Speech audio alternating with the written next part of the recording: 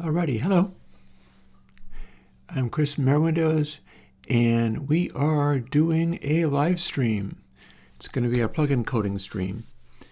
And I have a couple of things I'm going to do.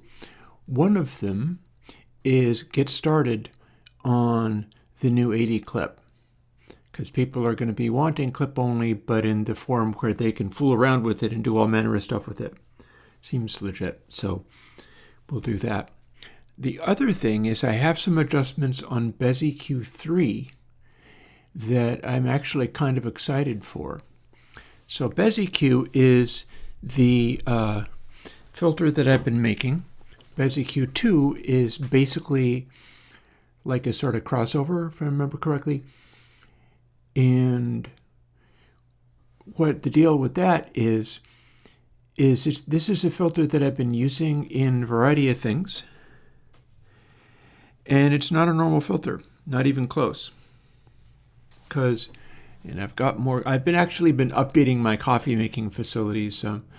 What I've got going on is a lovely cup of regular old coffee, but I just did a mod to my espresso machine, Cafe Latte Robot espresso thing. What it's been doing is there's this little gasket that it uses, and you're supposed to be able to lower the arms down to put this gasket on the little tiny metal basket where the espresso lives and capture air and then pressurize the hot water through the coffee with air pressure. And if it doesn't go right, what happens is air leaks. And then you end up pushing on just water and possibly even having water leaking, meaning you can't actually finish it, and you can't finish the espresso by pushing all of the air through and then have all the water through and then having air follow it, which makes it go psss and puts a little sort of espresso foamy stuff on top of it, which is it's nice. I like that. And I've been frustrated in not being able to do it. So what I've done is I've snuck a additional rubber band in underneath the gasket, because the gasket's kind of flimsy. I feel like it wears out, and you're supposed to grease it with silicone grease. I've got enough of that, but it's not helping. So I'm reinforcing this elastic gasket around the piston that's supposed to flare out and capture air over the espresso, and assuming it doesn't just rip itself apart or something terrible like that, what I can do there is get the espresso thing back online, and that would be nice. Now, speaking of this BezEQ thing, this is also proving to be nice in its own way. I'll tell you what I did just before streaming, because I did something just before streaming that has to do with what you see over my face on this window. As you see, I've got some new files up there. Won't Get Fooled Again, Immigrant Song, Cross-Eyed Mary, You Shook Me All Night Long, Wish You Were Here, Rehumanize Yourself, and Roundabout. Those are off of the stuff on the opposite side of the window, where it says Helios, MCI, Neve, Quad 8, TG 1, 2, 3, 4, 5, Trident A range. And those are vinyl record captures that I don't actually get to play on stream unless I want the stream to just be copyright claimed from beginning to end. And I'm not sure I want that, so I may be going to avoid that. But I decided in order to dial in stuff like my Bezier things, I need to be working on music that I know by heart, which I know is better than I can make myself. Hence, my going to stuff that I've heard many, many, many times before. And funnily enough, I've heard Cross-Eyed Mary a cajillion times because I used to listen to that obsessively when I was a kid. I've heard Immigrant Song pretty often as well. That's something that I would go to. I don't necessarily go around playing You Shook Me All Night Long. I just know what it sounds like, and I know that it sounds exemplary. It's an extremely good sounding track.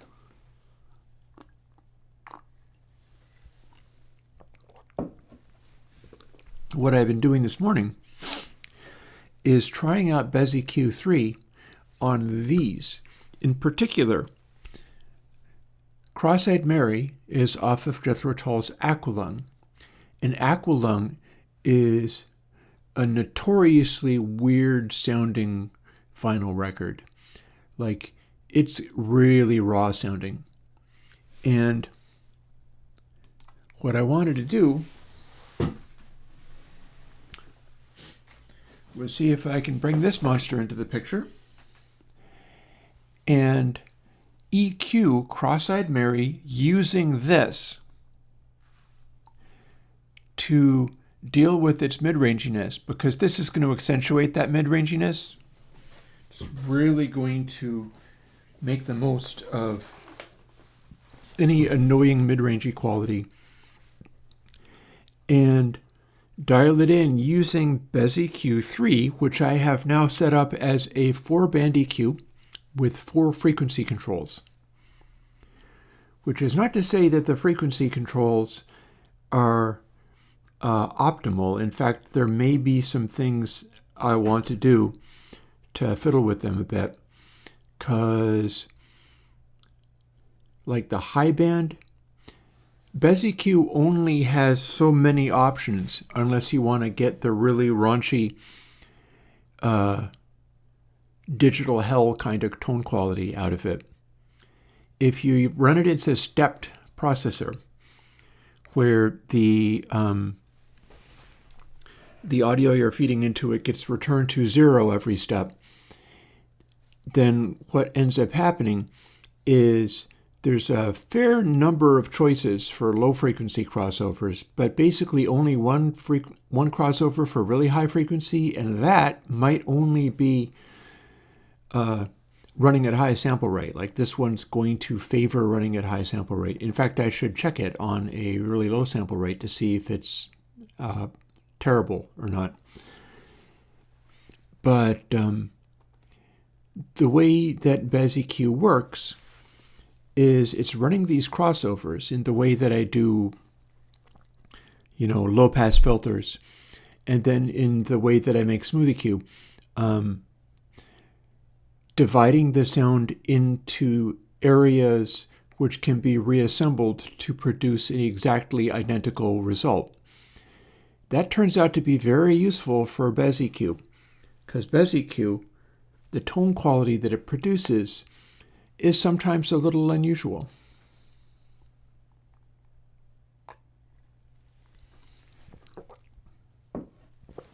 And what I'm doing is I'm stacking BezEQ up threefold. And since I have a 4-band EQ, I have 3. Here, I'll just show you. Let's just fire it up. I might not be able to play all of these things, but I can play the stuff out of my bag of tricks, if nothing else. As you see, I have it lined up there, but I'm going to be revising it. One of the things that I found was that the range of adjustment that I'm dealing with, it's capable of throwing a bunch of boost and cut, but in a slightly weird way. So I can, in fact, demonstrate this kind of. Let's do that. So I'm talking my way through this. As you see, I have been playing other things that I can't play on stream. Or, I could, but it would be cumbersome. I'm not going to.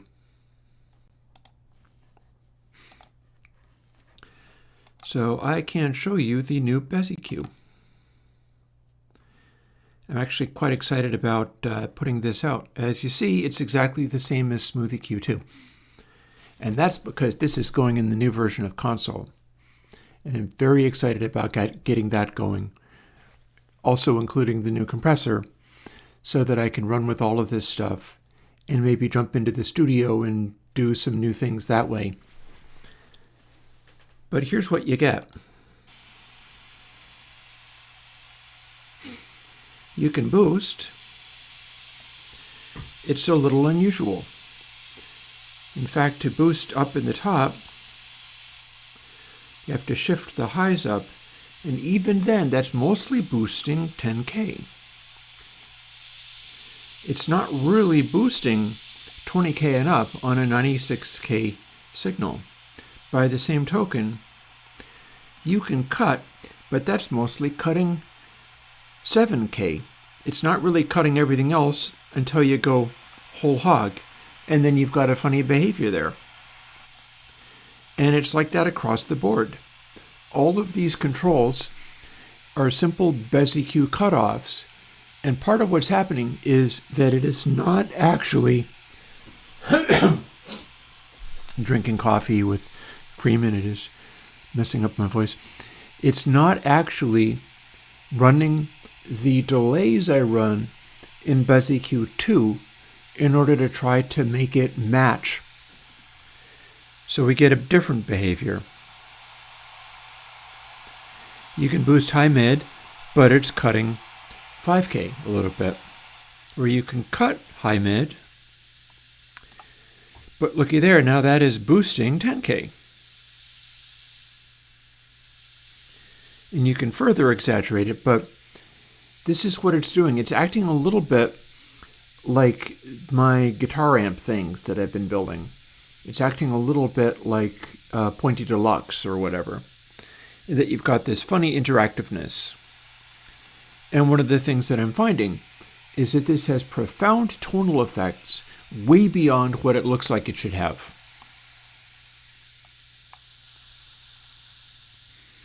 And if you cut all the way to silence, which this is still letting you do, different things happen.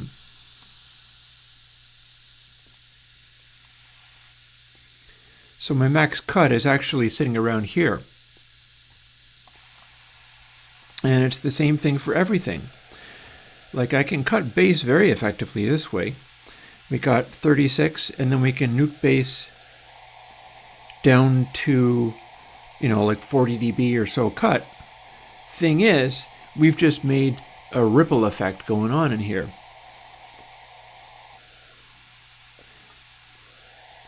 And the question becomes, how much does this mechanic mess with you when you're trying to actually dial in a sound? Because if you put everything to 0.5, it's perfect again. It's just subtraction and addition. It's just combining these things in a way they themselves might be weird. Like we're getting as much of a plus as a minus, and we're being able to slide this around in goofy ways, but by virtue of the fact that it is zero latency, because this is running zero latency, BESIQ 2 runs a bunch of latency in order to delay things in such a way that they interact more cleanly. In fact, I think I can probably even demonstrate that. I'm pretty sure that's how that works. Let's find out.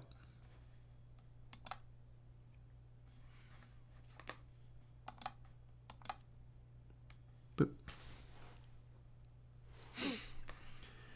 So if we scooch this up here, and then turn off 3, now we have BESIQ 2.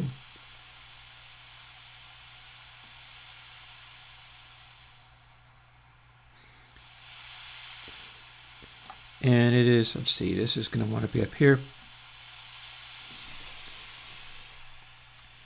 So it's a little smoother, and it has that capacity to actually cut the extreme highs, although we still have a little bit of weirdness.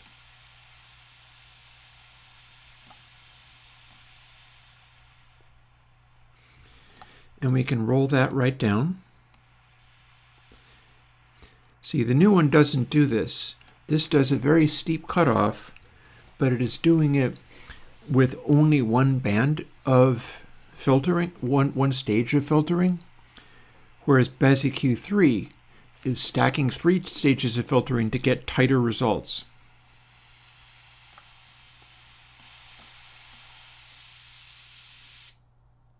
Oh, and I had it set so that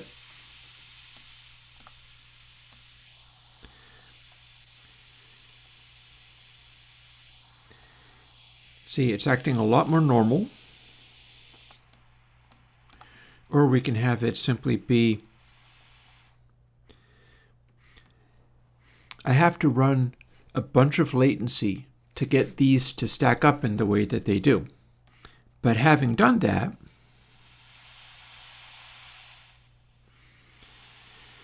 it's more well behaved. It's acting closer to being like shelving filters that act in a particular way. We can move these various things around, and they don't have those weird boosty cutty things going on.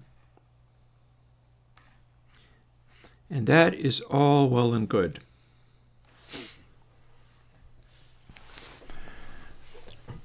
And indeed, BezEQ2, although it runs latency, it does basically sound nice.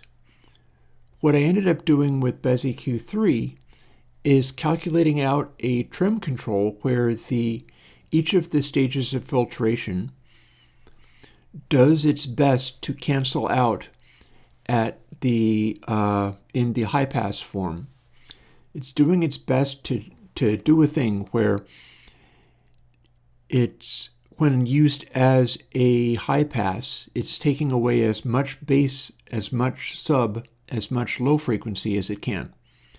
And that resulted in an additional calculation where the amplitude of it gets affected.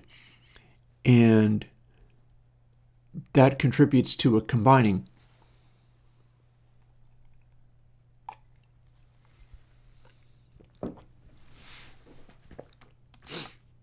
And the end result looks like this. This is not a giant piece of algorithm. It's actually quite small and contained. And I'm going to tell you what the part is that I need to work on.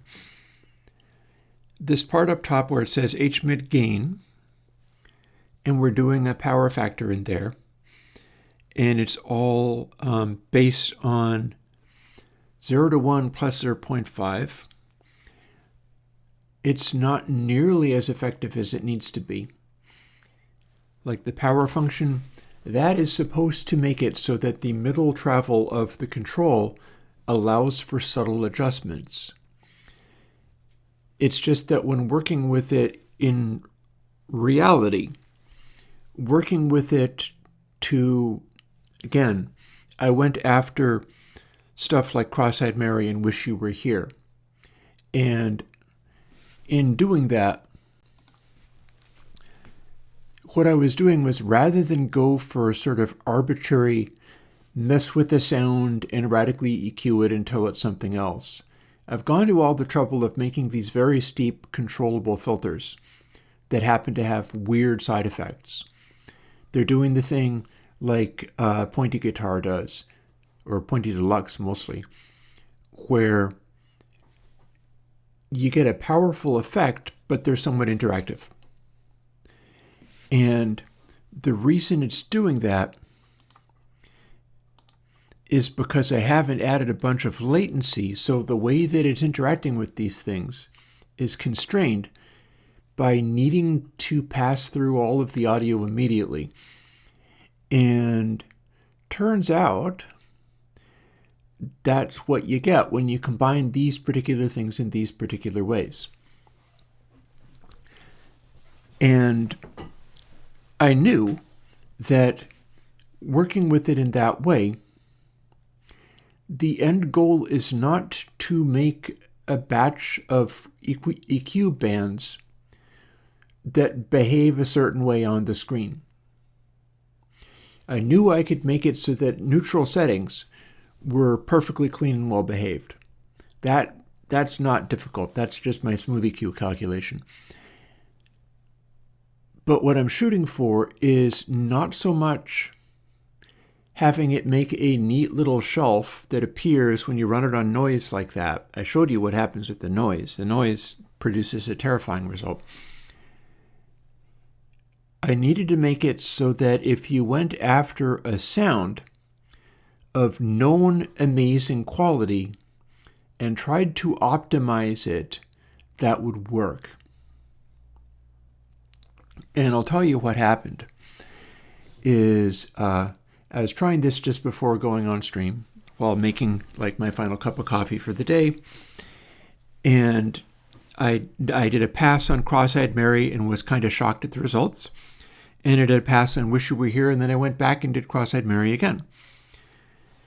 Particular Cross-Eyed Mary is a matter of like cutting high mids, boosting the extreme bass so that you can hear what the kick drum is doing and so on. Boosting the extreme highs, all of that kind of stuff. Dialing it in until it is just not this honky mid-rangey thing. Weirdly, it was not that dissimilar with Wish You Were Here, although that is much more wide range. But there was still an element of that. And in particular, what is going on with that is, can I use BezEQ to do kind of what I was doing with Kalman filter in the very first console, where you can add like air and brightness in a way that brings out the life and energy of the sound, rather than simply, oh, hey, I turned up treble frequencies. Here's treble frequencies. Was it treble frequencies that you wanted? You know, I wanted something that would reveal rather than put a coat of, hey, bright twinkliness paint over everything that blurred everything and made it get out of the way, you know.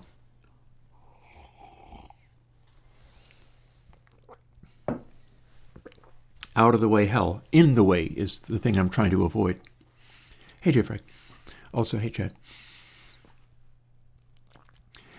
And I burned my take on Cross-Eyed Mary and Wish You Were Here to an SD card and copied it over to my main system, because I knew that I had dialed this in using this monster speaker, which is apparently stuck on something, so I can't pick it up. That's not true. I can't pick it up. I am picking it up. I used this. I dialed in the mid-range frequencies for both of those tracks, both the Pink Floyd, which sounds very clear and fine, and then also the Aqualung, which sounded very mid-rangey and honky. On this, which has its new little super tweeter, I've been adjusting that a little bit over the last couple of days, just trying to get it so that it is optimal. Trying to remember, like, oh yeah, that's a mid-range honking speaker. So what's going on with that is, if I make it become crystalline and bright and clear, that's going too far. And I got a little of that. Although honestly, if I'm doing a proper mix, I'd be able to see that on the version of meter that goes into consoles. And I got a chance to reference that, by the way.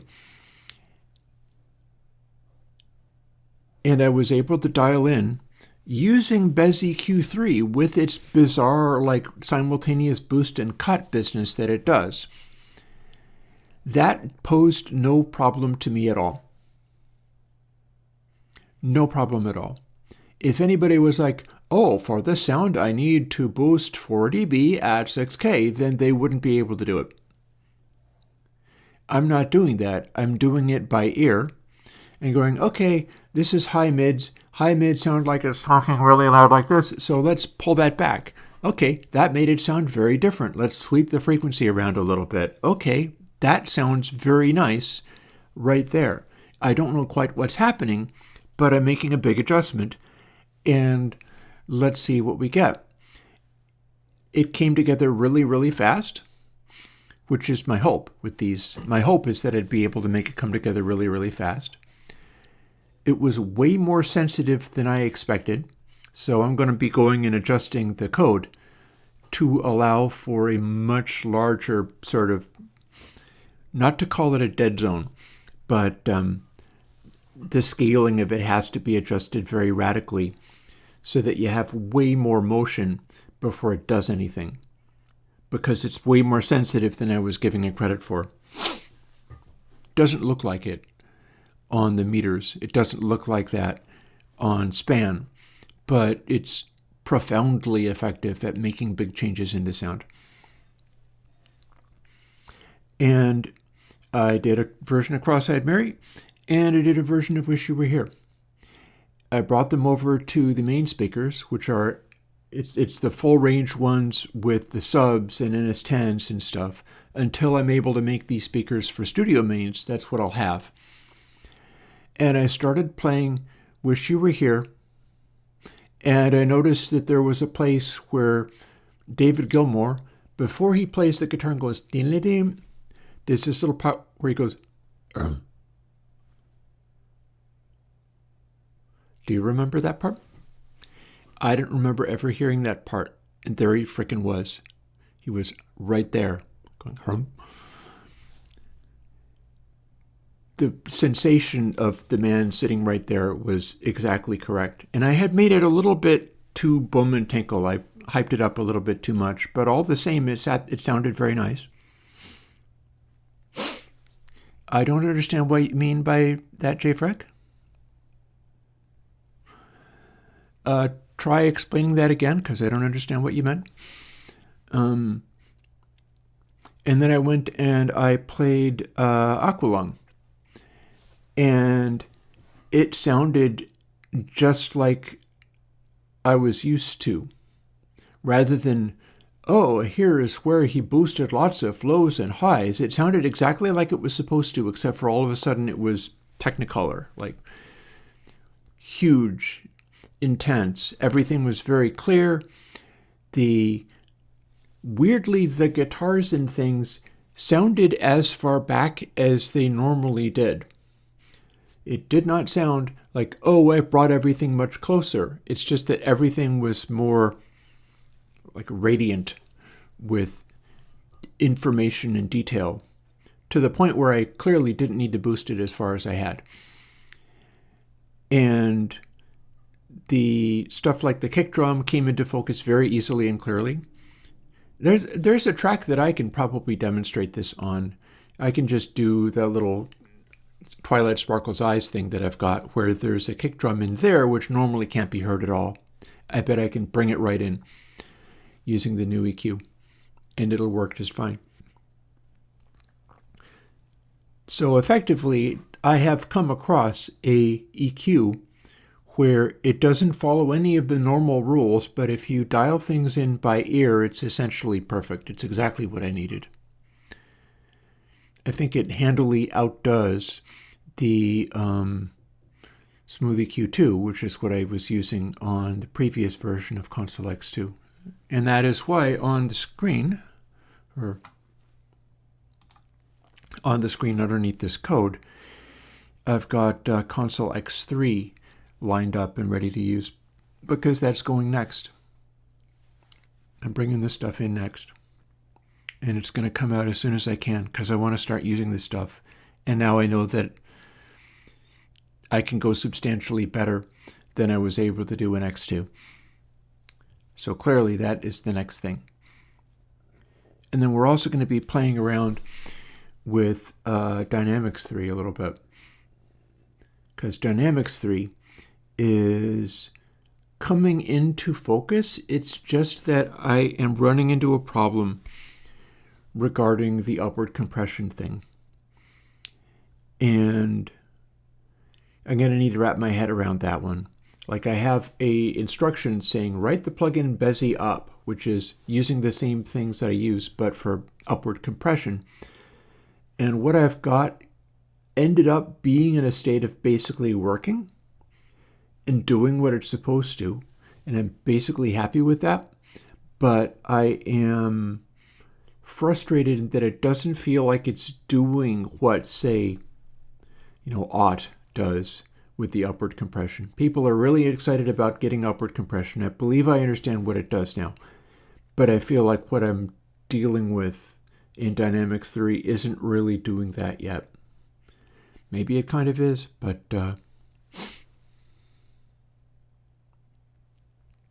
okay, let's see. So JFrag is clarifying. The basis of sound is the reflections from the room sound and the ability of the dynamic transient speaker to move, and you've created one of the best versions. We'll find out. I'll be fooling with that a little bit on stream.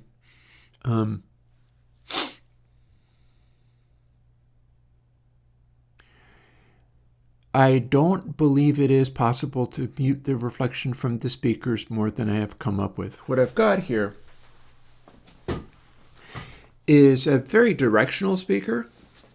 It's kind of beamy. High frequencies are really very focused in center. That's normal for this kind of thing. When I do a stereo pair of them and use them as mains, I'm going to have to aim them for my ears very accurately, and it'll really matter. Like, people in the audiophile community call that a locked head listen. And it's common for things like electrostatic speakers or whatever, when you have a very large cone area or flat plane area. And it's a super high resolution, but it's over a very broad range. That's what this little speaker is doing, is it's doing full range over an extremely broad area. And if you want to have dispersal of high frequency and super high frequency sounds, those have to be emanating from a smaller place. If you have just a pistonic large area, then you can indeed make loud volumes of high frequencies coming out. The trouble is that they are very beamy, they are very directional. They're not dispersing in many directions. Instead, as you turn to the side of the large radiating area, you start losing all the high frequencies, because essentially you're listening to it sideways on, and the wavelength of the high frequency has to be generated by a place that is smaller than the size of that in air. So if you have a super high frequency, it has to be generated by a tiny thing in order to be relatively omnidirectional. In fact, you can even do a omnidirectional thing if you have a small, like, spherical radiator. And that's just it. When you have a large flat plane or a large sized cone, even if it's a fairly shallow cone, then it's always going to be more beamy, more generating high frequencies only in one direction than a much smaller driver, like, for instance, the NS10 tweeter is a smaller thing. And so it will disperse a little bit wider on high frequency sounds because it is not such a large radiating object that the high frequency sounds can't physically be produced across that large of a dispersion. There are kinds of tweeters, like, for instance, ribbon tweeters, where they take advantage of that phenomenon, and you have them oriented vertically, and then the dispersal of them can be very nice and broad across a wide radiating area, because the position where the frequencies are being generated, well, it's kind of stretched out. It's like a slot where the high frequencies are coming out. But that just narrows the radiation pattern vertically, and it can still be wide horizontally. So, upshot is, this new kind of speaker with the one driver there is always going to be very beamy. There are advantages to that.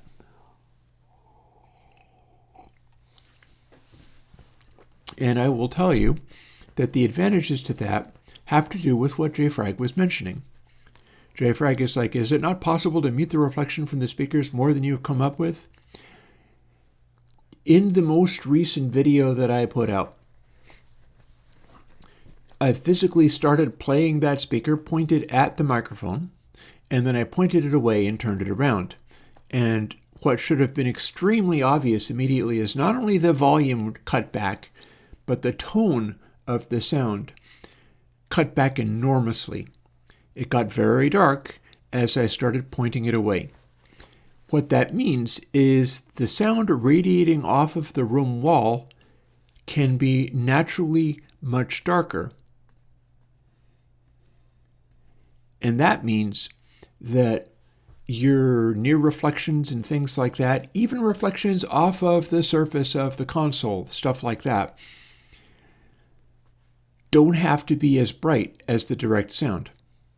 And that's going to make your ear pick out the direct sound over the reflected sound. I don't think Perry Q saturates on drums. I don't think I have any saturation in that one. That is more of just the basic concept of the filter process going on. I don't think stuff like Fat EQ, I'm intentionally putting saturation in there. I do not think I have anything like that in Perry Q. We can look if you need me to check.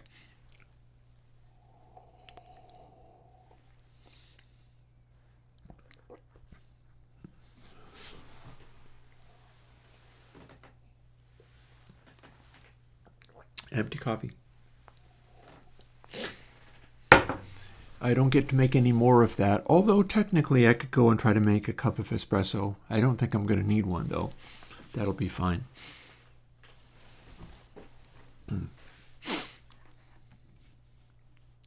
Yep, JFrag, by all means, continue to write. If I don't understand or if the way you phrase something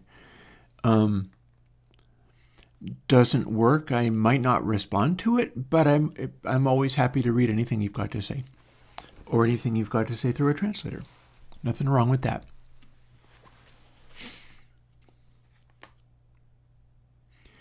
Yeah, so the concept of the very directional one driver speaker, that means that you can do an almost headphone-like accentuation of the direct sound compared to near reflections. It's like the opposite of certain speaker designs that are meant to be omnidirectional.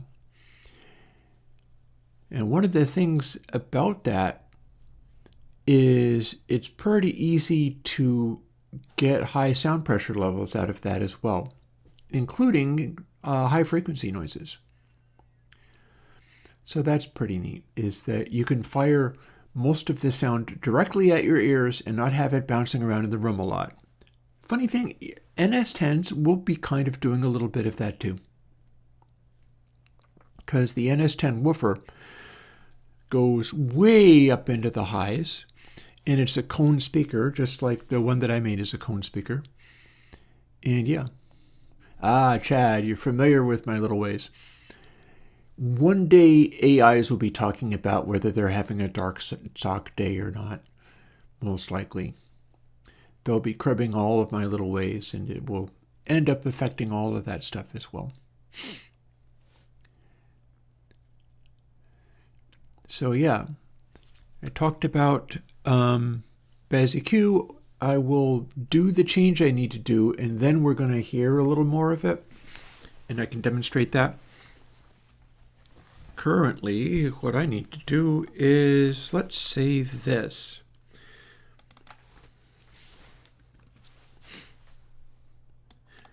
These end up being 1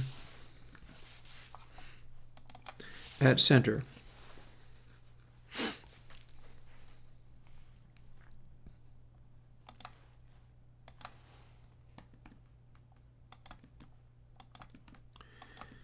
But then running this power function makes it much more exaggerated.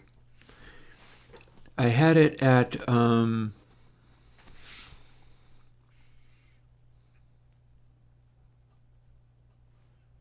hang on. Don't mind me figuring this stuff out.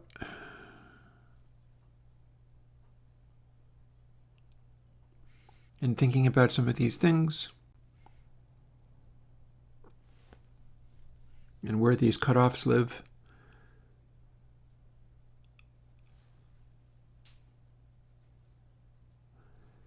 And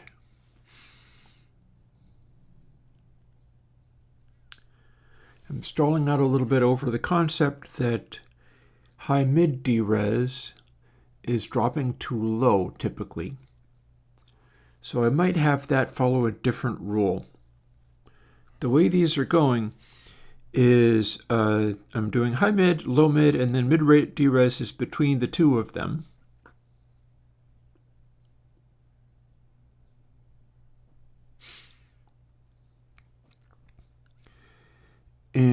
and that's working okay. I don't know if I need to have the power function in there, although it might be fine. Maybe it's just fine. If I don't exaggerate this, what's going to end up happening is you will have to turn the frequency knob on the high band up to get to the highest area. Otherwise, it'll tend to be sort of high mids rather than the brightest of brights. It isn't really set up out of the box to just go for only brightest of brights.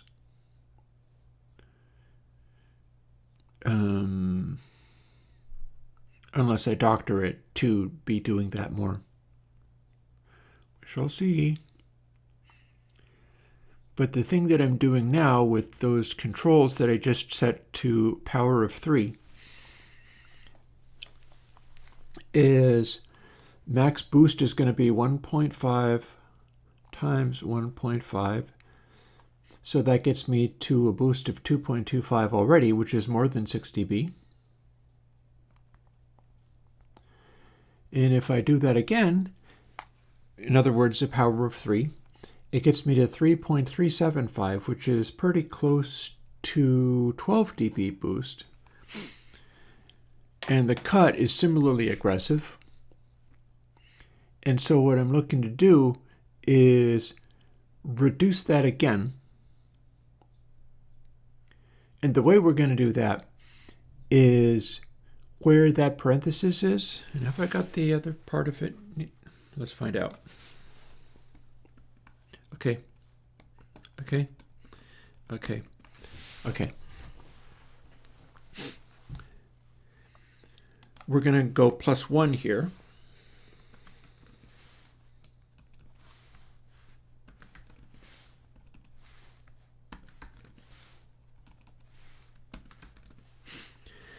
And now everything is too much, but then if I just divide by 2 or multiply by 0.5, we're back to the same 1 is literally no change. The middle doesn't boost or cut, but I've just cut the amount of effect that the entire control ever could get to have twofold.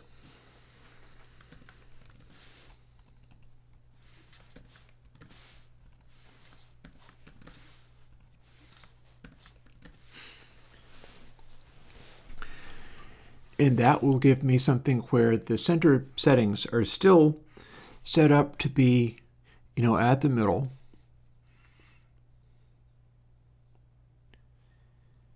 And then the curve that it produces, there's way more effect to it as you push farther, like it's a log taper type of thing, but in 2 directions. And then the whole thing is scaled back again, so that there's a lot more adjustment for motion in the middle. It should scale up nicely that way. And I think that's basically, unless I want to mess with this.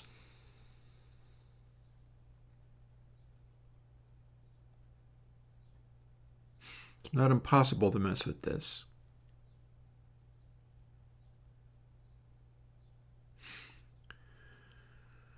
So what's mess with this mean? Well, we can taper things in various directions. So we can go with like param E and param H and like that. And assuming I want to have the top band and the bottom band cover the same possible range, but be more exaggerated, we can skew them. And the rest of the math should still work out okay. I think that'll work. And I think that's probably what I want. So what's that going to mean? Power functions again. Oop.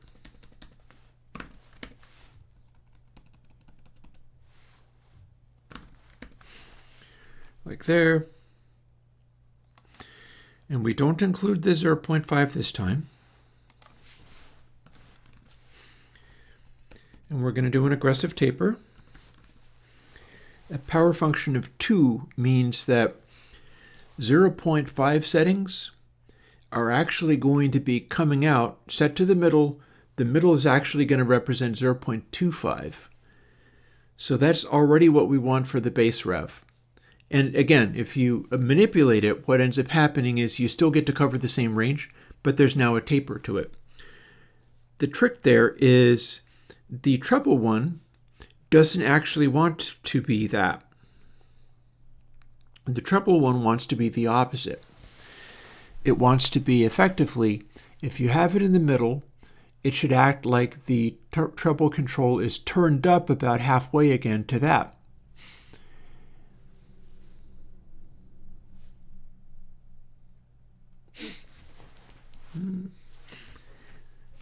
There's a part that I've missed, but I don't think that matters.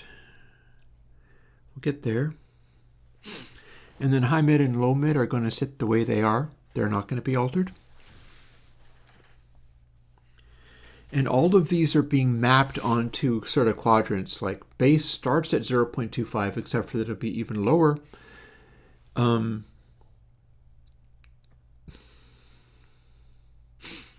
Treble starts at quite high, and the cutoff points are basically 0.25, 0.5, 0.75, and those will be skewed a little farther because of the basic settings that these logarithms are going to do. And we'll hear what that sounds like when I actually get to try it by building it and running it. We're not quite there yet. So we're going to have another parenthesis in here. And we're going to do the inverti trick here.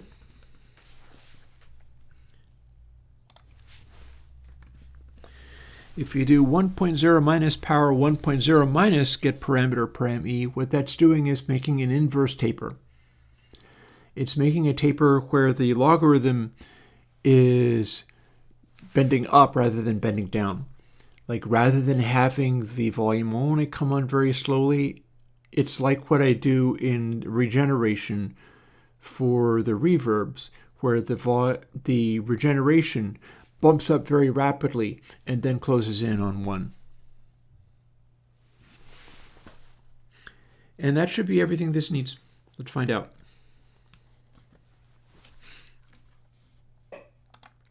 Should be pretty straightforward. With the bit lock, that's all this is going to want.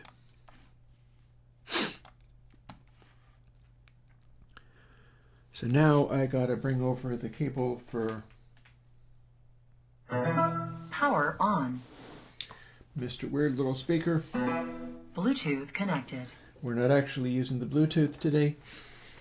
Bluetooth is connecting to my main speaker. It's weird. If I start playing Bluetooth on this, it will override the aux input and stop me from being able to use it like this. I'm not actually able to play stuff over the main speakers with that present and then also play stuff through the aux input, because if it is a connection to a Bluetooth, it will be favoring that regardless. Inconvenient, but honestly I shouldn't really be working and also listening to stuff from the main computer at the same time, and so I simply won't. And let's open up the thing I was thinking of, namely this track, which is an edit of something that I put out in like 2012 or something. And then without bothering even looking at, let's default it, without even bothering looking at what it's going to do on the span, let's see what kinds of ranges we have in this now.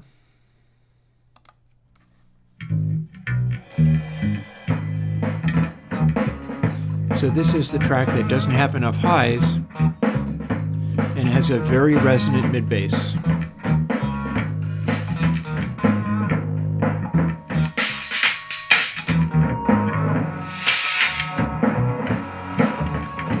This is aggressive.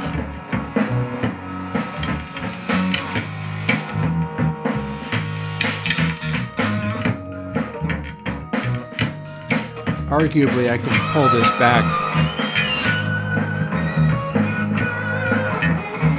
Before we do that though, low mids.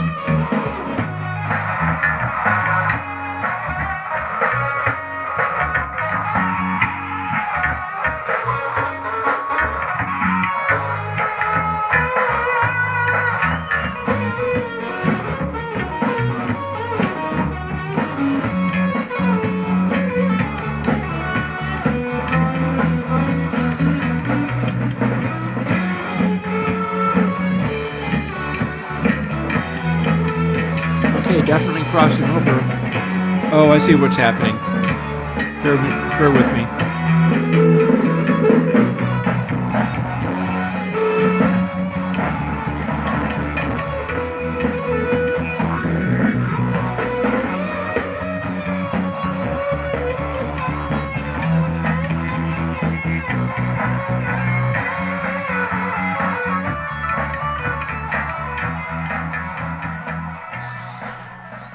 Yeah, so I'm trying to check what the bass frequency part is doing.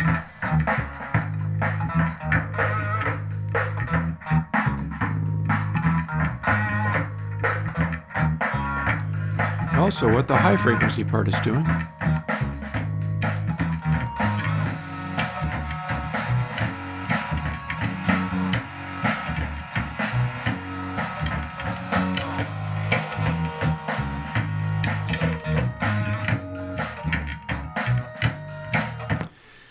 Okay, that seems to be doing basically the right things.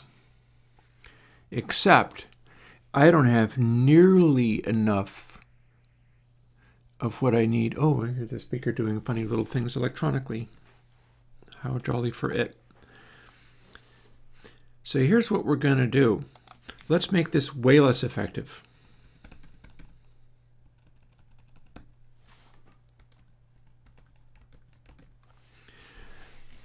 Now, if this is 1, and then we add 3, and then multiply by 0.25, the input from the control is now, what's it going to be? 12 dB down. We can go harder. I may not need to. If I was going to go harder, it would go to 125, and it would go to 7. And that gets me another level of indirection there. And that's not unthinkable. Got to remember, like the amount of boosts I have in here, if it's going to nearly a 12 dB boost, I'm running 3 stages of this. 3 times 12 dB is 36 dB. 3 stages means a boost that I apply is getting applied 3 times in a row. That's how this topology works.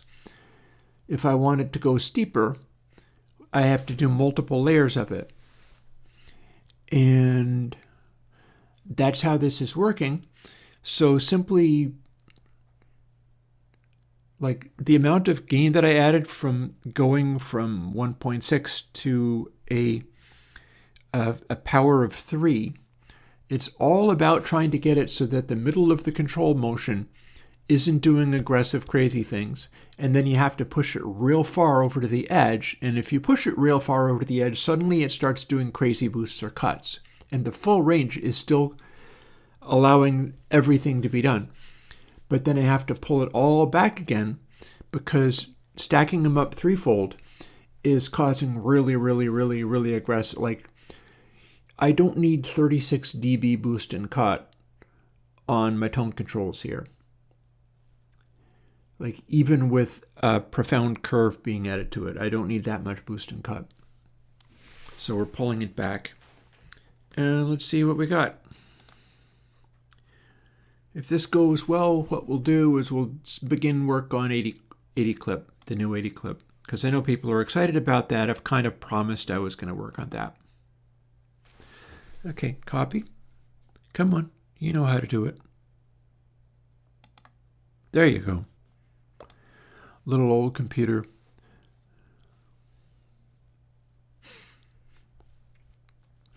Yeah, the way this is working, and I think I can demonstrate this further with my noise track.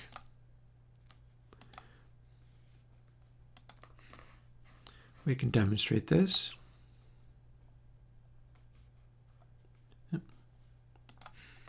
We can demonstrate this with the noise track. It's supposed to still let me do extreme things. That's an extreme thing. But the stuff in the middle is supposed to be very forgiving. Like you can plainly hear it, but that's because it's affecting multiple bands.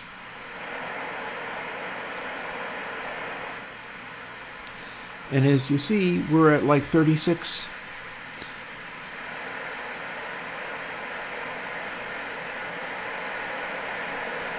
So to get that cut all the way to 42, I got to push it all the way to 3/4 of the way over.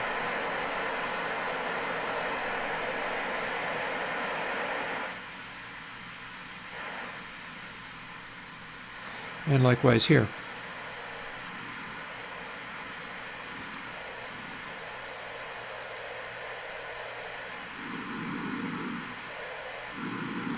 See, now I got a big boost there, or we can do a big boost here. All that's giving is like a 20 dB cut there, and the frequencies are still behaving pretty well. Like the frequencies on this, and this is bass that's being boosted, and it's cutting around 250 Hertz, which will work fairly well for emphasizing the tone of that bass boost. And then if you're not pushing it real hard, well, we don't have a big change happening. You got to get aggressive with it to become obnoxious.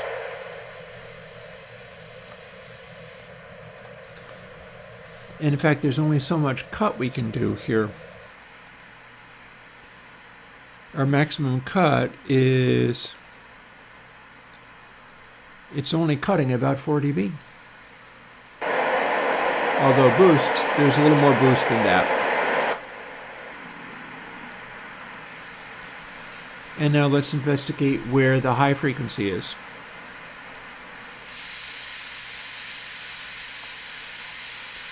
Okay, cool. That's what I want it to be.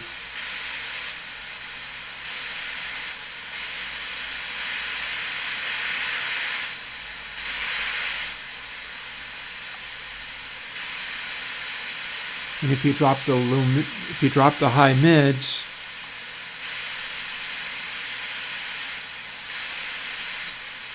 you get an ability to do that.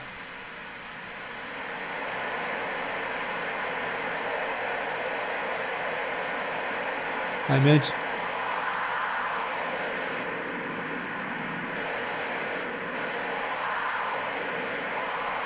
You can hear the separate cutoffs moving.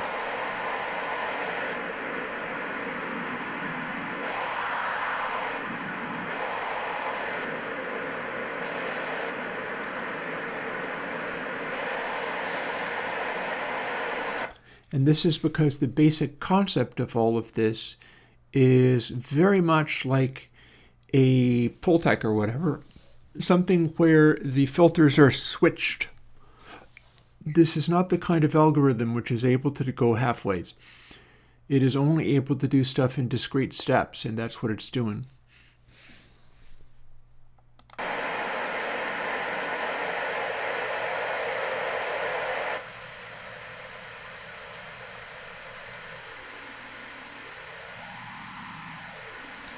That said, although we do have that interactivity, it honestly behaves pretty well.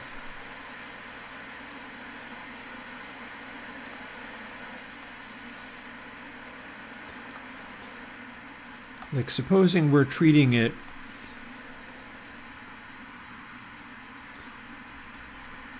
as an extreme bass boost.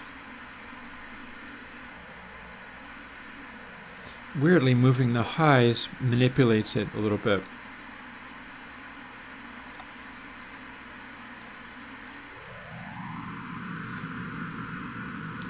We can shift the bass up to here.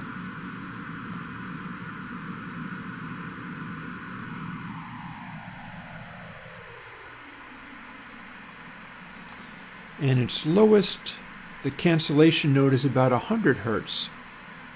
So we actually can't hear this over this itty bitty speaker. If I had this going through the studio mains, you'd hear it in the subs. The subs would be rumbling up a storm. But its neutral setting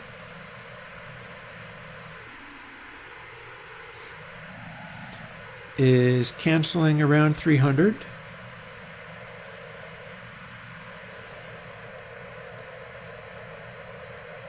And there's a little energy up in 500, but that's because of the nature of these filters.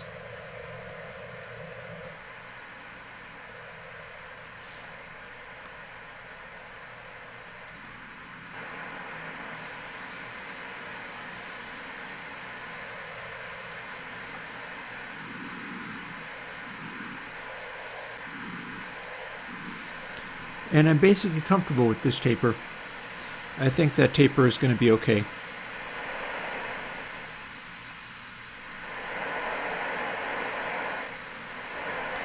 Little mid boost, it's pulling back 7 to 10K, that's legit. Which also means it does the opposite when you cut. We've got a little bit of a lift here. See, that is what was helping me so much on Aqualung. The fact that there's this profoundly mid-rangey sound and that I'm trying to step away from it. Weirdly, the way that it interacts seems to have functional usefulness.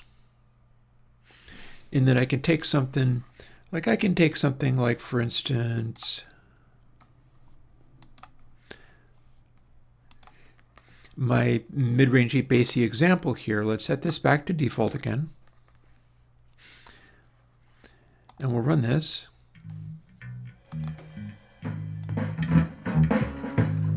Pad it a little bit. And this time we're looking at it rather than just listening to it. So we can say bass is too resonant.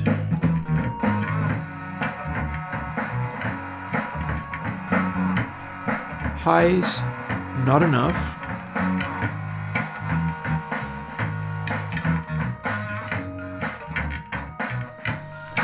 And now the hi-hat is like right there.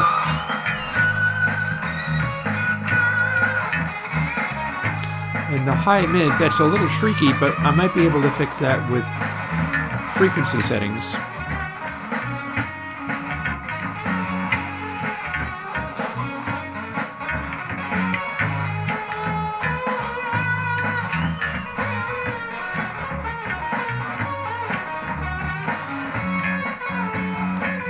So, what's happening here,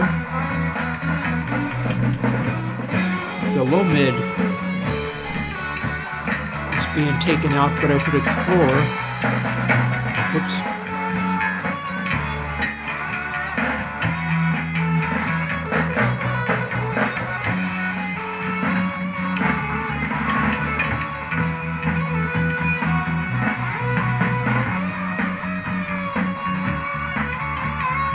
So now I've got a really shrieky sound out of it.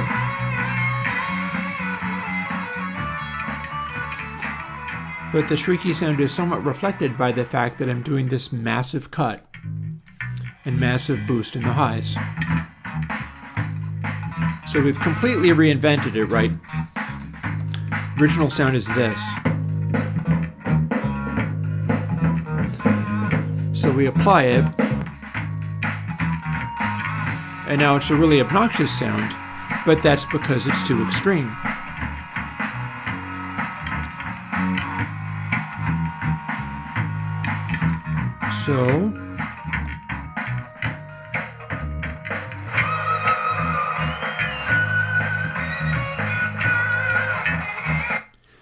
So that had it with the upper mid-ranges blaring through real aggressively, partly combined with the highs.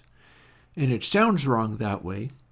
So what I can do is bring the incredibly aggressively cut low mids back in and pull the highs down because I know that it doesn't have to be as bright as I'm making it. It started out really dark. And then it's a matter of seeing like, okay, how much do I have to pull it back to make it actually nice? Because what I'm testing is a really obnoxious aggressive filtering to see whether my frequency settings are correct.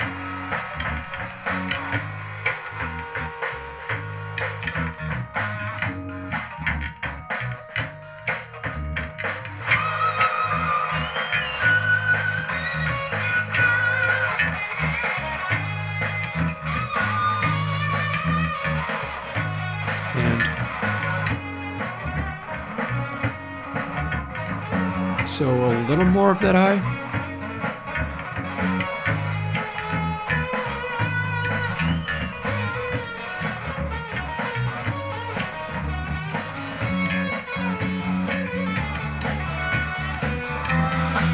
And now we still have obvious bass, but like even on span we can see it's behaving a little better. Oh, probably don't need to add that much highs.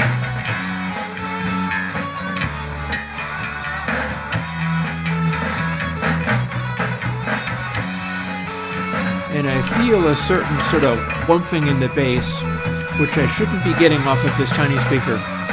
So what we're going to do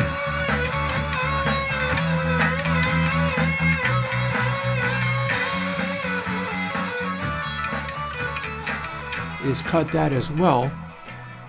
I'm still dealing with the problem of the transient attack on that bass is not helping me at all. So what we can do here is pull this back just a hair more. And pull this back too.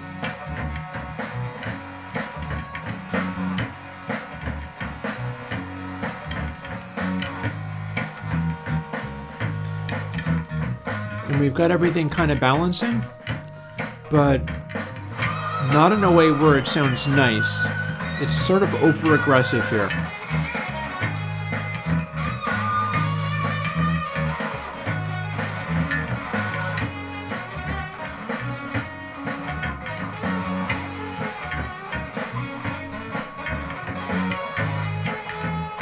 So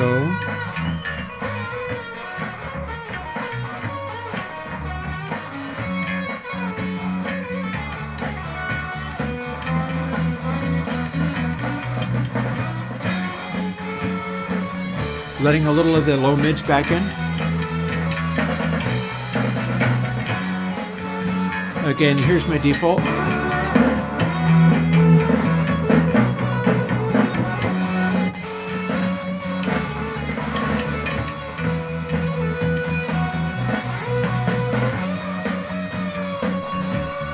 So that sounds kind of like I can hear everything happening. I can probably pull bass frequency up a little bit. Let's let it start over again.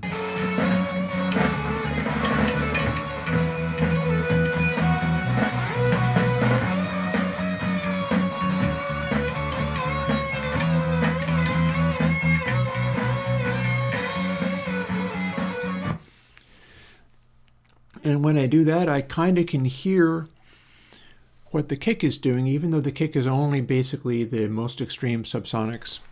So I'm going to do what I was doing with the album tracks that I was working with, just to see how this goes.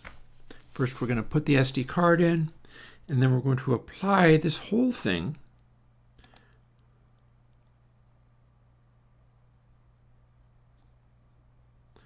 apparently including the pad that I was using, so we'll just normalize it back up again. There we go.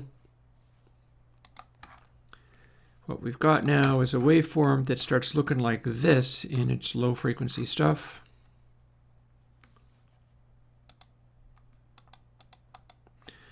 Interesting side note, typically when you have composite waveforms of the full band showing this kind of pyramid-y looking thing, that's often a good sign. It's often a good sign when we have sort of self-similarity in the sounds, and they combine in such a way that they look kind of like mountain ranges or triangular style waveforms. That means that your balance is working better. And now we're going to save this to the SD card.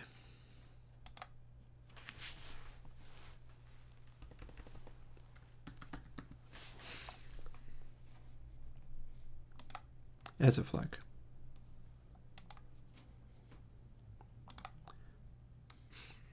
The funny thing is I'm doing this at 44.1K, so it's not even particularly hi-fi. Just more fi than we had.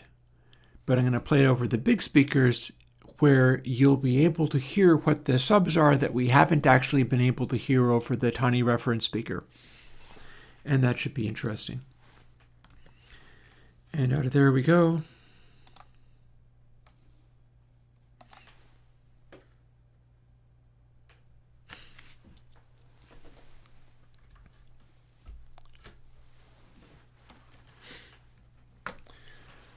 We'll unplug this for the moment. Oh my god. It's touching the metal of the speaker and freaking out.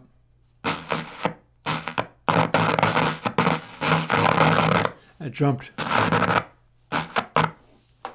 Okay, well, you don't need to do that, sir. Power off. Power off.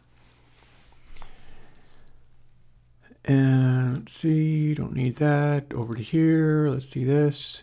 Oh, did we not save it? Pfft. I think I saved it to the desktop or something dumb like that. Give me a second.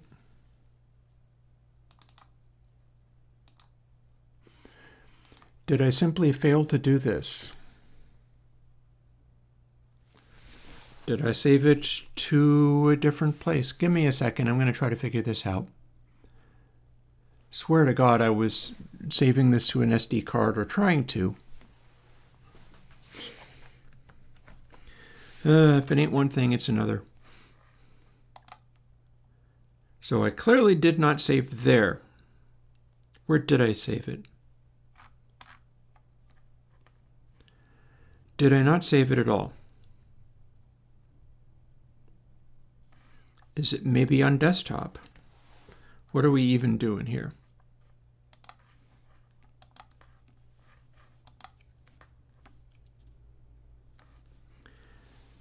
I thought I had saved this to my SD card.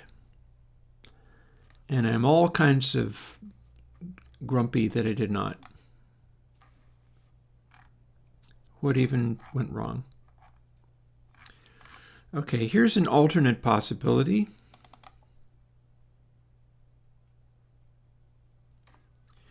We can try to do it again in the belief that maybe it remembered what the settings were. I think that might be the ones.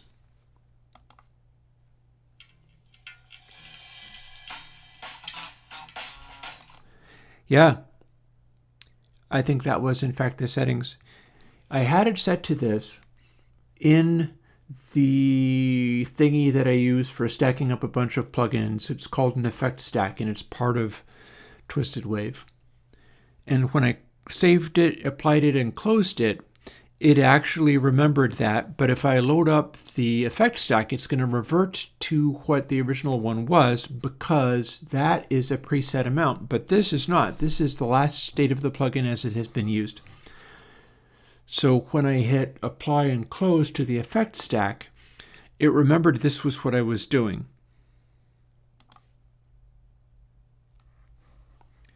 And then we're going to normalize that just to see what it does. Yep, I added a little extra bass boost in there. Now we're going to try to save it to the frickin' SD card. Save as.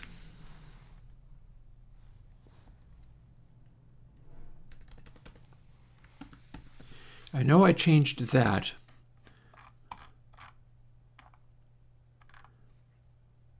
And it didn't end up saving here, which confuses me, but there you go.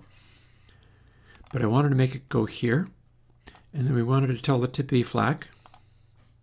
And then I hit settings and turned it off, but I don't think that changed the name of it, so I don't know why that would have messed anything up. I'm confused. I'm so very confused. But we're going to fight our way through even if we have to go and do everything over again, which seems like that's what I have to do.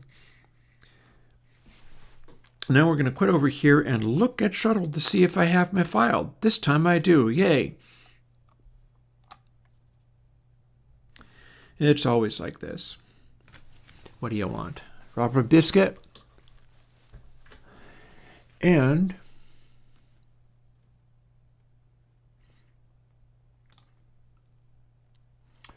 open this up here.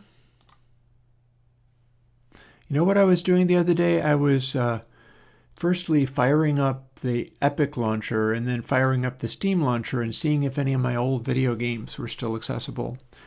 turns out I still have access to Kerbal Space Program.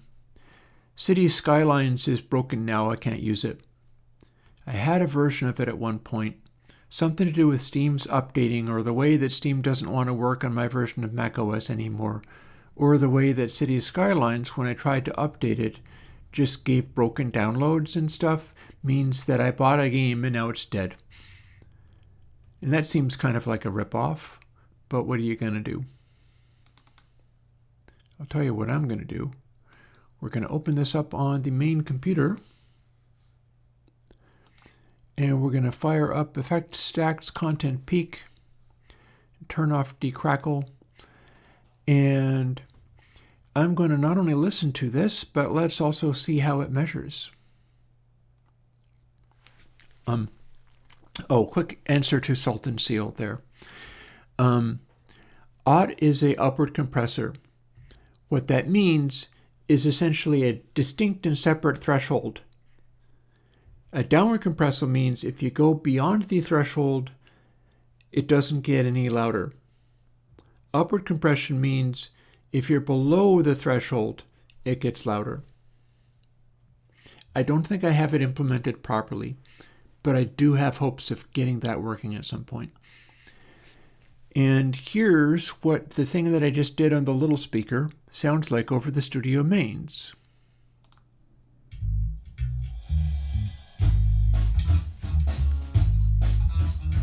And how it measures.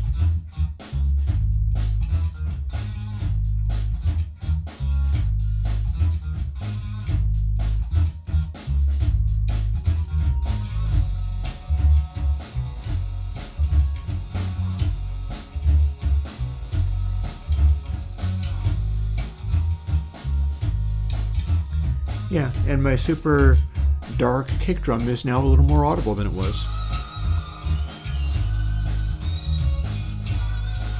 And the balance is pretty good. I could have gone brighter. There was room. I chose not to. And you'll also notice that all of the peaks, now that I've dialed away the super mid-ranginess, stuff is basically at the same distance it was.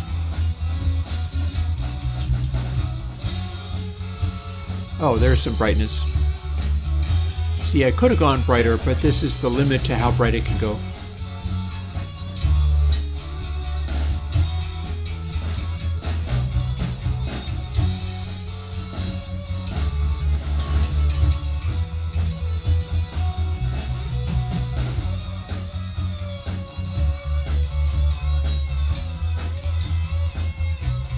Yeah, so that basically works. I mean, I'm sorry that I'm not pointing the microphone at my mains, but over this you get to hear a little bit more of the subs, because the subs don't come over the itty-bitty one.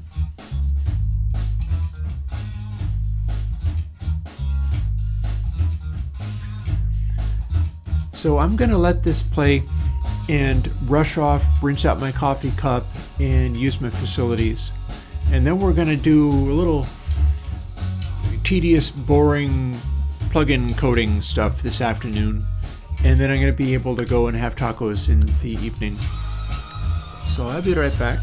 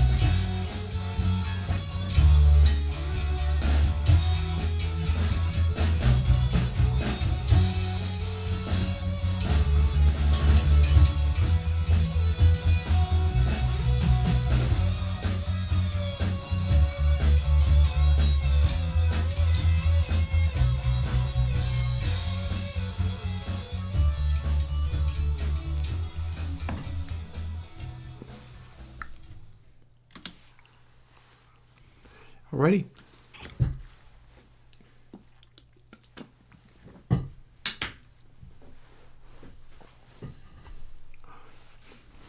So I did not design this specifically for the purpose of, if you just rough things in, doing the obvious thing with frequencies, you wind up with a spectacular hit record score and stuff. But it seems like a good sign. I feel like that is promising.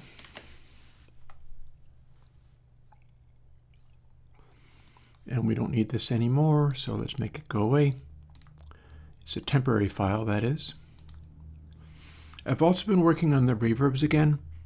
I have a new batch of reverbs coming, and I'm kind of focusing this week on small rooms and platier designs, which actually might end up being more like small, roomier designs than platier designs. It's just stuff where the energy is up front rather than at the end of the reverb tail.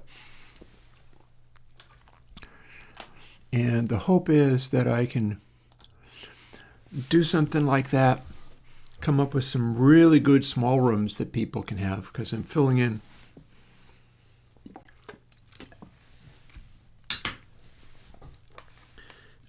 on some of that stuff. So let's see. I think we are getting towards about ready with this.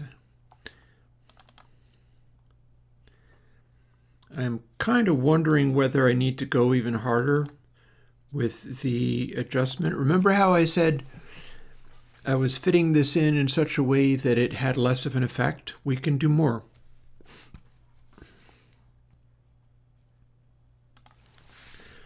We can continue to double this.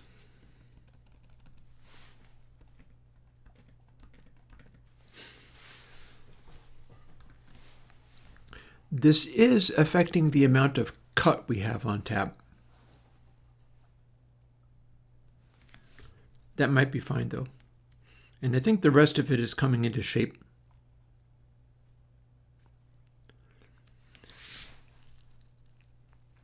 I feel like the rest of it is basically coming into shape. In fact, I'm not sure there's anything further that I need. And see down here, so 1, 2, 3 cutoffs, producing 4 bands. Here's the 4 bands being reassembled right here, and the whole thing lives in a loop where we're doing 0, 1, 2, and then when it is 3, it's not less than 3, and so we only do 3 iterations. We do 0, 1, and 2. And that means we're stacking it on top of itself 3 times. And that's it. That is BESIQ 3. I've got the control setup labeled with comments.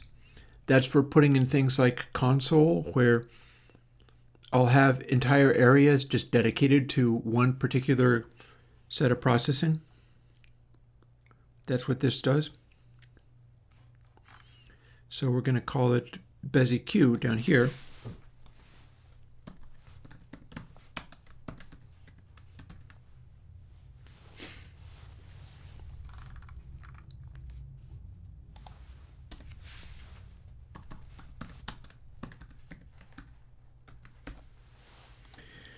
And now let's see what kind of adjustment range we've got going on, because we've just made it even less sensitive than it was. And it was not bad to start off with. I just feel like the degree of tone shaping we have on here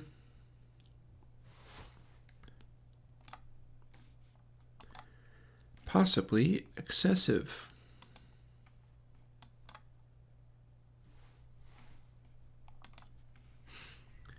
And then one more drag, but to here.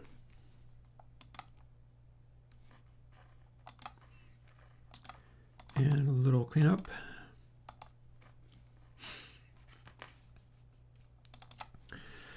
And let's throw our Power on. little speaker monster on again. Bluetooth connected. I say speaker monster because if I touch this to the metal of the speaker, it freaks the heck out.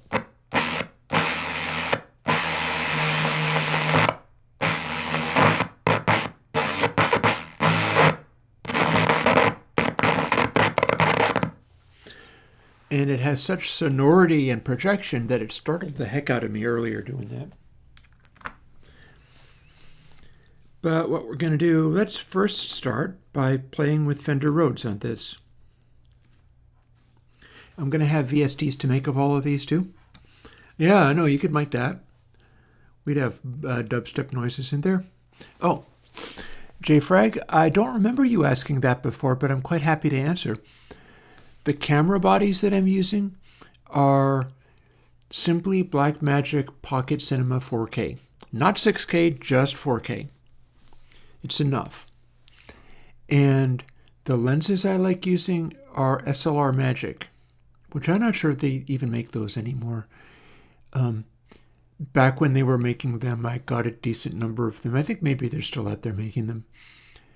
They're Micro Prime Cine. They're prime lenses rather than zoom lenses. So there is your answer for that. Also, a key point is yes camera, yes lenses, but I also use a Tiffin filter on all of the lenses. Everything gets a smoke 2, which cuts the contrast of things down to make it stop looking quite as digital. And that's a pretty significant aspect of the look that I do for Airwindows. And then there is a LUT in the camera, which changes it from like raw. I think it's a LUT from somebody who was trying to do an ARRI look, an ARRIFlex look. And I'm doing that as well. And then lastly, in OBS, I'm running the LUT again at a weaker amount because I wasn't getting enough contrast out of it. And there you go. Let's go.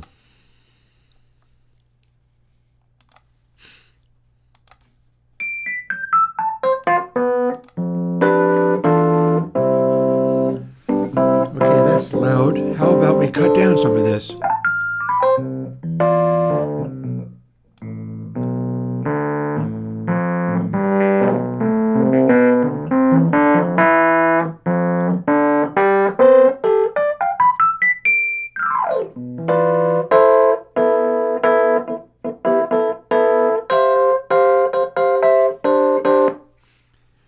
Okay, one thing about that, that's very aggressive. I'm not able to cut it anymore. Interesting.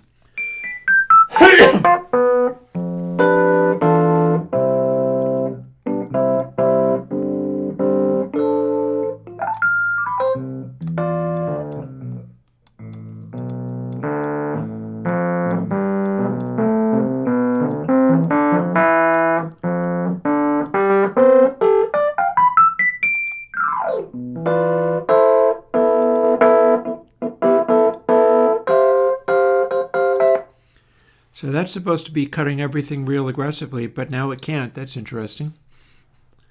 I guess we shall see what happens, what with not being able to cut it as much. Maybe I need to go back. How would that be if I needed to go back? What other kinds of sounds can I fool with? Let's pull up Novation Summit sound. See whether we can get anything striking happening here.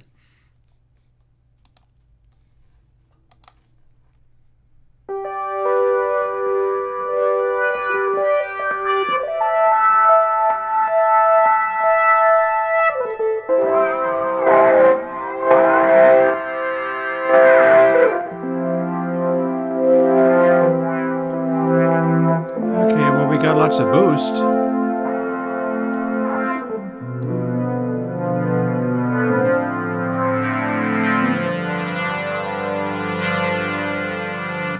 This is deceptive. How about maybe I go back? Shall we go back? Let's go back.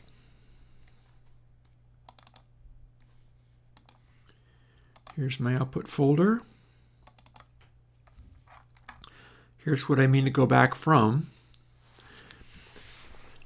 So what we've been doing is taking this 0.5 to 1.5 setting.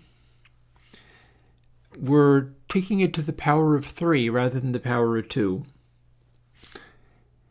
And then we're adding something and multiplying by something. So if this centers around 1, as it will, if we could have a param a plus 0.5, and if it starts at 0.5, it could be to the power of 6 billion, and it's going to stay 1. 1 times 1 times 1 times 1 times 1 stays 1. It's just that the extreme ranges get aggressive, and it's doing that. It is actually getting aggressive with boosts, but I'm really losing the ability to manipulate stuff that's kind of mid-rangey like that, which I'm not sure if I love that. So the thing to do there is take it from a total sum of 8 being multiplied by 0.125 and make it become a total sum of 4 being multiplied by 0.25. And that should get me the ability to do aggressive boosts and cuts again. Not that I wasn't already able to do aggressive boosts, but what I was finding was if I cranked the highs out on that Rhodes, it didn't become obnoxious. And it should have been possible to make the highs on that Rhodes obnoxious. Like, I get that I don't want it to be happening in the middle of everything, but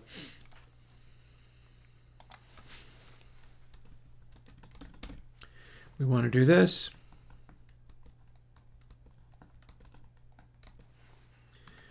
We want to do this. That should put us back in the region where it'll essentially do what I want.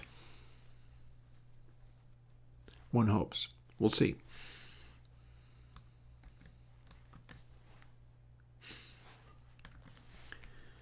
And let's find out if it's true. So firstly, option drag this over here, and then drag it to here in the generous assumption that we are in fact done. Oh, clean up.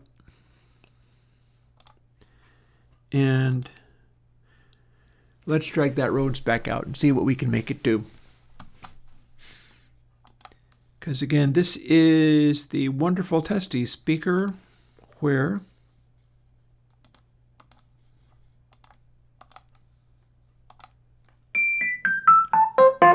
it's very loud and sonorous.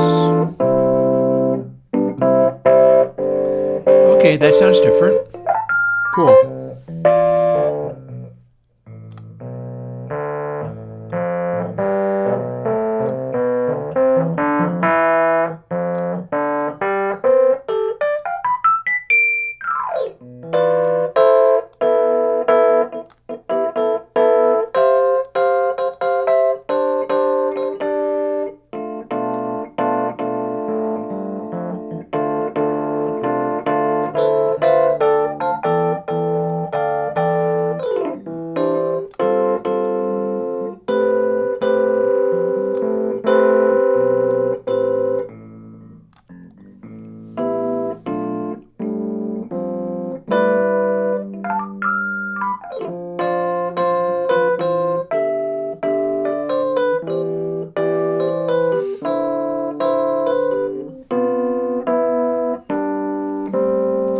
I don't understand what you mean by fog.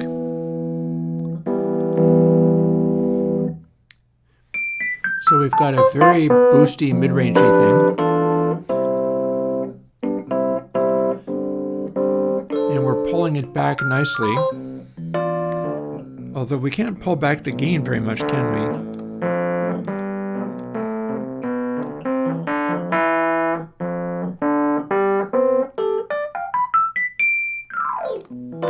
Well, we kind of can. So that's balancing a little bit better compared to this, which is clearly very mid-rangey. So that would probably work. Let's do the same thing with the Summit.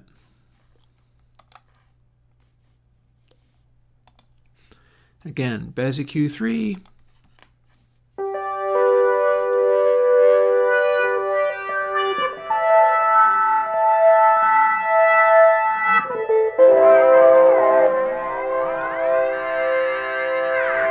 Pull the mid-ranges back.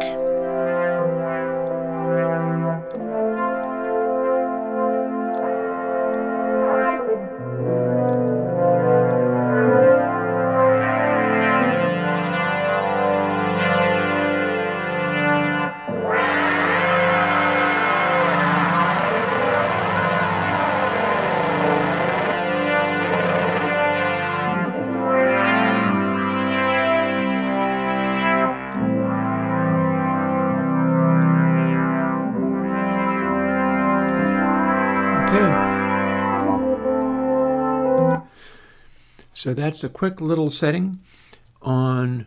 A lot of these are getting cut simply because the raw synth sound is coming through the little testy speaker very, very aggressively. Okay, I understand now, J. Frank. That's not so much fog as just sort of basically atmosphere. I did, in fact, take that picture. That's a picture taken on top of a mountain called Putney Mountain. And it was taken many, many, many years ago, like maybe as many as 30 years ago, on a film camera that I got scanned to a thing called photo CD back when that was a thing. So I got that pretty much before digital film editing was a thing, before there were like electronic cameras. These days, getting something transferred to the computer is not that big of a deal, but back in the day, you'd have to send your film off to a place that would burn a CD of them, and they had special scanners and stuff. So here we go. Raw.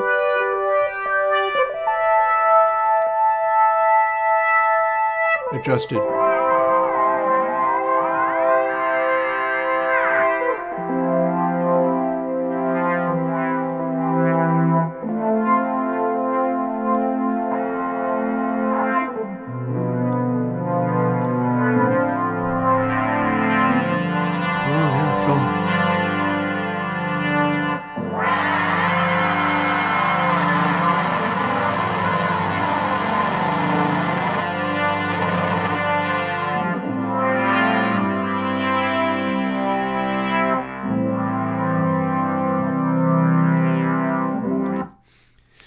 Okay, that seems basically cool.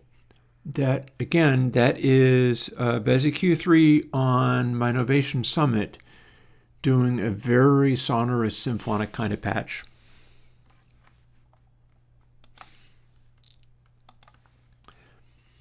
As long as I'm fooling with stuff, let's double check on not my band songs. Honestly, I would rather be doing this with my vinyl records, which I'm not going to do. Ooh.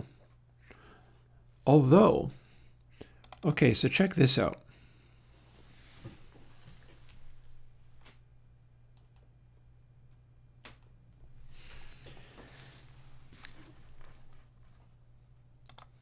This is an album that I did which has major EQ problems. And the question is, firstly, what's this going to sound like through the little speaker?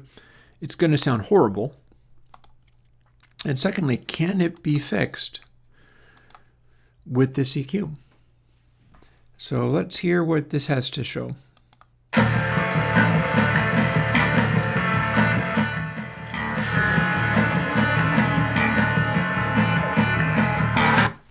Oh, hiccup.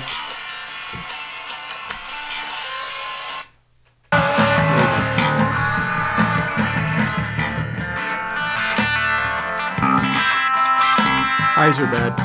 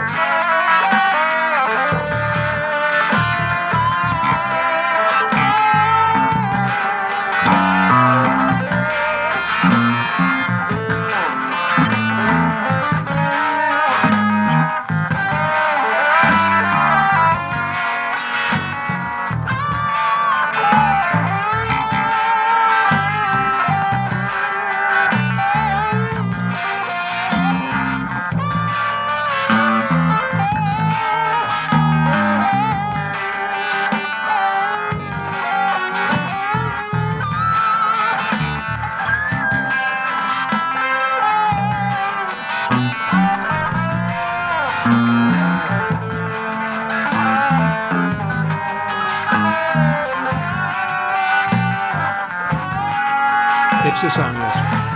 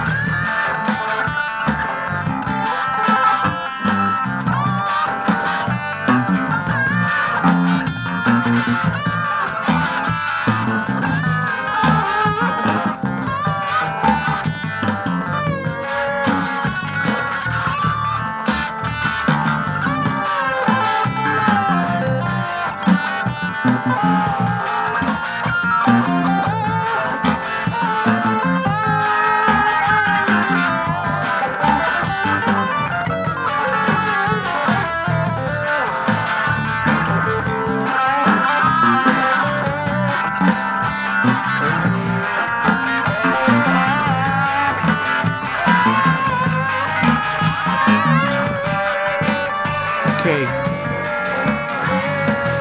It's very old.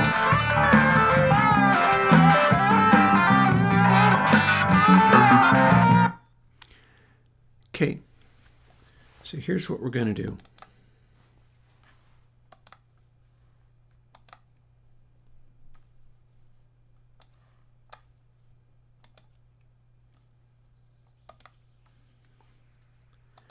That should remember this. Up. SD card. We're going to do the same thing that we did with the other track. Might as well. I want to see whether this fixes what it was. So firstly,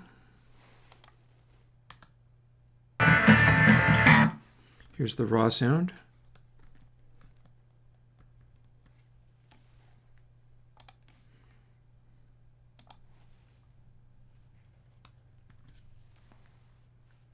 Here's another level of the sound. Here's our settings that we arrived at.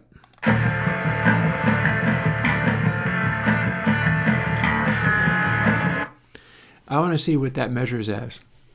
When I bring it over to the main computer, play it over the big speakers, run it through my metering.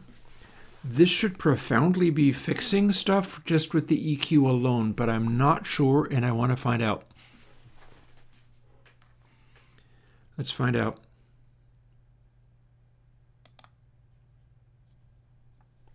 We're going to have to normalize it.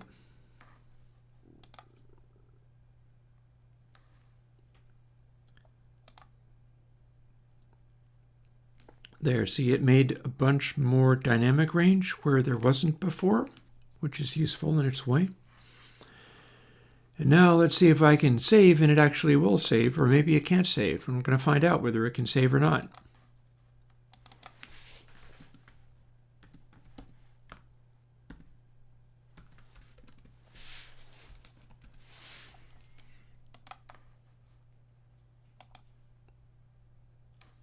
Not going to save markers. And then once I do that, we're going to start doing the AD clip thing I promised. I promised I was going to start working on AD clip. The challenge with this is I start going after all of these little side things. But yeah, also this is 16-bit 44.1K, so it's giving no advantages other than the processing. It's not like I got any extra mojo out of it. It's strictly limited to its miserable little self.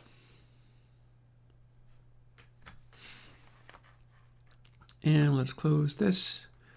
And let's close that. I bet we're done with BezEQ3. I bet this is going to show up okay. Guess we'll find out.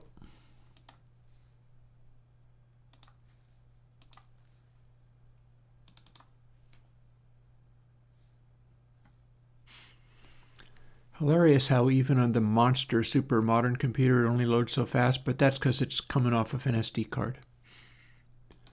And effect stacks, content peak, No decrack will be necessary, but I think I'm going to move this over here so that I can control it a little better.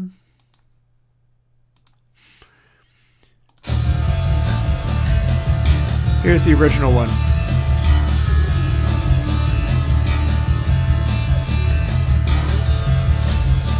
You can see the story right there.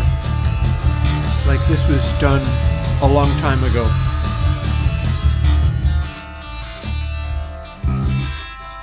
Look at the middle there. Look at this. This is not of the best. But if we did the new version, here, I'm going to let it play a little longer just so that I can wrap it.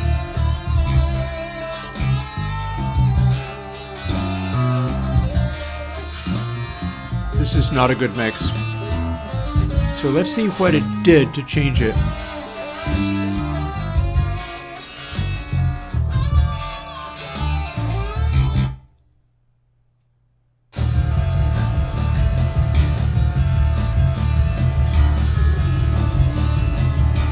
Okay, it made a little more room. Things are sitting a little darker.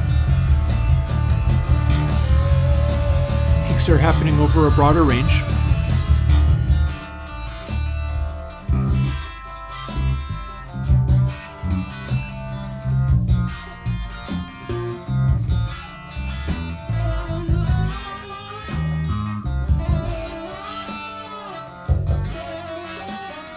It's definitely not perfect, but it's dialed everything back a little bit.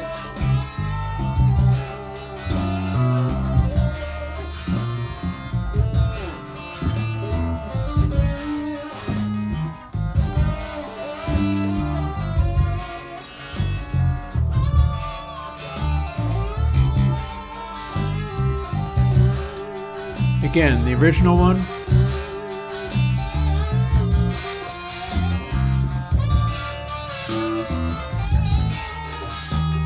The heavily EQ'd version.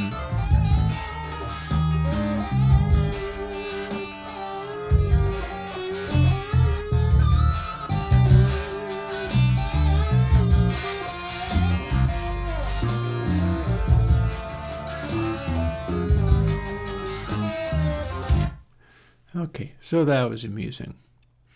Didn't do quite as much as I thought it would, but that was a real torture test. That one is not a friendly track to do with. It would be fun to like try to redo it someday. Like rent an ADAT from somewhere. Yes, that was recorded on ADAT, and boy, does it sound like it.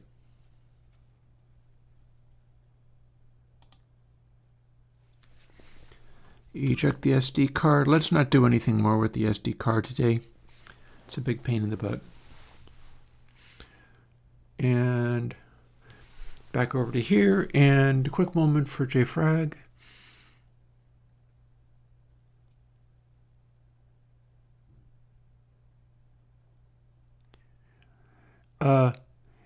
I don't know. I don't know what the maximum amount of anamorphic compression would be if you wanted to crop them horizontally. What I would do would be just crop them horizontally. That's what comes to mind for me. So I do not know what the amount of anamorphic. Are you looking to get an anamorphic lens? Because that's a whole other story. I do not know. You can rephrase the question and see if I know any better in future. Or we can just make dubstep noises at you.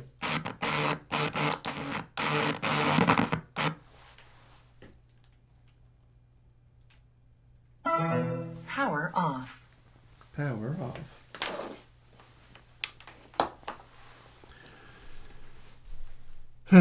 Okay. I have made a promise. I promised that I would try to make an 80 clip. Let's at least start on that. It seems like that should be within my range of possibilities. I wouldn't mind looking into Dynamics 3 again. Like I got quite a bit done with that. I wouldn't mind looking into that again.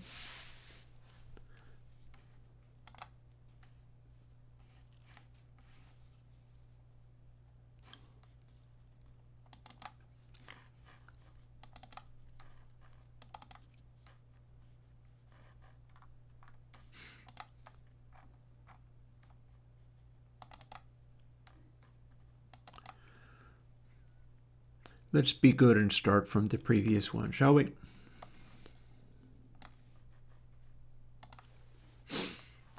Seems like that would be polite. Also, is this dual mono? Sure is. Yeah, it is.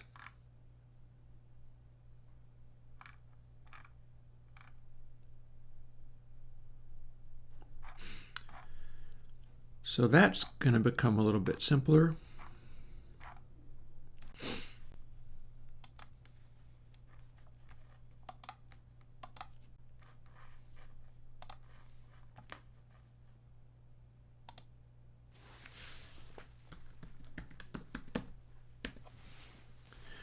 And there's a control I need to include in it. We will see.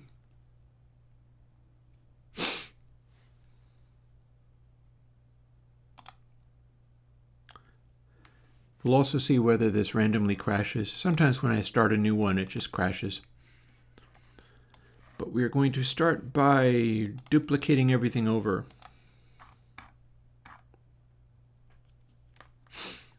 There's a bunch of complication in here that I'm going to need to keep. We'll see how that goes.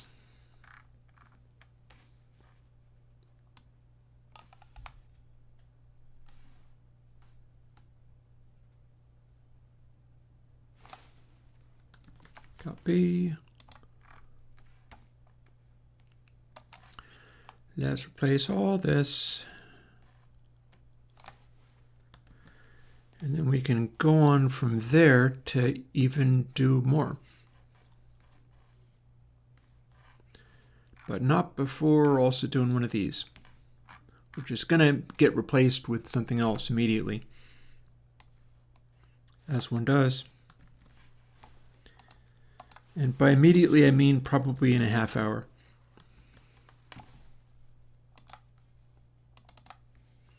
Let's see if we can get it to compile at least. Let's see if we can get it to be a duplicate of 8 at least. And if that compiles, then we can move on from there. So let's see, 1 through 3. Oh, looky here, we don't even have the same language anymore. This one's expecting it to say kparm 1, 2, and 3, and I have moved to kparm A through Z long since. It's been a long time since I've done this.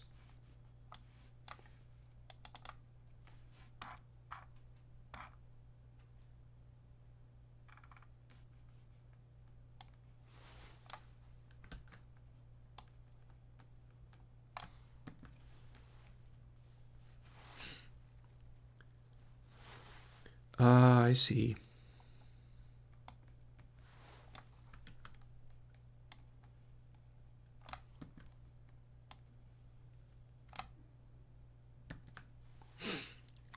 Mode's actually going to end up being D.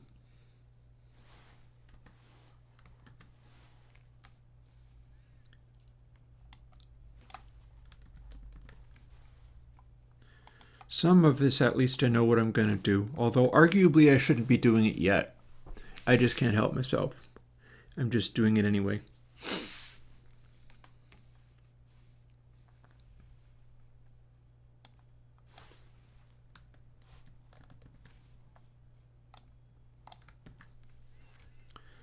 So that's boost, that's ceiling, which is defaulting to 0.8 for no special reason.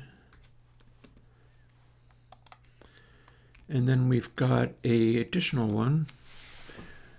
What did they call that?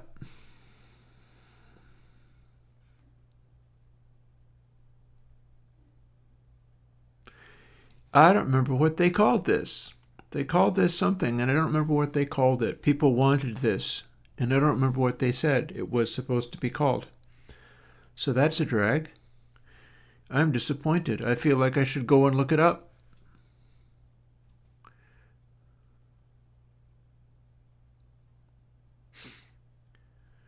Or I could just call it match and run with that. Param, it's going to be param D for that one. How much else of this needs fixing?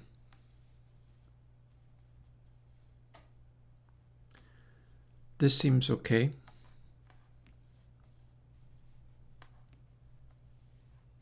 All of this is going away. We're changing everything. We're changing everything. I don't know if we need all of this.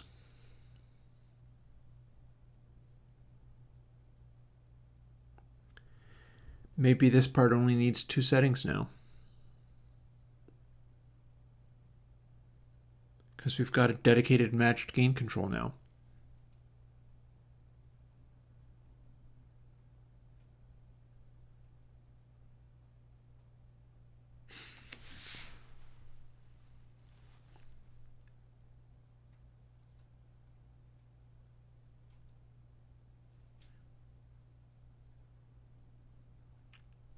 Dedicated matched gain control. Dedicated matched gain control means that the other controls no longer have to do the same job as the dedicated matched gain control. What do you say? What do you say? That also could be 0 and 1.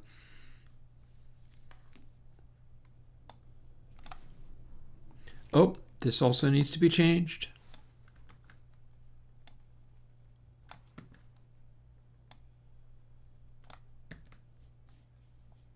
I am about to add a parameter here. Thanks for asking.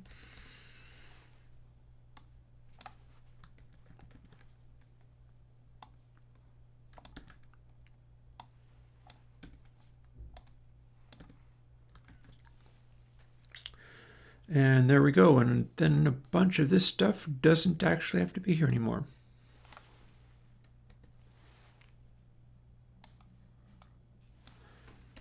We're no longer stacking stuff up like that. Okay. In theory, that's doing what it's supposed to do. Is it really doing it? Beats the heck out of me. Couldn't tell you. Also, it's tempting to bring in the separate threshold for the noise thing.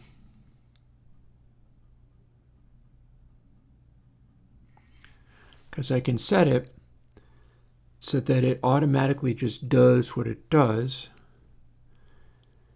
and the controls are set so that it will replicate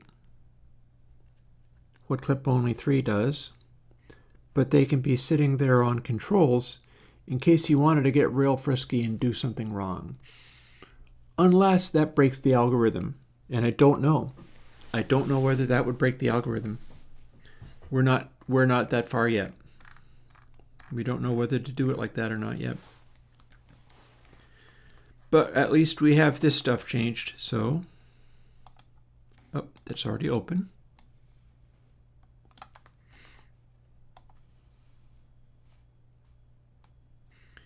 I could live really dangerously and just expect to be doing that. Maybe we just live really dangerously and expect to be doing that. Shall we expect to be doing that?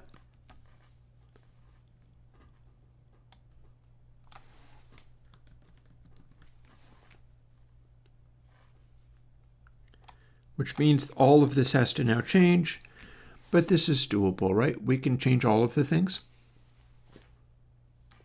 We're going to have to. D.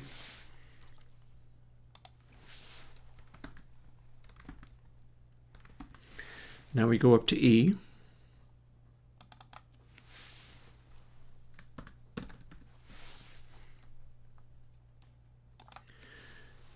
We're gonna have to have this be something different or else. And you know, that's fine. That's fine. I haven't worked out yet how that's going to work. Maybe this is a amount that gets changed from ceiling. Remembering also that maybe making it all break and go weird is good. Because people, oh, for heaven's sake, can you not? Because people always want to do these radical things. Did they get to? I don't know. I guess we'll find out. Yeah, noise could be dropping a further ceiling down from the real ceiling, and it would be defaulting to a rather small amount. And then you just have to control it so it doesn't overlap all of everything. What? All of this is very frustrating. I bet it's because I don't want to be working on this. I promised this, but I didn't want to be working on this. Oh, no default value param E. Let's go and fix that. I didn't want to be working on this. I wanted to be doing something else. Okay, that's param E. There. That's what that wanted. And that's still set correctly, so it's all good. That's fine. Presumably, maybe.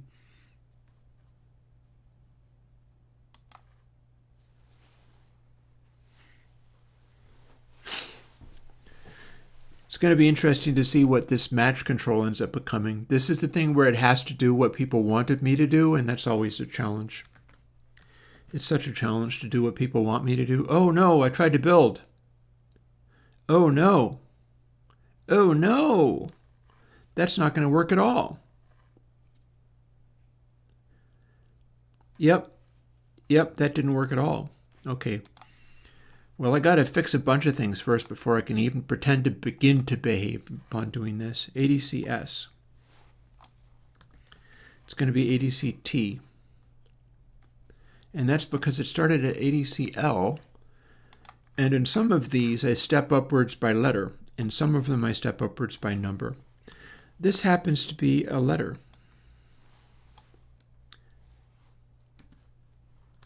Because there aren't that many 80 clips. Let's see. LMNOP QRS TUV. And now it won't have that error. I always think it's funny when I'm like bashing away at the code in one of these days where I'm just hanging on by my fingernails and it's like, I sound like a complete idiot. Okay, it's fine. Sure, no problem. I always say you can do this. People don't really understand the ramifications of that. Like, if I can do this, man, so could you. Oh no, it's not going to want to work. I swear I hit delete, but now it's going to sit here for 25 minutes. Because it's going to try to recalculate the text flow of all of this stuff every step of the way. And it's going to catastrophically fail to be able to do anything. See, it froze. It froze. There it goes. It came back. So I can fix that by cleaning. And then it won't have all those errors, because every time it makes a little bitty change, it thinks it has to recalculate whether the errors are there or not. And it takes forever. One of these is going to be altered.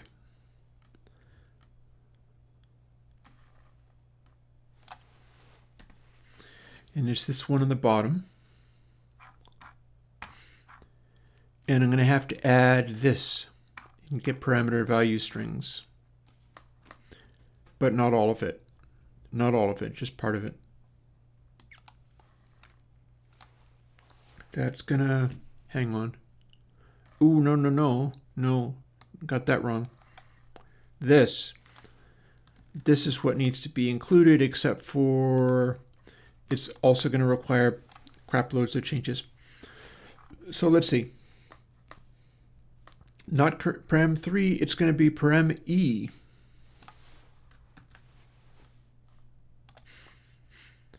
Some of these don't exist anymore.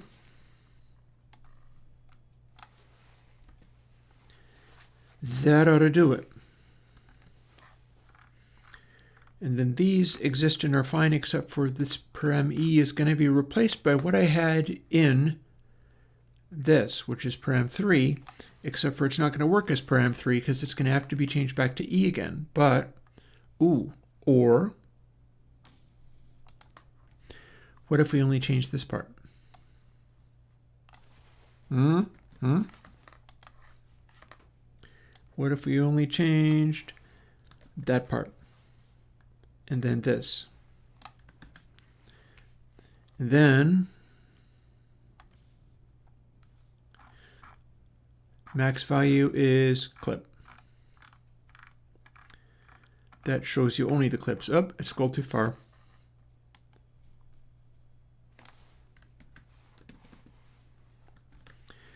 And there we go. In audio units, that gives you a pop-up menu. The VST is not going to use the pop-up menu. I think the VST does other cute things, but the VST is not going to do the pop-up menu. Okay.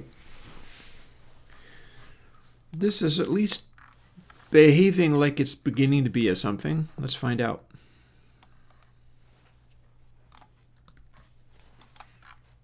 Here's reset. We're not currently making reset be anything different. Soon to be different, but not currently different. And I feel like all of this is going to be radically changed. Which makes me uncomfortable because my head is not at figuring this stuff out.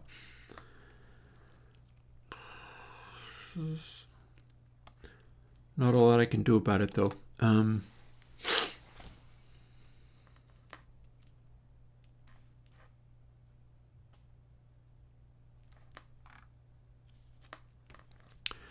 You know what? Let's live dangerously. Let's see if we can make it all be a something. Maybe I don't even want out of here. So that's effectively just this.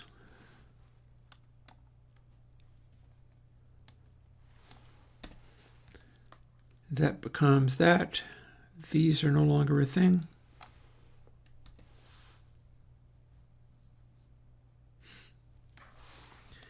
That's our total ceiling. This is going to become something else. We're not doing any of this stage business. And all of this also changes. This becomes A. That's going to become C, because B was noise, and we're not doing anything with that. And then that becomes what? E? Presumably. That becomes nope. Not even dealing with that. We're going to try to get it into some form of working condition so that we can then drag in, by hook or by crook, the clip only 3 stuff and hopefully get it working, because people will make fun of me if it goes wrong. And that's sad, but what are you going to do? Ooh, that doesn't belong at all. What the heck are we doing multiplying by 1.618? Hi, you make no sense at all.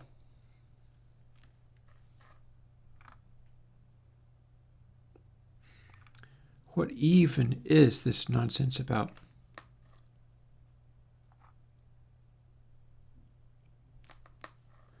You know what? I absolutely don't know. I don't know what this means. I don't know what this is trying to do. But I do know we need to run one of these. And it's going to live kind of like that. And we're not doing any of this stuff. And we're not generating overshoot. So that's no good. Where did that even come from? Time to open up the other one again.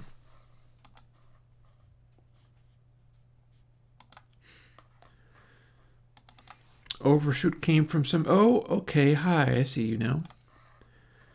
We do, in fact, have an overshoot. Overshoot is 0.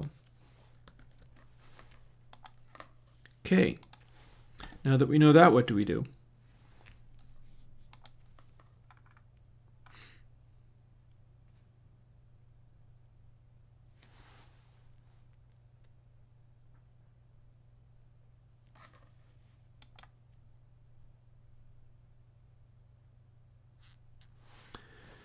Okay, input sample equals overshoot break. Huh. Well then.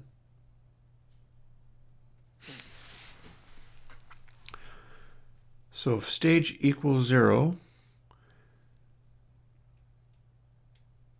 but stage is not 0, is it? Stage equals 0 is running normally, not as a... what are we doing?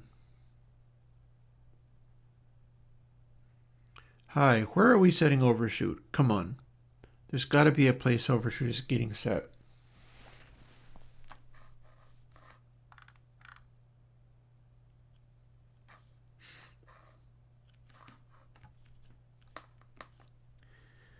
Yeah, because case 1, we're just skipping. Stage equals 0. So is this some weird thing then? Oh, okay. This has something to do with this nonsense that used to be called apotheosis that we're running away from as fast as we can. So that's no use whatsoever. Yay! So what do we do instead?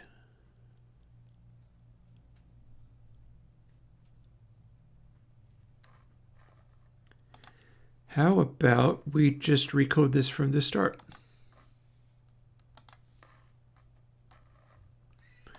Goodbye, AC clip.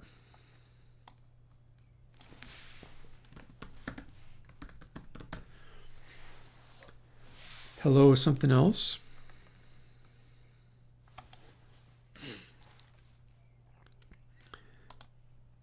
And now if we do this, input sample equals clip only. And then multiplied by ceiling.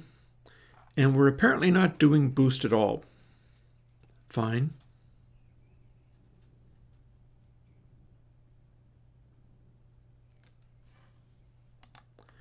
What even did this think that it was? I got to open the frickin' thing up again. Dumb thing. So we're trying to do something with param A, but param A is not what I thought it was. Yeah, look at that. Param A is in decibels. Param A goes from 0 to 18. It is a boost. Well, alrighty then. I'll keep it.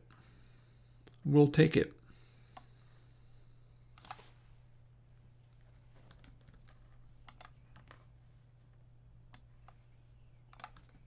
There. And it does start out at 0. It still starts out at 0, but it doesn't go to 1. It goes to 18. And that's probably all I need to do there, because it's still... Generic and decibels are both floating point values. Generic will go from 0 to 1. Decibel will be whatever you want, defined by min and max value.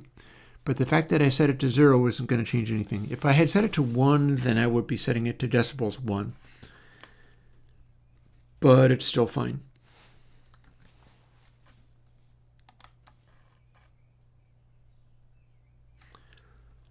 Let's bail out of here. Does it build? Probably not. Stage was not declared in this scope. How do I still have stage in there? I thought I was getting rid of that nonsense. We have no place for stage. Also, it doesn't...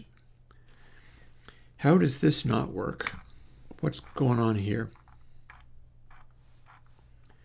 Is this broken somehow?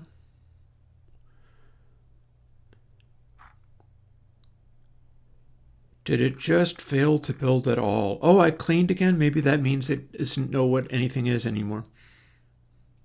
Yeah, it's not building at all.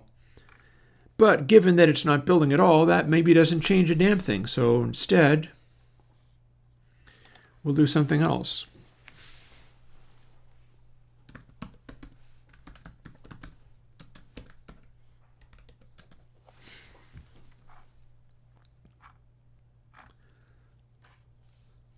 Input gain. I think that's going to give us a boost value.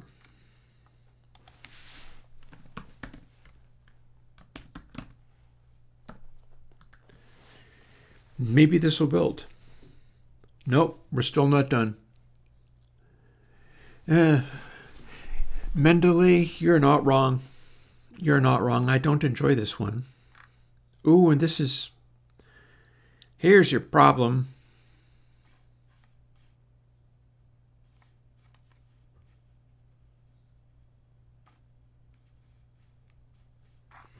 Here's your problem. This is all broken. But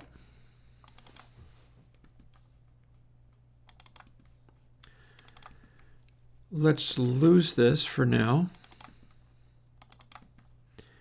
and run only one of these.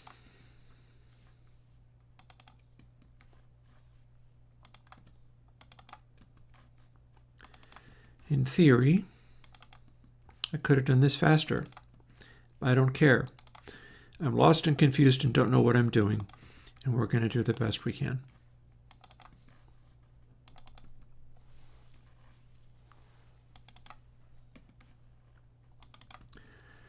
So that variable does exist. We're just ignoring everything else. Oh no! Oh no! More. What even is your little problem? Okay. Now what? Hey!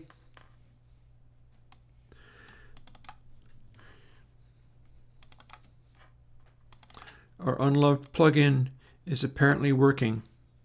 Let's see what it did.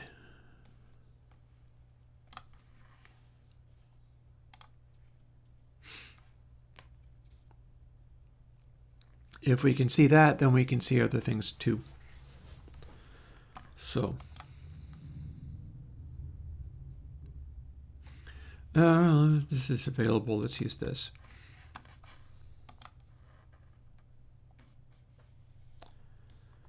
Airwindows. Clip 9. We still have not done anything useful with it. There's our control. The control seems fine. That does nothings.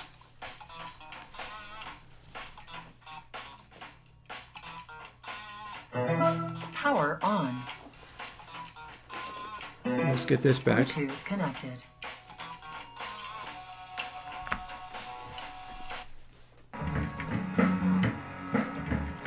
That does nothing. That does nothing. That's not working.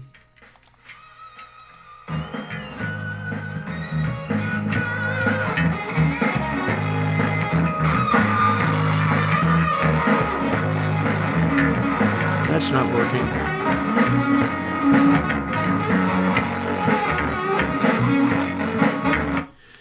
Yeah, so everything's not working, but it's a start. And I promised people could have this, so now it's my job today to get it finished.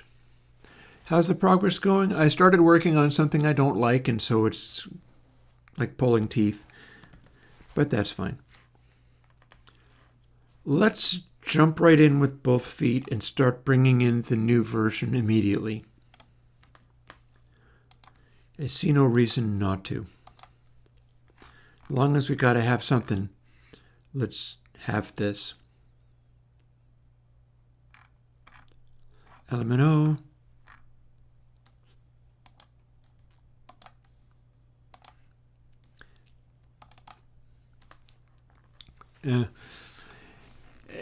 Absolutely have a laugh. It's funny. It is also funny that I'm going to do my level best to do this up properly so that it really delivers everything people want. I might not want the things people want. Usually I get to do what the hell I want. The beginning of the stream was me doing what the hell I wanted because the beginning of the stream was me dialing in the final details on Beziq 3. and that's going into console, and it's going to become part of console X3, and I'm going to be using that for myself. But this is just plebeian. And see, no controls in clip only 3.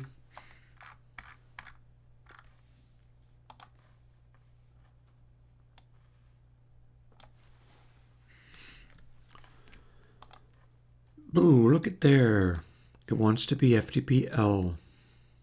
Let's do that. Let's change all of the things over.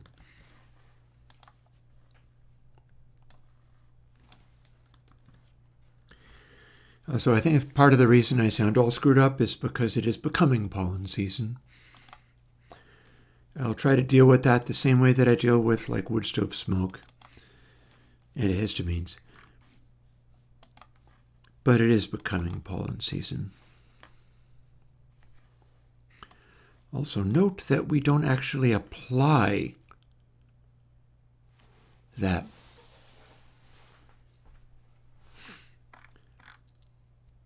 So let's see, that stuff stays as it is, except for that clip isn't working properly, and that's fine. And I'll see what to make of that later. But we need to take all of this reset and update it.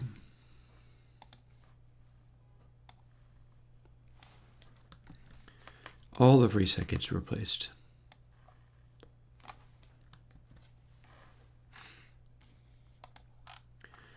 And then big chunks of this also get replaced.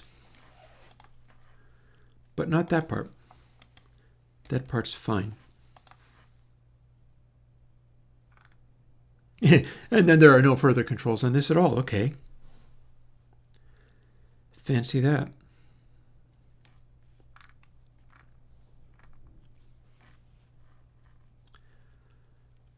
So we do want that spacing business.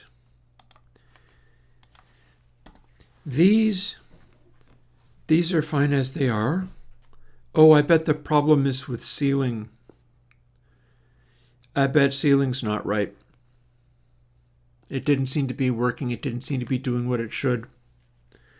I bet I know why. I bet it's not playing a role in here at all. Or no, wait, no.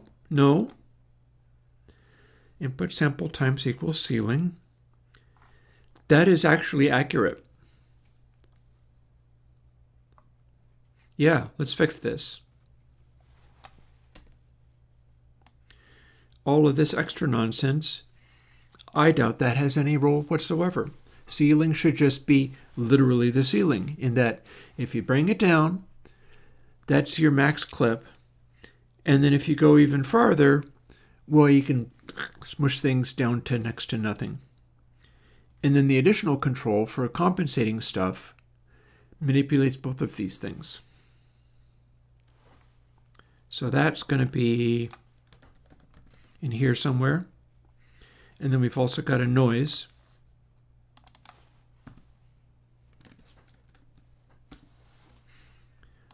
Noise gets to be B. Don't know what it'll do. Sealing, and then what did I call it? Do you remember what I called it, Chad? Because I don't. Match. So we'll have one called match, and it'll be the correct one.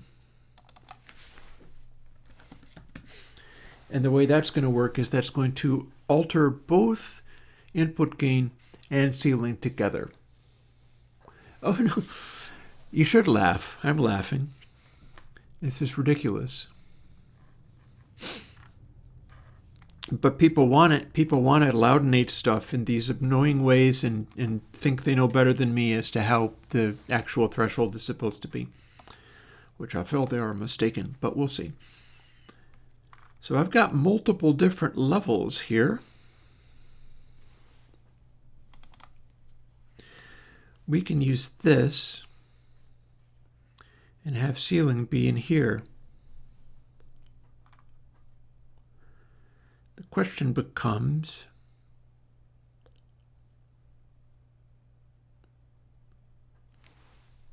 Oh, and I'm already using a value that's called noise, so I don't get to use it again. This doesn't get to be noise. We'll call it noise level. That'll do. And then ceiling is going to be param C, so we're going to be replacing that most likely, meaning that I can go over to here. And param C is going to book. Oh, that's not right at all. You know what? Let's copy as much of this over as we can and go from there. This is multiple different things all at the same time, and I have no patience with it right now. Here we go. Clip only 3 as a little compressed chunk. I got to remember to disable the dither. There you go. Then switch mode, here's where we get to subtract things and only hear the clips. If it's working, which maybe it's not. I'll figure that out later. And then we only update the noise, which we're using in this new version of the plugin. So yay for that, I guess. And in theory, if we work with this, this may actually start working now. But I wanted to do this. There. So ceiling becomes what this is. Noise is going to be something else.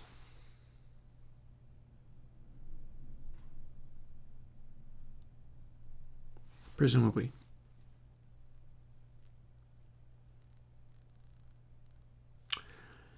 Except when it seems like that actually is what noise will be.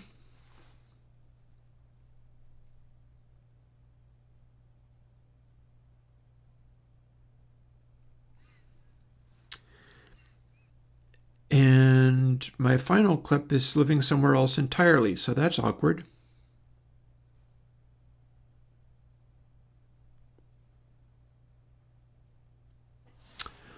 What if 0.94, okay, so hang on.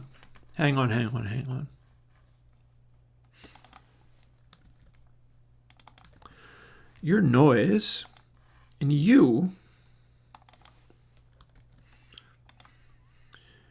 are a ceiling. So then noise, it seems about right, because noise would be starting at about 0.9. And then ceiling lives at 0.94, which is just the hair off of the total crank. And that's the hard ceiling. Boost is still implemented in decibels, and my previous version of 80 clip will implement that for VST as well. Louise Henrik, I'm making plugins in digital. I am not interested in making a plugin with FET, Opto, and VCA modes because those are analog things. I'm making all of my plugins these days with Bezier. Analog can't do that. So bear with me. Be patient because I'm not using the same language as that stuff. Meanwhile, let's go find where this stuff lives. So param C, ceiling, 0.94. So we'll straight up replace ceiling with that. Seems legit. I think that'll work. And then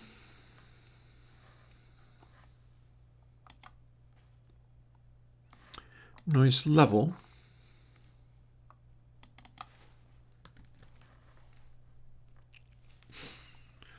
I've even done some of them. Noise level shows up here. There, and there, and there, and there. Ooh, and look at that. There's a 0.94 there too. Okay, so do we have all of our noise levels covered? I think I do. No, I don't. No, I clearly don't. Look at that. Boop. And boop. It doesn't do the negatives, and that's all to the good. And then we've got 0.94 here, which needs to be ceiling, meaning that this comment no longer makes any sense. And we're not going to keep it. Okay. Things might actually be coming into shape. Only problem is I've left this bit undone. So got to do input sample L, and then we got to do input sample L here. Mode is still not going to work.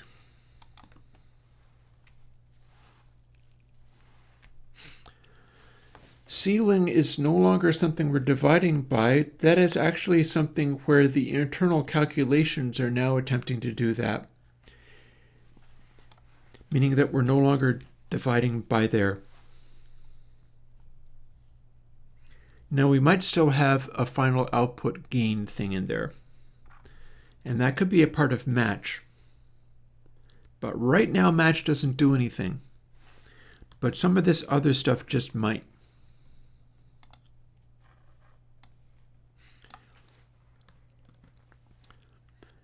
And I've got another detail in here. You need to be FPDL, don't you? Yes, you do. And you need to be input sample L. And I don't know whether I'm doing this, but I probably am, but I'm not sure if I'm doing this. But that should cover these last problems. I stand corrected. What the actual hell? Didn't I just fix that? Oh, it's down here. Okay. Yeah. I forgot to fix this.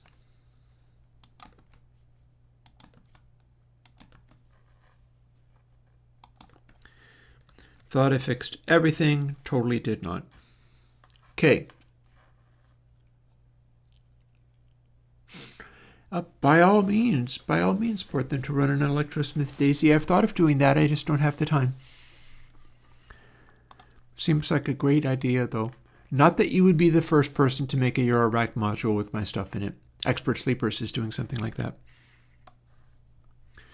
Or at least has done something like that for his own purposes. I don't know whether he's got it as built into Disting or whatever. Might. That, again, that is famously the only pull request I have ever done is Andrew Osler of Expert Sleepers, because he was asking for stuff, asking for changes in a comment. And I was like, what? Somebody's just trolling me. And it turns out he has a whole scripting system that's doing much like Bacon Paul does, bringing the entire thing in and using it. And when I learned that, I was like, oh gosh, and then I just allowed the pull request because it was his fix for a thing. And then I went and changed my local copies to correspond because, of course, that didn't propagate all the way back to here. Okay, now what do we got? Let's see how broken it is. 80 clip 9. Don't boost that much. Noise and ceiling. Oh no. Let's set it to default. Then it'll have the right settings, and we'll see whether it does anything useful at all.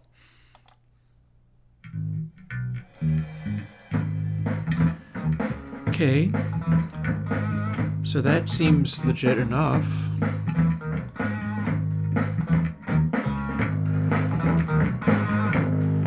That sounds like clip only 3.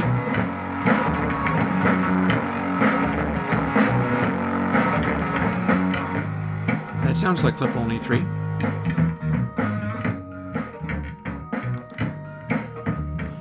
What happens when we do this? Okay, we have a problem, but it's a problem I think I understand. I'm not taking account of the fact that clip only 3 runs that one sample of latency, So what you were hearing is one sample of difference.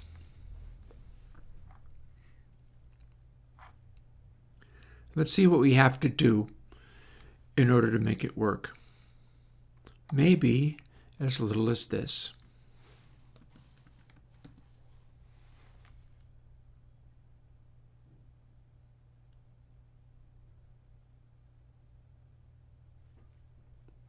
No.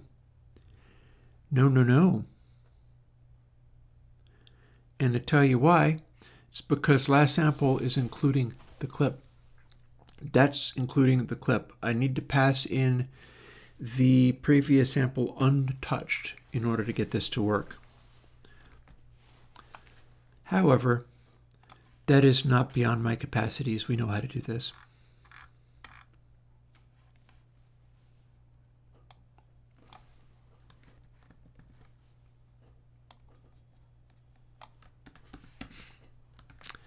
We called it last dry and we used that. Easy peasy, lemon squeezy. Unused variable match. Fine, I know what that's about. We'll deal with that later.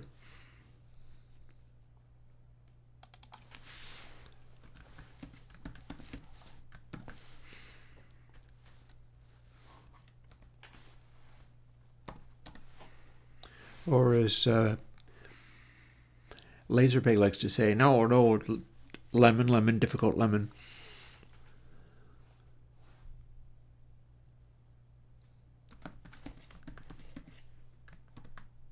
Oh, stop that.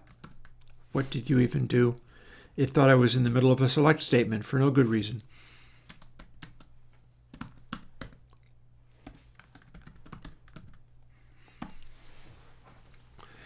Also, this might fight me in terms of the further things I intend to do with it. But that's just maybe. We'll see.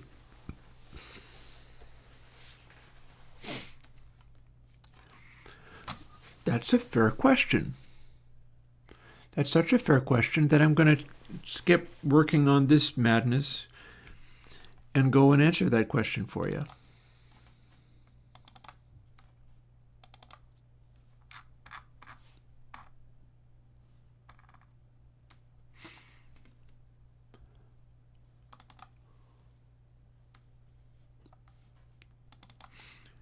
Let's go and find out. I bet it's going to say, ooh, looky there.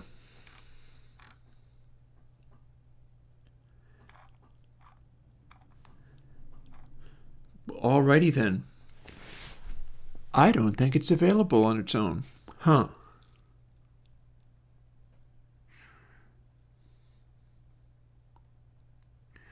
Maybe what you're going to need is a console LAEQ, as in console LAEQ. Because, yeah, I don't think this exists elsewhere. I think this only lives in console LA. Go figure. I mean, one thing that I could do is put out a console LA2 that's using the current summing, that is using the latest summing. I do not know whether that would mean, yeah, because, see, I've got, and I don't know whether it's the same or whether there even is one on the bus. Is there one? What do we got here? Okay, I've got 5 controls. It's in stereo. We're using cycle end, so we're using something freaky going on here.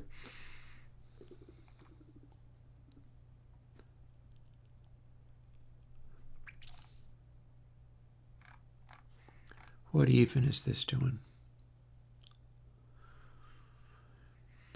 It's doing a weird thing with pan too. Look at that. Yeah.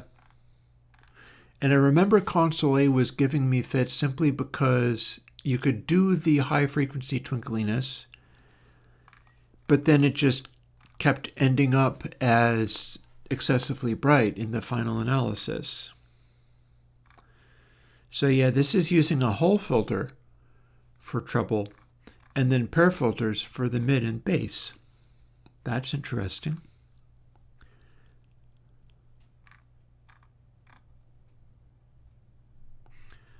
And it's doing a fat EQ thing on there.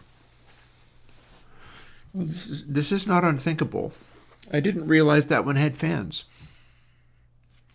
I got frustrated with it and kind of gave up. Clearly.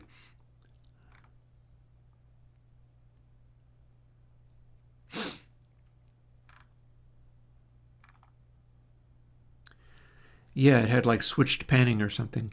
Oh, and it has a subtype, which I don't really use for things anymore.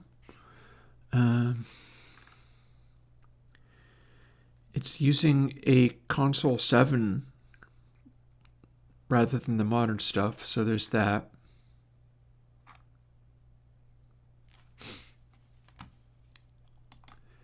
Yeah, what even was that like anyway?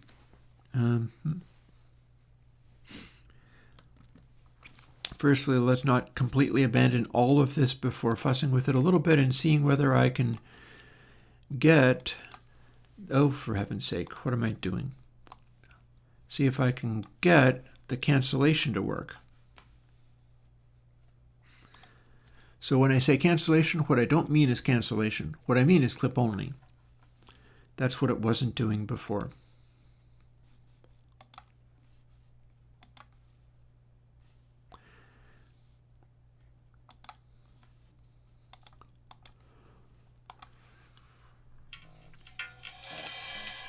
Oh, stop that.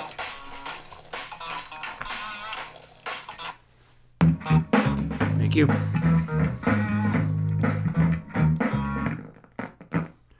Clip only, engage.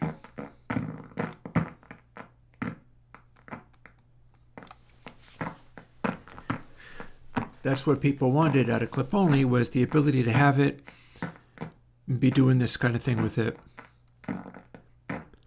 So we can set it back using default. What do we get when we fool with this? Also, can we break it by sweeping ceiling past noise, I wonder?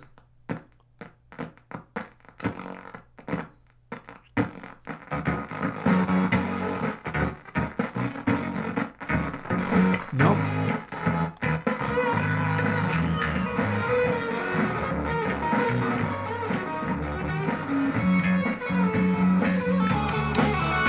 So ceiling seems to work.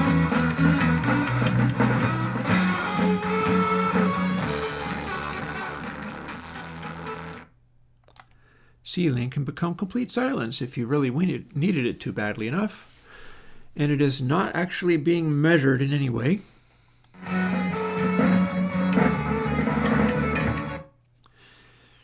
So now we see what happens when we play with noise in ways that we shouldn't.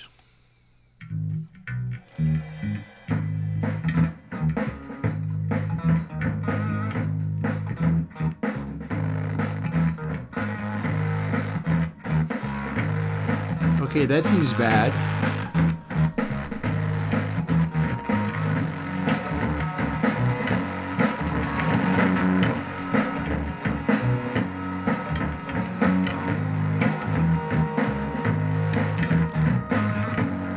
Maybe we don't want noise to change.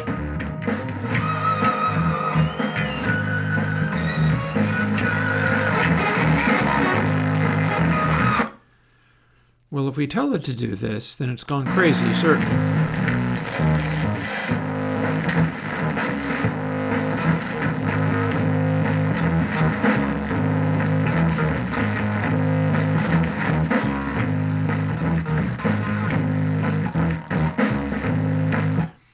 It does indeed sound a lot like there is ludicrous amounts of noise all over everything.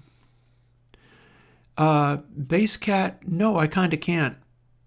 I just struggled to find anything, really. No, I don't have anything like that. If I did, I'd have learned to make plugins a lot faster. Let's apply and close and see what this shows me. Bip.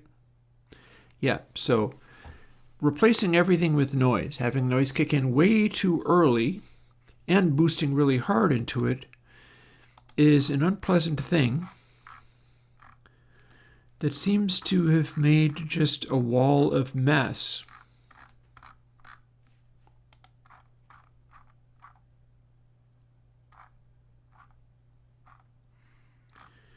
And there's no good reason for this to be the way it is. So let's take it back away again.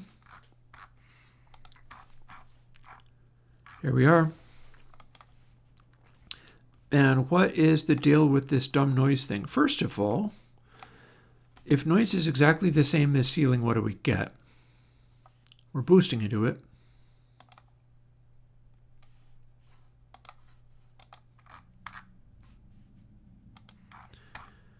Is it acting normal? Maybe a little bit.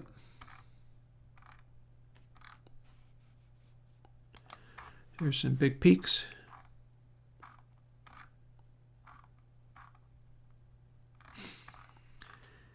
Yeah, it looks like it's acting fairly normal that way. I don't know what my clip parts are going to be doing. That's probably fine.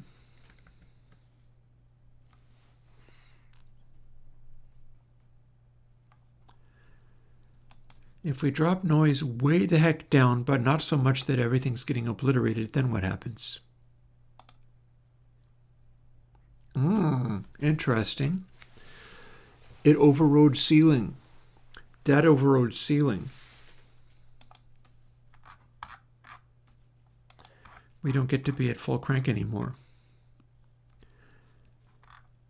And that does look kind of a lot like there's a whole bunch of noise in there. But the very beginning should show me something. Or perhaps not. Huh. That's a bass note. I don't see any noise in it. Let's go back.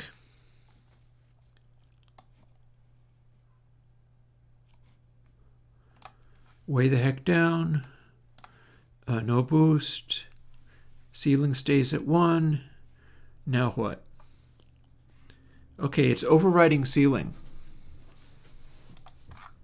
That is overriding ceiling, and that's making a big mess. This does not bring joy. Mind you, I'm intentionally making it do a dumb thing which it's not supposed to be doing. It's kind of like that's the noise kicking in.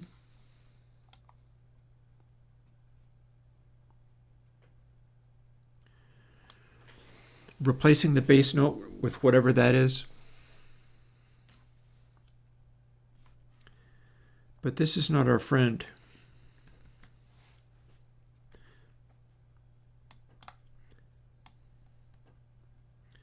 Okay, so ceiling, if we make ceiling also be really low, that might have an informative effect going on. We'll see what it thinks it's doing now.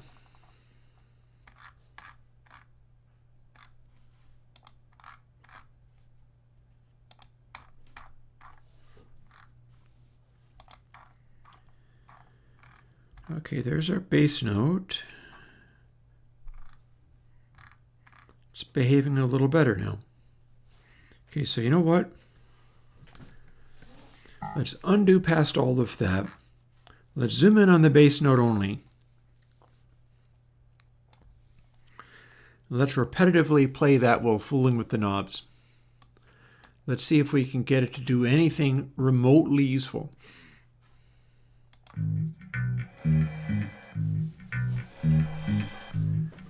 There.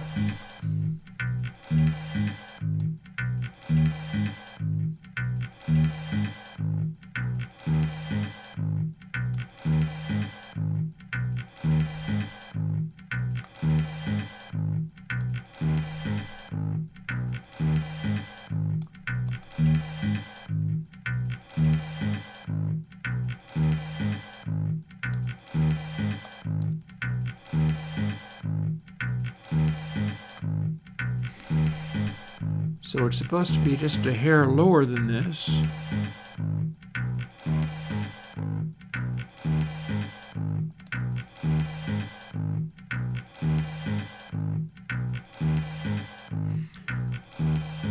I could have it start from 0 and go up.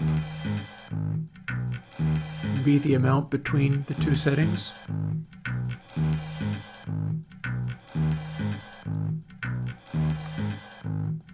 Yeah, so that clearly more.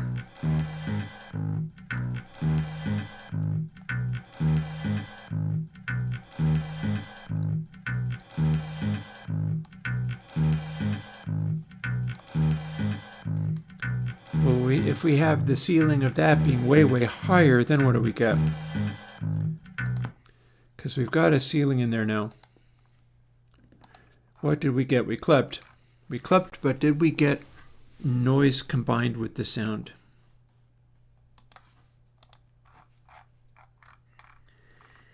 I'm going to say no. I don't see the faintest hint of noise there.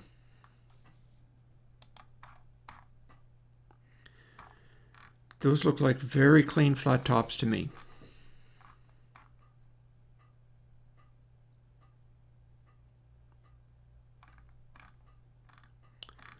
Though I'm a little puzzled as to whether... No, that's going to be the sound of the ride cymbal in there, or whatever the symbol was. Not present here, so that's part of the sound. That's not part of the noise.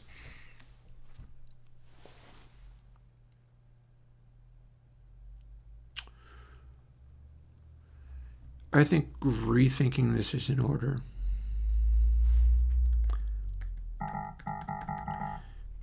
Undo all of that. And so noise level is what I'm looking for.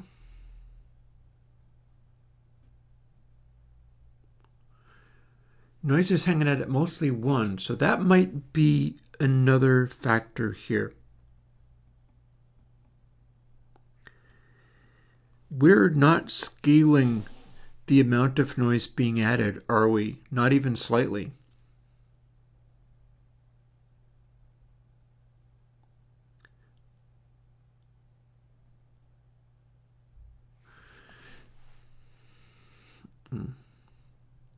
Oh, my brain hurts. See, here's the thing.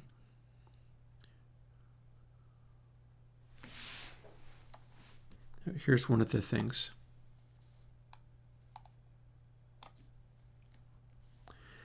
Noise should probably top out at 0.5, I think. Actually, no, noise could top out at 1.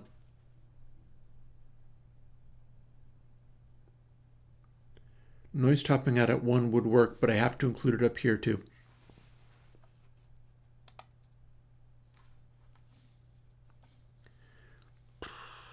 .76. This is going to make it be faintly different from what clip only 3 was. Let's see whether this 0.076 relates to the stuff I have in H file.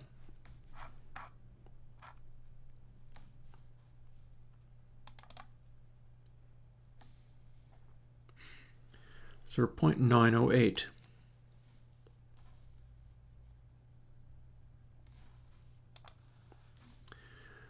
One minus noise level is what this is going to become. Makes it be a little weird, but, or hang on, no, wait. Before I do that, let's do this.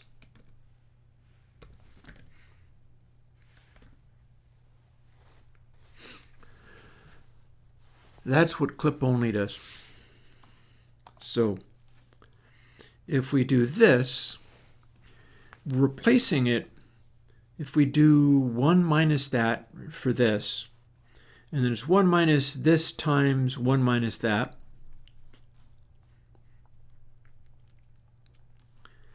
then we're going to make that value out of 1 minus noise level. It's going to act like a ceiling, and the lower we drop it, the more insane the noise amount will get. And the higher we push it, the less the noise will kick in. That should work, except for that the values are not correct.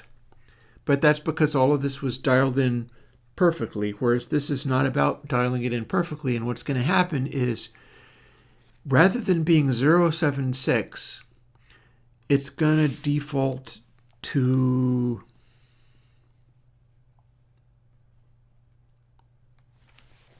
I'll just do the math. I don't care.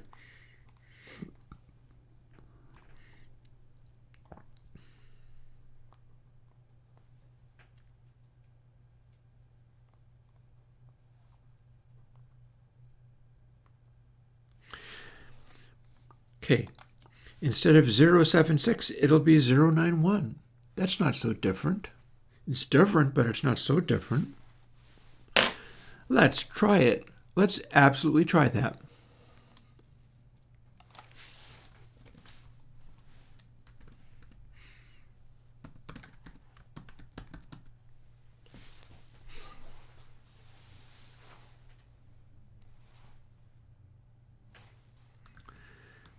Let's see what this crazy thing does. Because that's the bit we were missing.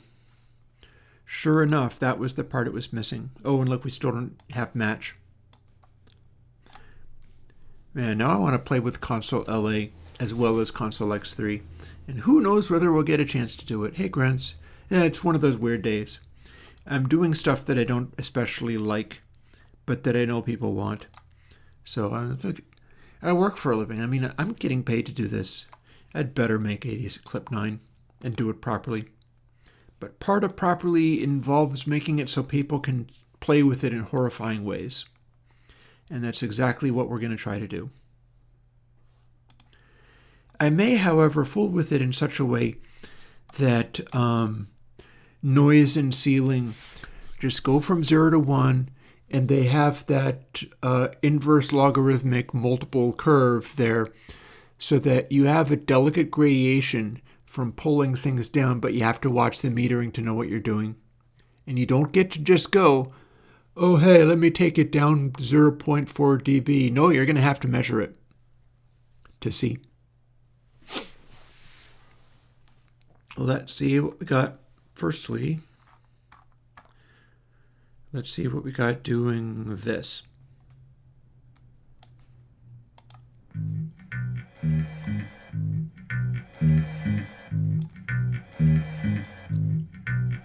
More noise.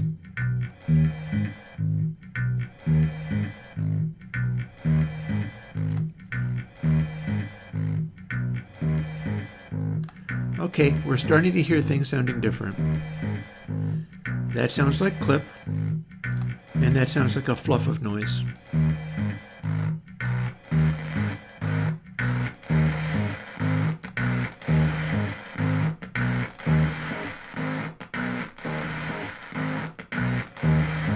And that sounds like a lot of noise. Cool, okay.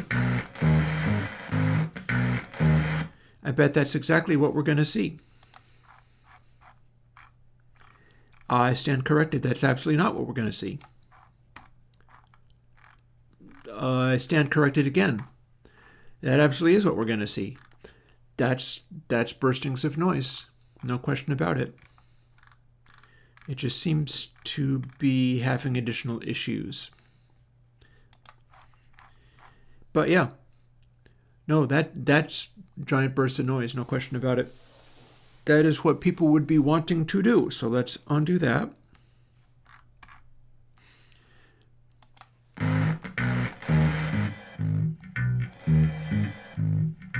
See what we get when we have ceiling, hot.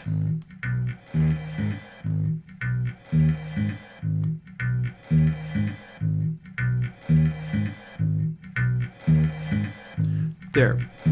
We're clipping. We can hard clip. Let's check that that's doing what I think. By going early on to where there is no... Yep. That is absolutely hard clip, exactly the way it's supposed to be. Undo. Back into the breach.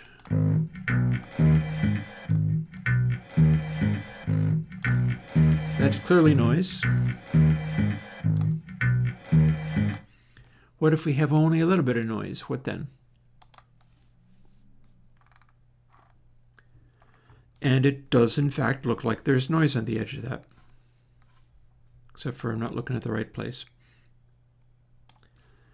And it looks like there's noise on the tops of those waveform bottoms. Technically, we're not hitting the tops yet. Maybe over here we are. Yep. Yeah, I see little bits of noise peeking through when it gets most distorted. That appears to be correct. Undo again.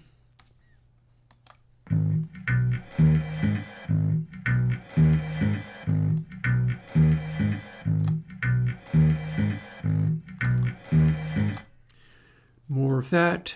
Apply it. Zoom back. Look at what we got. Lovely. Cool. We're going to be able to do the thing where it's able to throw bursts of noise on everything by just lowering that and leaving ceiling the way it is. Although, funnily enough, this is also stopping our total clip. Like it's interfering. It's bringing it down from ceiling. So what I mean by that is we're boosting 6 dB. If we don't have noise, oh, okay, I stand corrected. We'd have to boost by more. Fine. Boost by lots. There we go.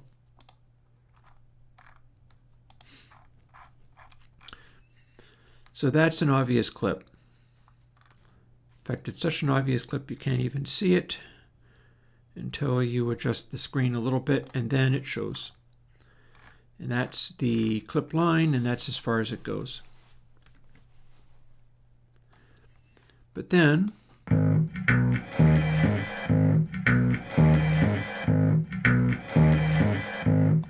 bring in a little of the noise. And the next thing you know, it's lowered itself down a little bit from the clip, hasn't it? But that's because it's letting the edges possibly flare up to that much. At no point do we get to actually have noise boost ceiling, although maybe we should. But this is an additional threshold. The way it's designed to work is that as we start reconstructing the waveform, let's see. Let's undo past that again. And this is a terrible one for this. This is such a terrible one for this that I'm not going to use this one for this. We're going to go and open up another one. And it is going to be Alien Kittens is what it's going to be.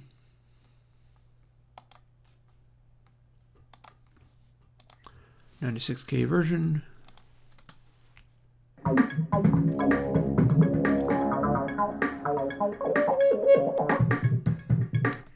Somewhere in here.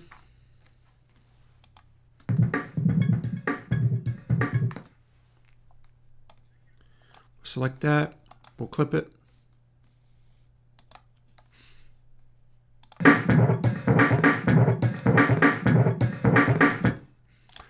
Apply that.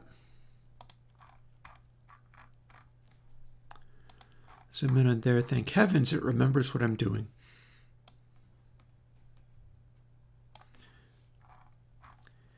And there's our maximum clip edge and the point at which it clips. And so now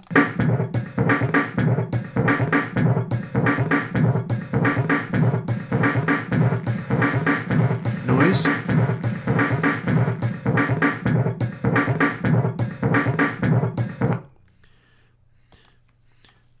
So if we do it now,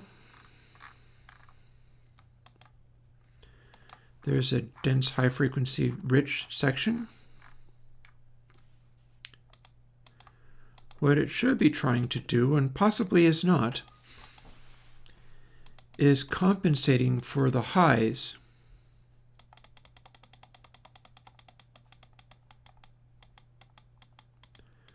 in this very clippy section. Well, actually, no, that's just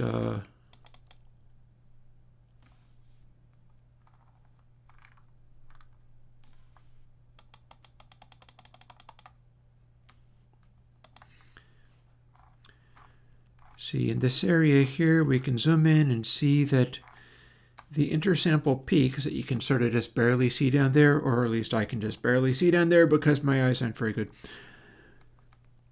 are extending past that clip limit. But this is where noise kicks in.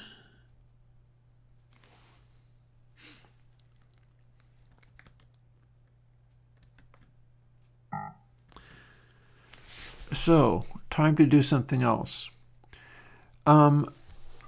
I'm being asked to do something with Console LA. I was asked what filter is the same filter as the filter in Console LA. I went and looked and I found that it was a custom job.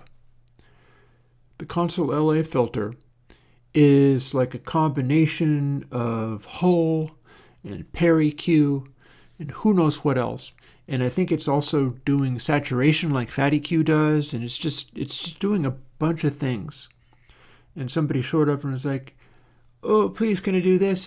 Do you have the filter that is the same as this?" And I don't have the filter that's the same as that. I'm not entirely sure what I was up to with that. I only remember that I wasn't able to get it to do what I wanted.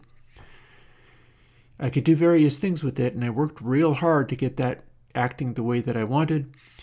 And then at the same time, I meant for it to be like you could crank the highs up and pretend that you were like Steely Dan or early 70s Frank Zappa or whatever, and then it would not kill your ears and overslew like crazy on output, and I didn't get that to work. So a nice thing might be to do a version of that where you'd get access to that EQ on its own, but also so that it would do the thing I wanted it to do. Like it didn't even have any glue to it or anything like that at all. You could run it into a like mastering or something, and that would work. But it's not what I wanted. It's not what I wanted. You could run it into Tape Hack 2. You could run it into 2 Tape 9 or whatever the hell it is. I think it's 9 that I've gotten up to, yeah. And that would clean it up nicely. But at the time, I didn't have that, so I got very frustrated. It wasn't doing what I wanted. And if I was to do it over again, I'd be referencing my recent metering and such. It's possible that I was doing that before I was even doing Airwindows meter. Or at least right around the time that I was starting to. So what's going on with this? Firstly, we're still not using Match. Match was supposed to exist and did not.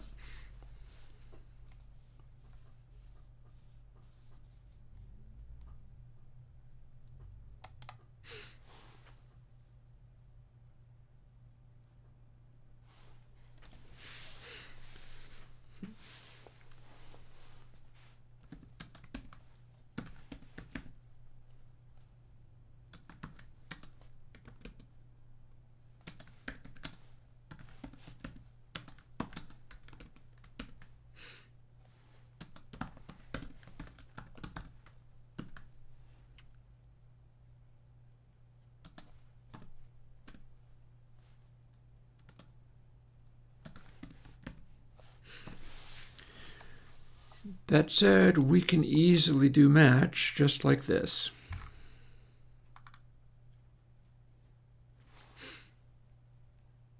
And you know what? It can even live inside that. Match is an overall thing.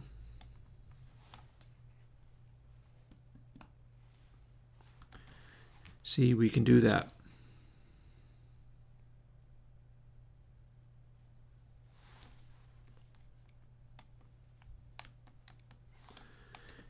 And then we're not worried about that, because if match is actually 0, what that means is we don't want any output. So we will actually allow 0 for this situation. And I know there's so many of these things I do lose count. So let's get a slightly wider picture on this, right? And yeah, match should work now. Even with everything else dealt with. Match should work now. It will just sort of doctor everything. It'll override everything. Okay, so this update to noise is actually working.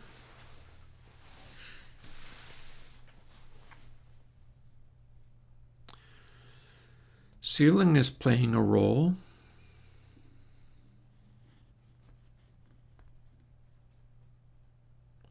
But is it a useful role? Like, at what point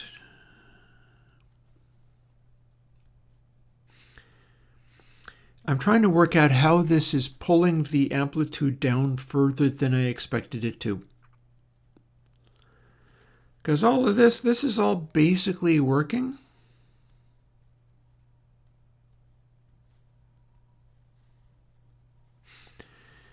But my noise level is slightly higher than it is in clip only 3, which maybe is just fine. And my cutoffs on all of these are kind of limited. That's fixable.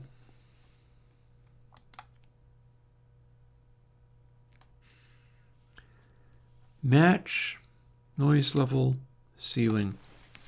So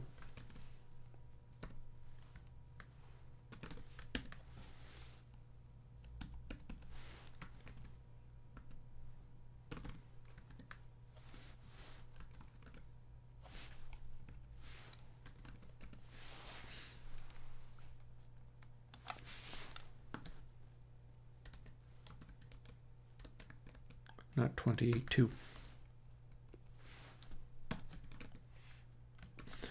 There. So now noise level and ceiling are both range of control up near full crank. And you have to swoop them all the way down to the bottom. In fact, I can go even harder. Let's go even harder. Lots of adjustment way up there. Now match. I'm not sure whether I want that to behave the same way. But we could.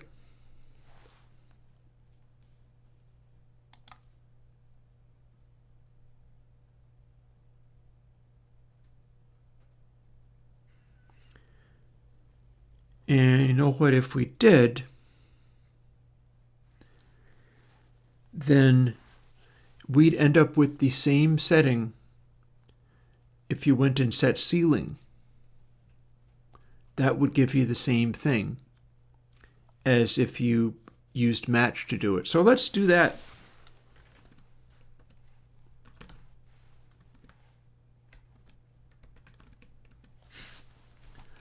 They'll all act that way. There. Noise level, ceiling, and match all are strange, nonlinear little things that nobody's going to understand what they mean. But all the same, we might be getting closer to something that acts like what a final 80 clip would be supposed to be. Let's go and find out.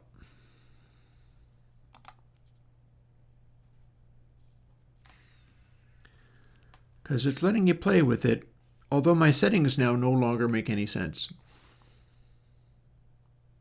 Or rather, I would need to calculate out what gets you to the near as damn it final settings. And even then, it's not really quite there. But it's probably doable. Maybe let's find out. Let's figure it out. But first, let's run it and see if it does what's expected. Boop.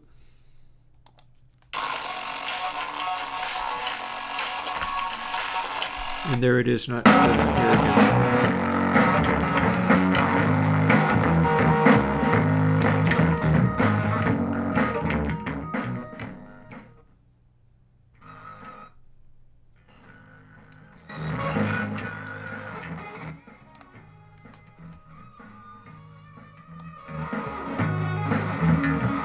So full blast.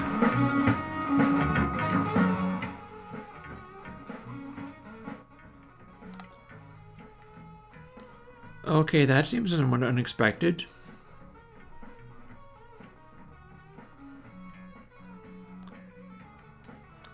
about... No. I am forestalled. What the actual hell? Oh, wait, I bet I know. We're not actually boosting anymore. The match was supposed to be the same as dropping ceiling, but we're not. We're not dropping ceiling. And that was what was supposed to happen. So what's happening is this is getting defeated somehow.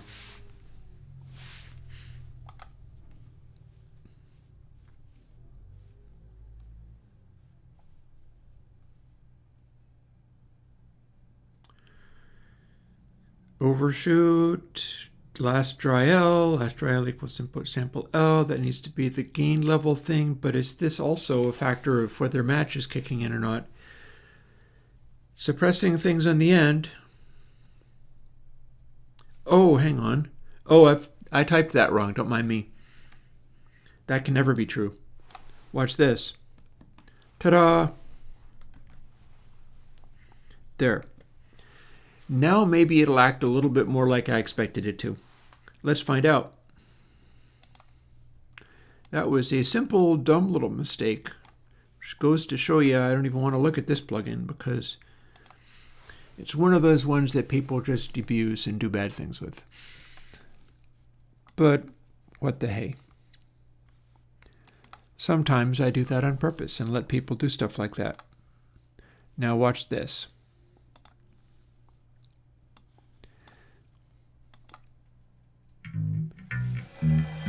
Clean and dry.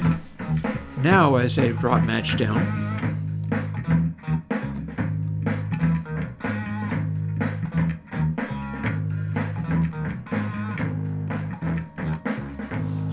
obviously distorted.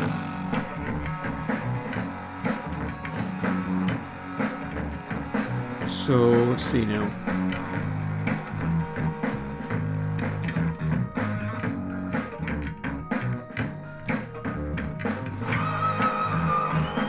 So obviously distorted at 0.1. In theory, what that means is if we set this to 0.1,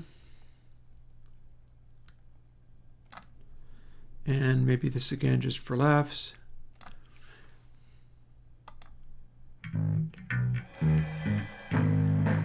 then it's exactly the same. But is it?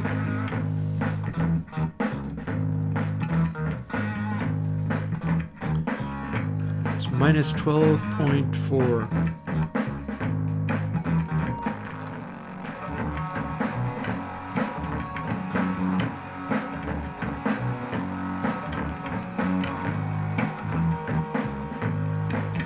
Yeah, looks like it's a hair different, and I don't know why.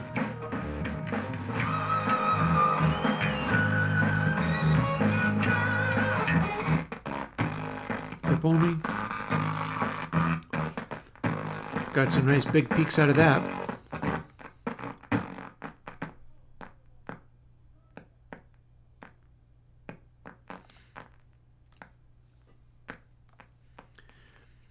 Maybe I'm going too hard. This does peak loud. If I have to push it this far down in order to peak it, then maybe that's a problem. I hear you.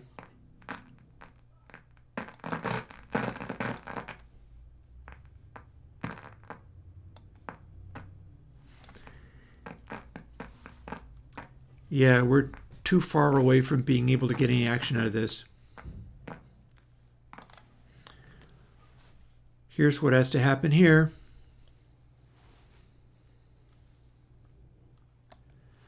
These things get to be 2 rather than 3. They are too small already. Let's give that a try. If we can do that, then we can reset the default values to reproduce the effect, roughly, of the original clip-only 3, but now everything is on controls that are freely adjustable. Let's find out. Wrong thing.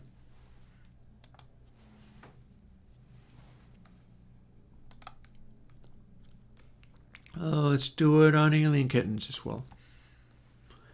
We know that has loud peaks, doesn't it?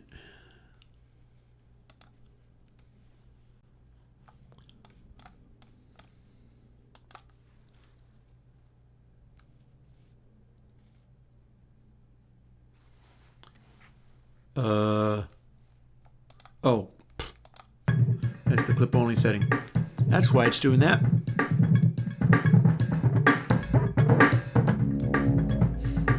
Okay, ceiling is 0.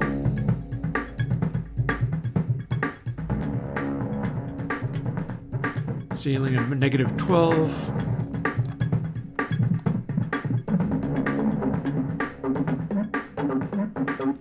Ceiling also around -12.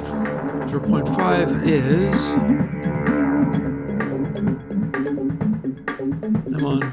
Come on, gimme. Thank you. Come on, there we go. Okay, that's -2.5 down.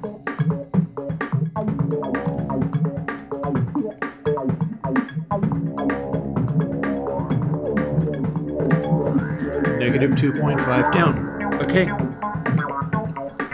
And then as we bring in this,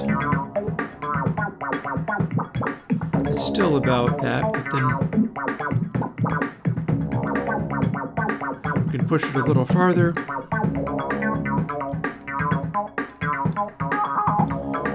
We can take it back to 0.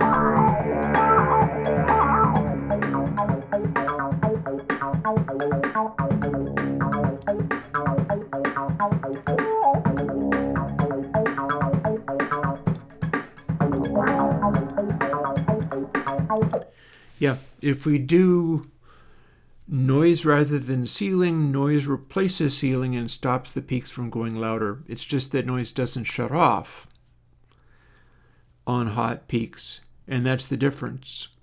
So you then bring ceiling down, and the difference between the two is how far it's going. Okay, this is going in a direction. This is going in a direction to where I can see that would be a thing and make sense. I got 2 hours of stream left before I get to have tacos. Yeah, tacos. Crunchy tacos again, because I still have a bunch of those from the last time I was able to buy one of the 18 packs of crunchy tacos before they stopped ever being available. And then they stopped ever being available. So I'm switching over to the soft ones, but I'm going to go through the remaining box that I have. And yeah, let's see. So we have to come up with what these values are going to end up being.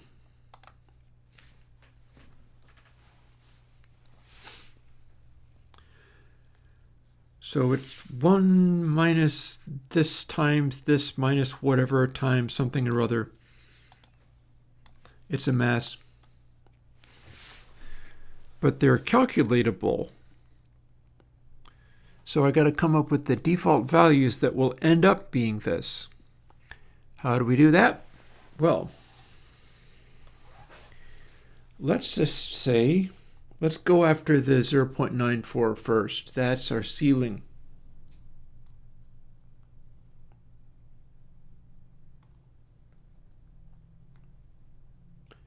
Well, that's wrong.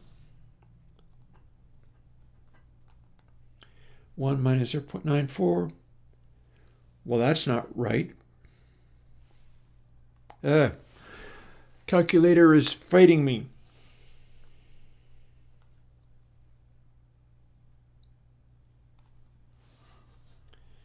The calculator is fighting me. This dumb thing. Had it with the thing. Had it with it. Had it with it. We're going to use this calculator instead.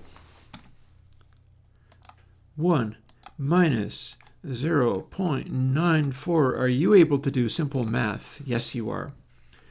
Okay.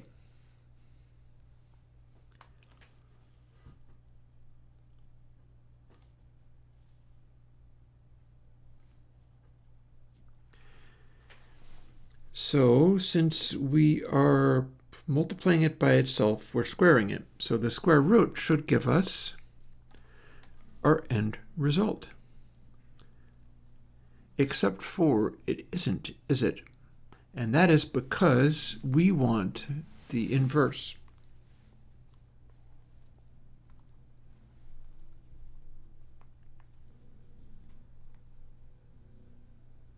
I just typed that wrong, although it gave me the right result anyway, technically. You know what? Close enough. Our new default value is become 0.75.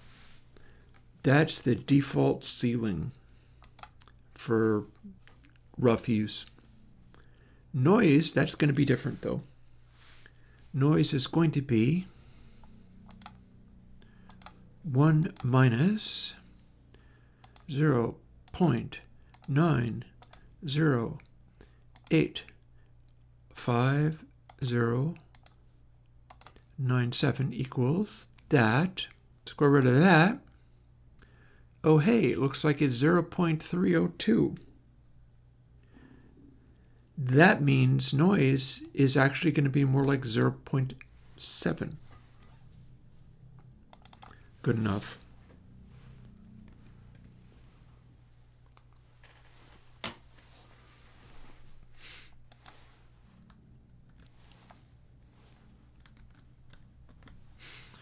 And this is going to give us a very similar distortion behavior or clip behavior to clip only 3.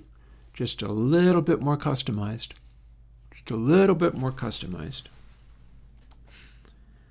And it should respond to people's adjustments the way they would expect it to.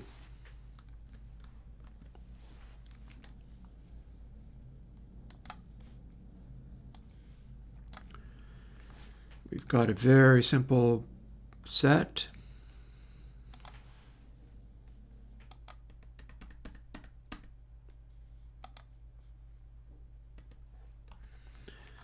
We've got this cleaned up nicely.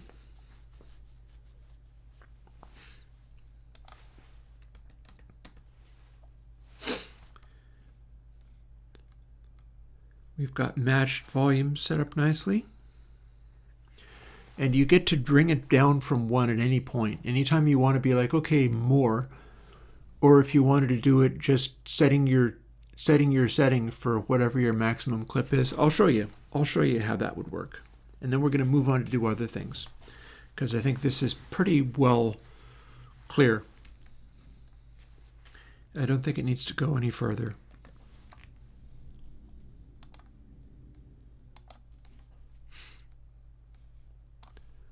In fact, to the, ooh, looky here, look at you.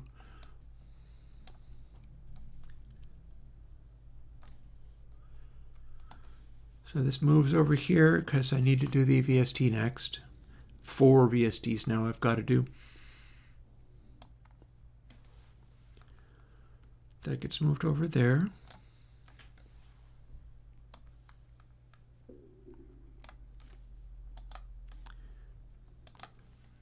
And over here, we'll set that aside.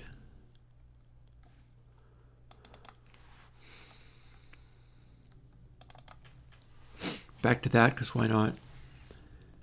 Let's see if it remembers that I'm talking to the little speaker.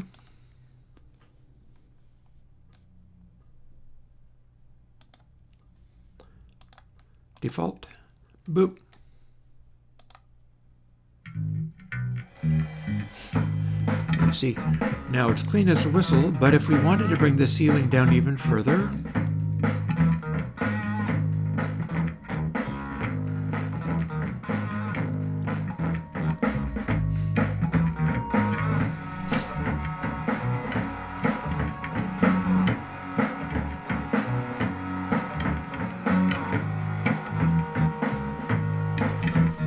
or is it?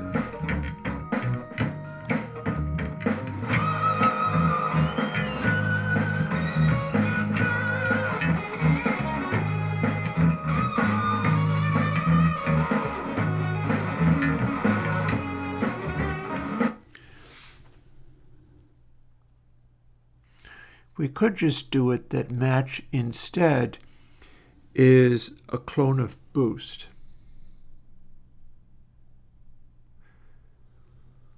Then what you would do instead is move match instead of boost to dial in how much you wanted, and then reproduce it as boost when you wanted to actually put it in place.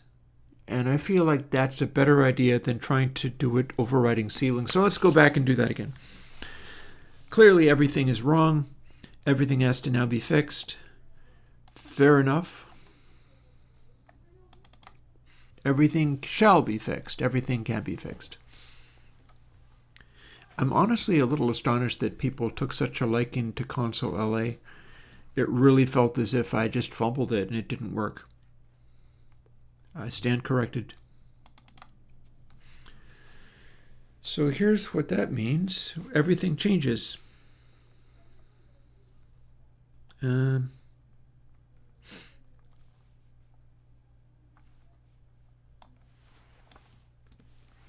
changes. This now changes. Those things stay where they are, or something like that. That goes like this. Everything gets renamed, but in this simpler way.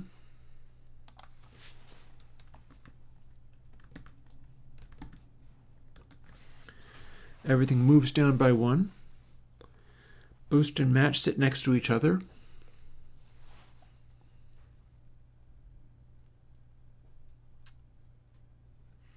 Technically, you'd want to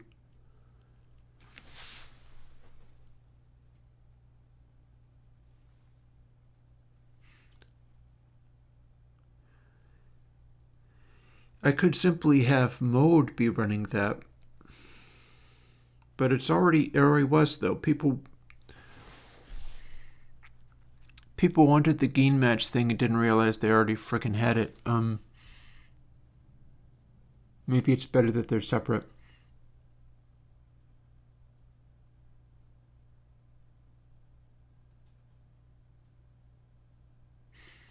Okay, so what you see me doing is staring at this and thinking, do we have both boost and match engaged at all times? Or do we make a special mode setting in mode where you can enable match, at which point it disables boost and forces you to pick between one or the other. Either boost is engaged or match is engaged, but never both.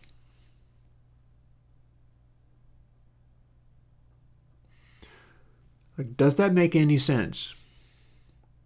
Because it'd be taking away control from the person in a way that might seem baffling.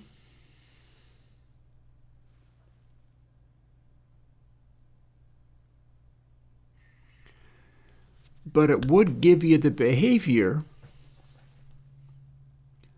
of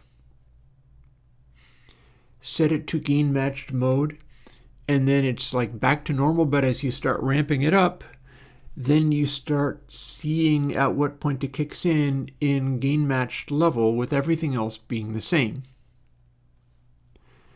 Switch back to boost, and then rather than having that amount on tap, all of a sudden you've got a separate control for doing the same thing. So I don't know if I can get any help out of this one. I don't know if I can get any help for this one.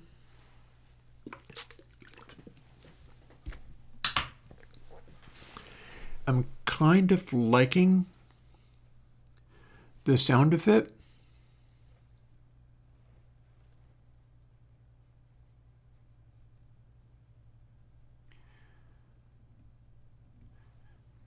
Because it lets people switch between two entirely distinct modes, each of which have individual controls,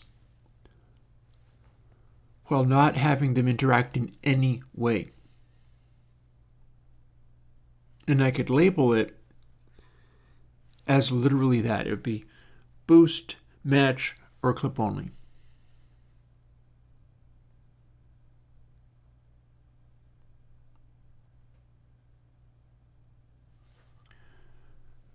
Although then the question becomes, well, clip only of which though? Clip only of match? Clip only of boost? Which do you choose? I feel like clip only of boost is the one that would make sense.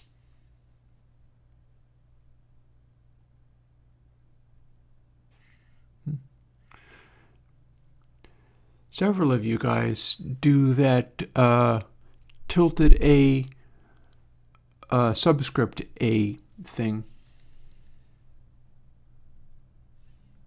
I'd like to think that my letters are the same as everybody else's, but I don't know what that means. Tilted A, subscript A, 9, yeah, ahaha. I could show you a picture. This is what it looks like to me, guys.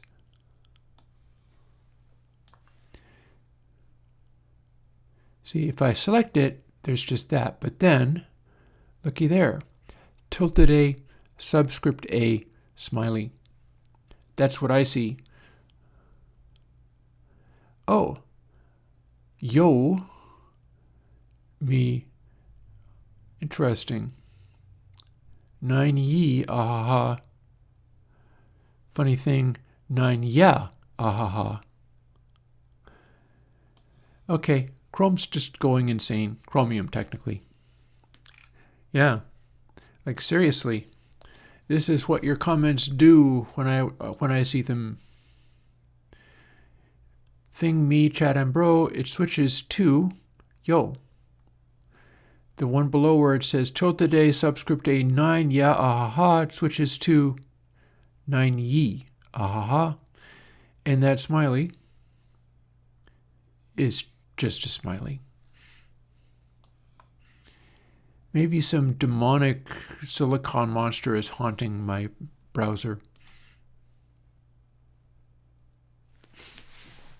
Doop, doop, doop, doop. Let's do the thing. Let's add another control. Let's add another control to the thing. It'll be part of mode. And we're going to add and change and do stuff.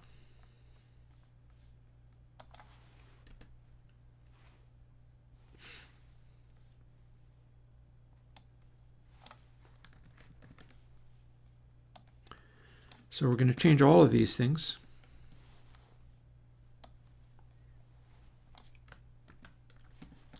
And redesign it around the boost match disparity. And then let's leave it very strictly. Everything is exactly the same as the word that it plays.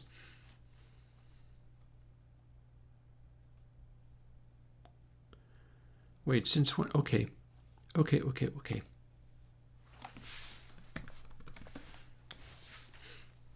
Duplicate this.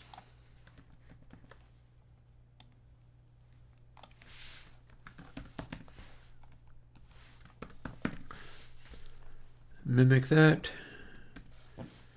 And then default value is boost. Alrighty. Now I just have to fix everything else to match.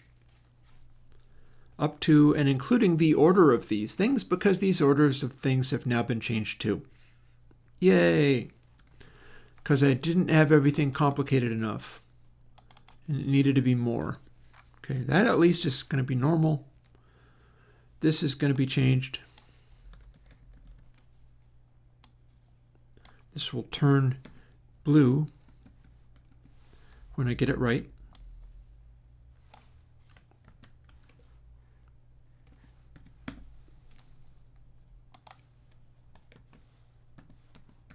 Yay, got there. Make those. These now all have to be changed too.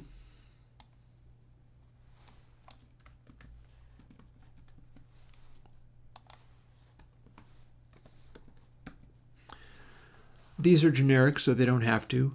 Decibels is not actually... Oh, hang on. No.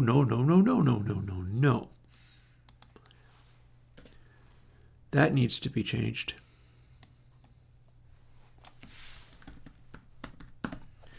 That's now going to be reading in dB. That at least needs to be the same.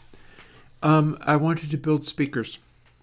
I am building speakers now, although this is not the clearest. It's a window on the mid-range, I guess is what you'd call these ones. The idea was I wanted to build speakers and they would be windows on the sound. And then I ended up making plugins instead. Go figure. Grants, no, not only your messages look like that. I saw other people also doing the same. I can demonstrate. Boop. So, not only your messages. No. See, JFrag is doing the same thing. Funny symbol, alien kittens. Funny symbol, those. And then, can I ask you another question? Did not have that, but then this, I guess, Libra symbol. This is that. And that. Smiley underscore, a lot of it just seems to show up.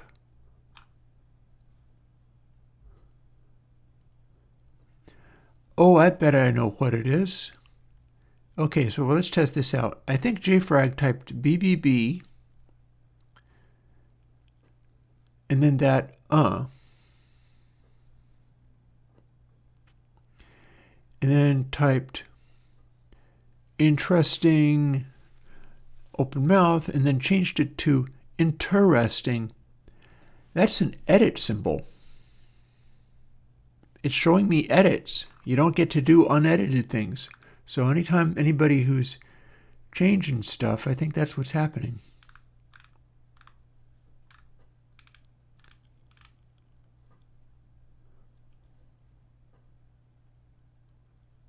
A lot of the time it seems to not be doing anything, but that time there's an original thing which is replaced with a.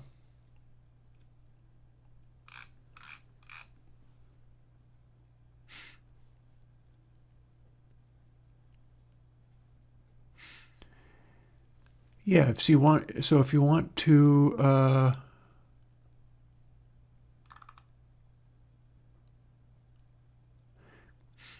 see, Chad had said, hey, Grens, and then presumably edited it to say, hey, Border. And said, yo, Chad and Bro, and presumably edited it to me at Chad and Bro. And that would have been you. So the question is it an edit?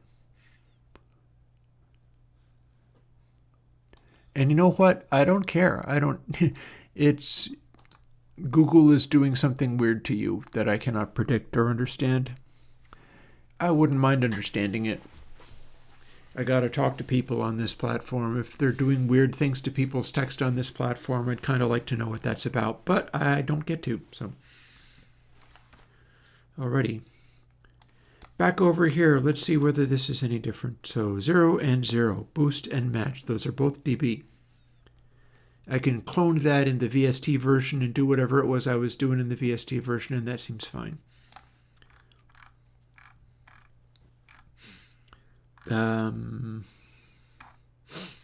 That seems fine. Mode is fine.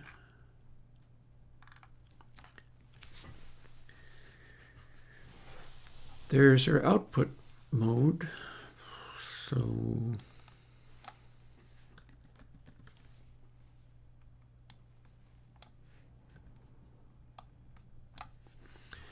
So now it's going to be 3 that is clip only.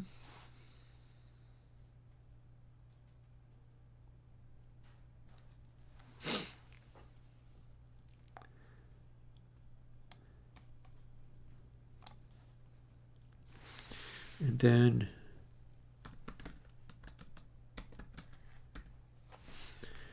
two.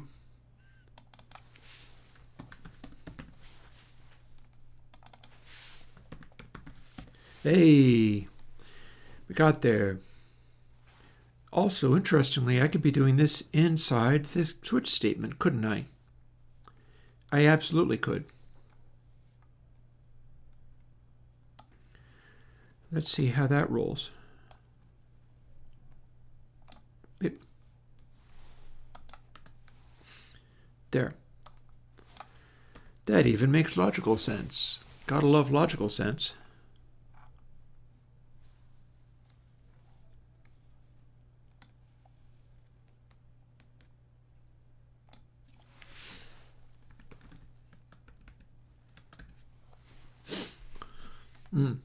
You know what? Let's just copy the switch over again.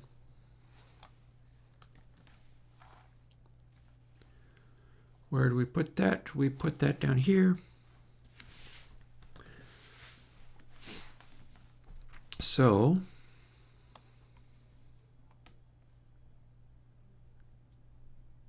and I think I've got things backwards, but that's okay.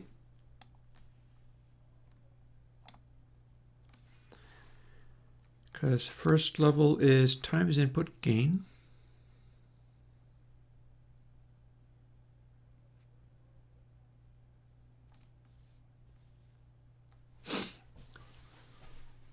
And then case 3 is times input gain again.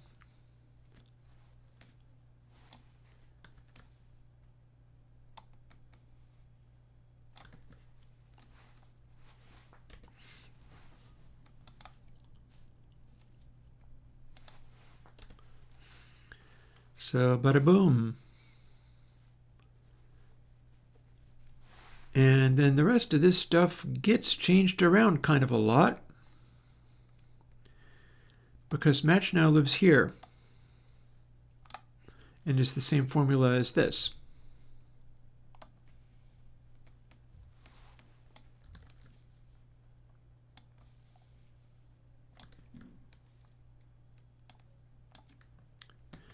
Meaning this becomes C, and this becomes D, and then E is the same. I think that did it. I think that may have done it.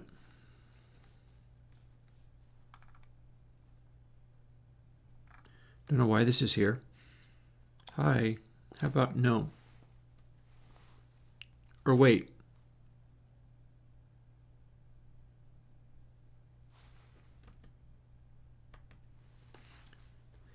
That's fine.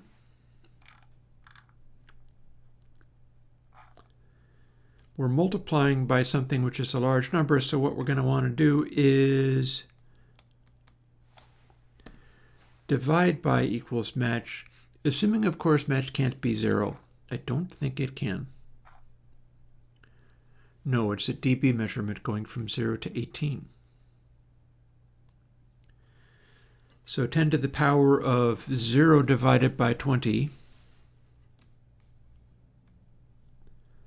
Well, shucks, that's going to be...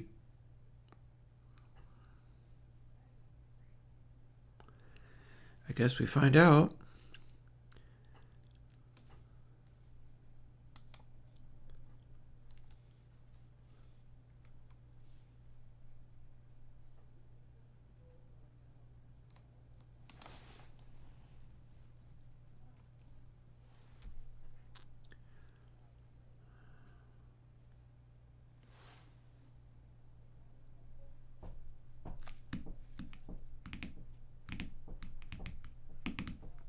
That's weird.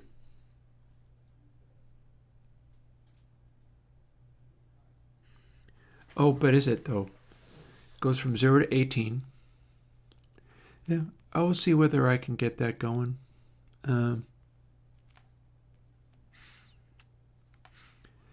Dr. Seuss speakers. Yeah, I have every intention of showing people how to do it. There was a live stream where I made the enclosure. I made the enclosure for the first time live stream.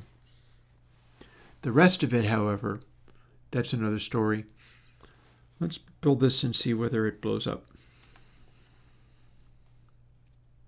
Got about a half an hour before thawing out food for tacos, which is, yay, I will have earned them.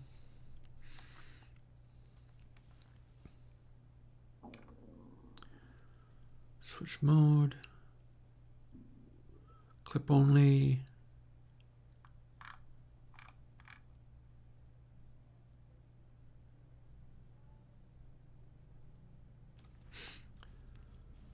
Input gain doesn't do nothing. Clip only does something. Okay, let's go and dig this up again.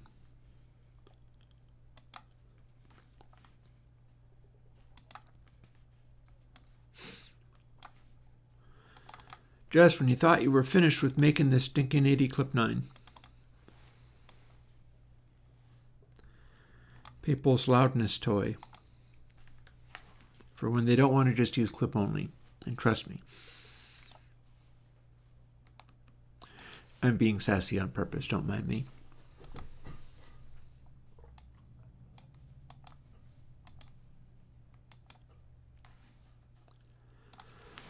Twisted wave. I could see a console LA too. I could see that.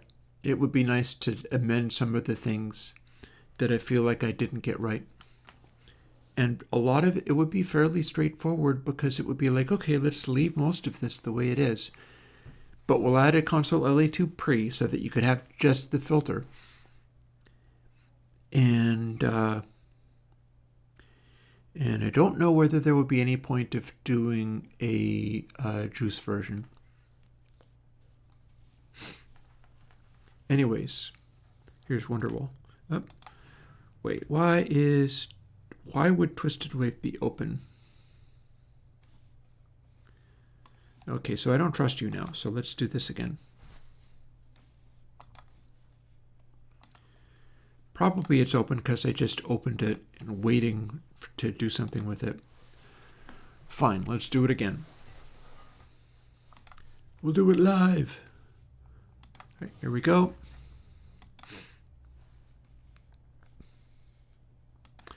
AD clip 9.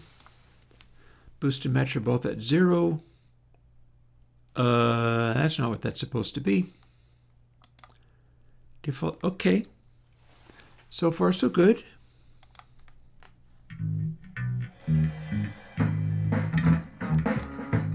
Match. No clips. Well, that's putting it strongly. There's just the tiniest hint of clips. Match.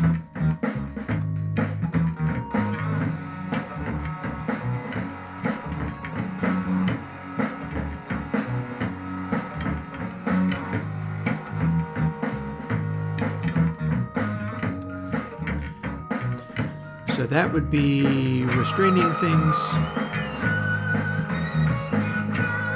so that it's not too obnoxious. We've got it set to add 3.8 dB. Boost doesn't apparently do a thing.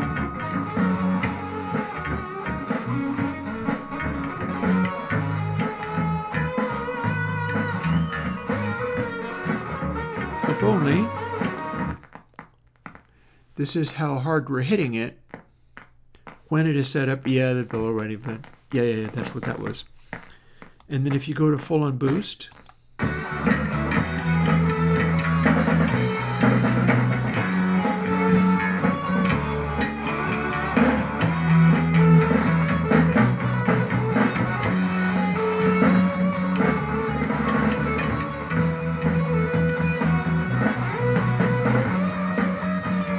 so if we're going to run this again and do it in such a way as to push it super hard, what you could do is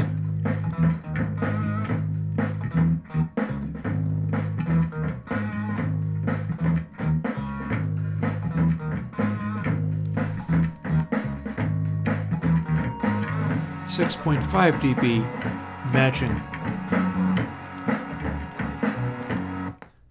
Clip only is still set to boost.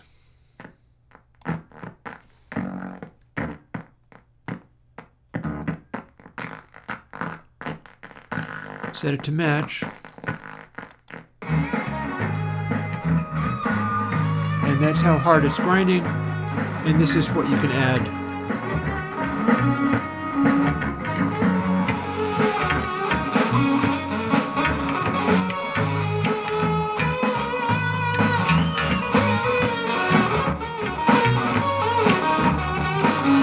So that's arguably too much. This is what's getting clipped off. this is gain matched to bypass.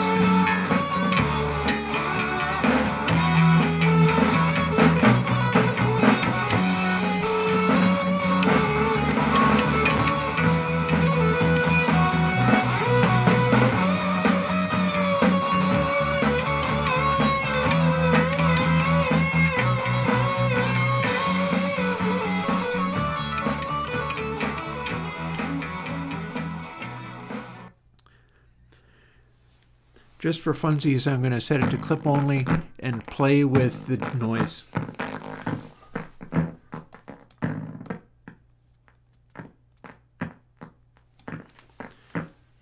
So if you got it just hitting it occasionally, and we started dropping the noise threshold.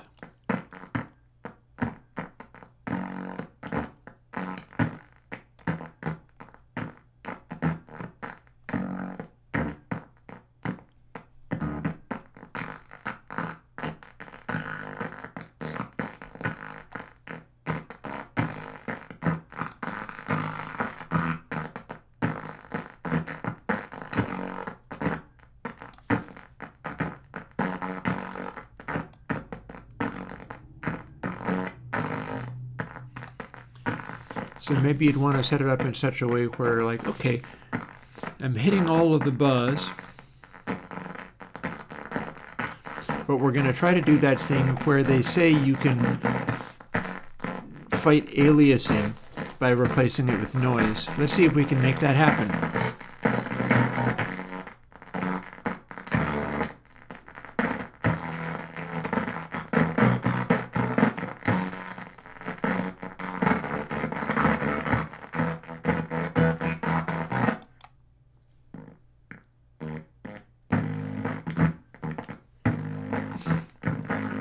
So where the guitar came in.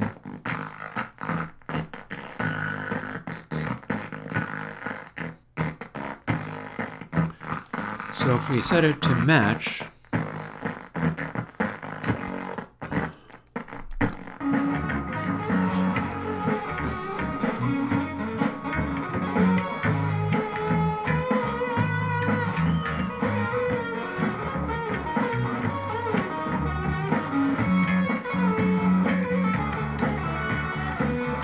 I don't know though, I feel I can still hear it hitting. It's not really dithering aliasing at all.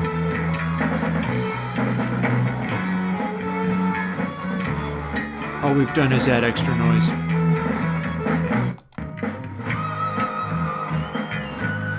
Although, we ended up with an enormous gain boost.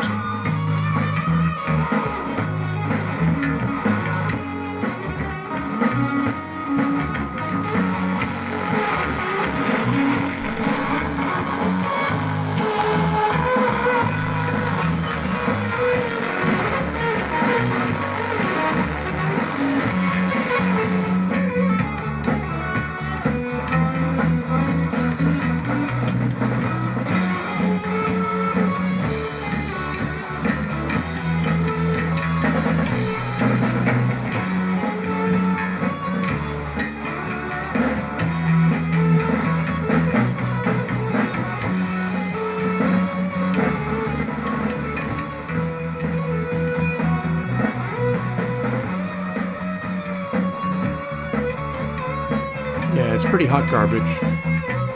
Doesn't work that way.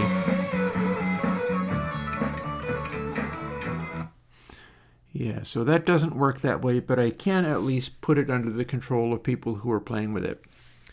So you get to at least do that anyway. Actually, heck with this for it. Let's go right back to Alien Kittens and see what that does.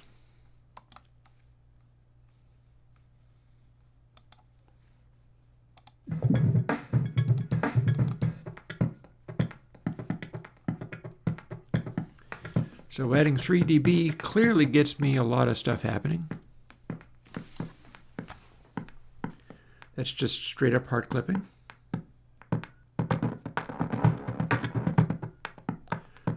Lowering the overall ceiling. returning it to default settings.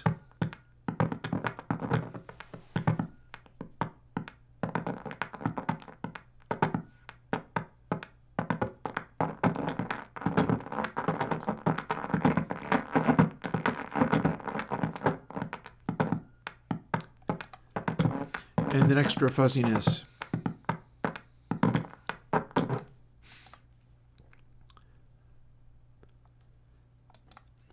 So that's like a degree, although not a large degree, of extra fuzziness added to the noise for more noisiness.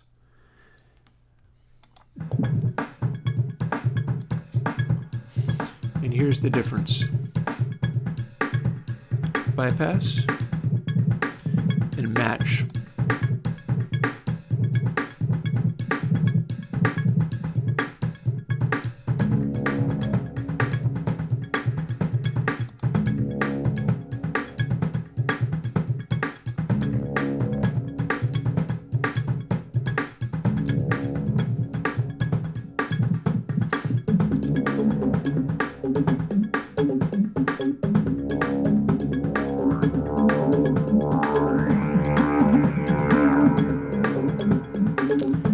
Much of a change. So you can apparently get this amount of extra gain out of it.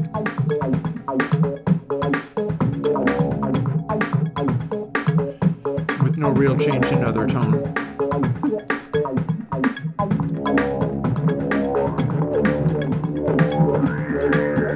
Although funnily enough, it pulls the maximum peaks down a bit. Like this is actually peaking hotter.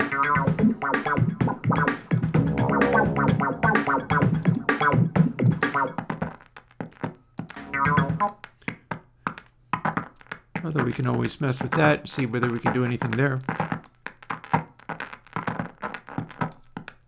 There is no ceiling.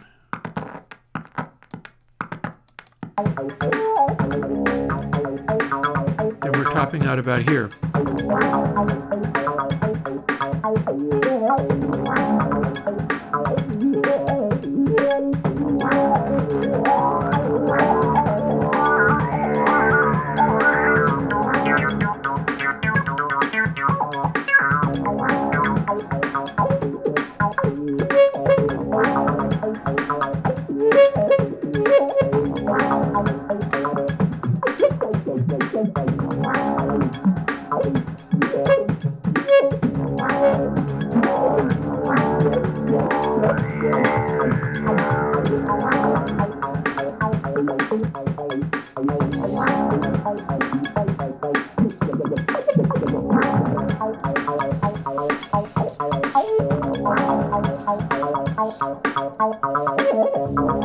And back to normal.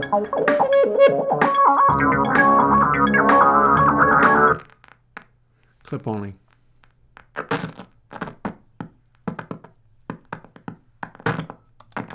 Match.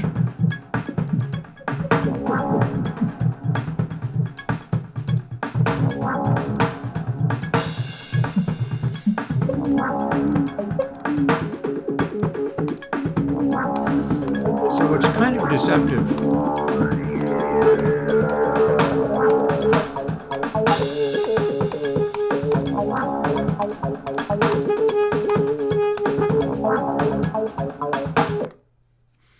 It's kind of deceptive because the thing is, if you're going that much louder into playback systems, they will drive harder.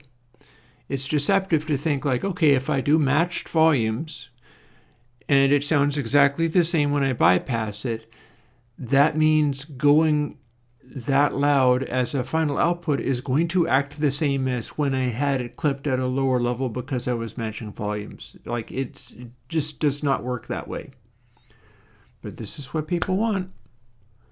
And so this is what they shall get. I think we got there. Default. Boop. Set to boost. And that ought to do it.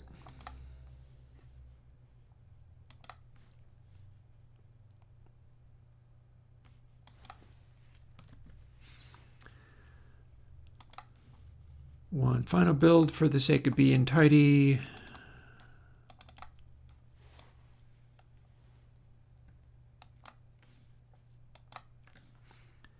Final retro build.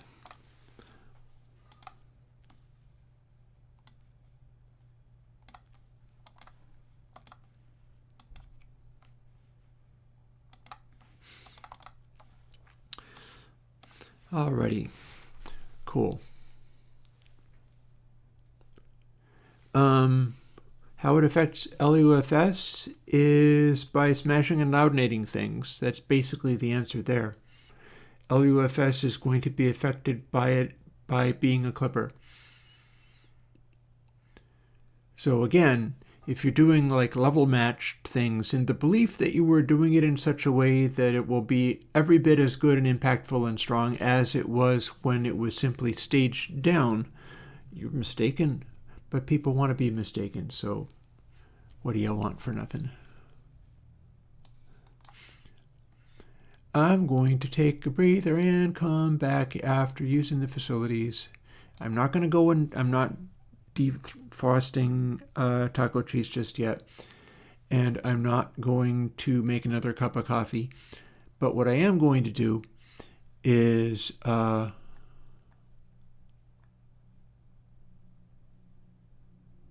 don't mind me freezing up.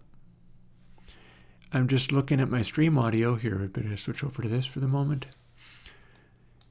And thinking, what the heck was I even going to do with this? I was going to play some of it. I already know how to put on the meter stuff. Was there something else I had in mind that I'm simply overlooking? You know what? That just means I need to go and stop thinking for a moment. And this is good as... Oh, here. You liked Console LA, did you? Let's see what it looks like when I had my track Rise on it. That should have opened. There you go.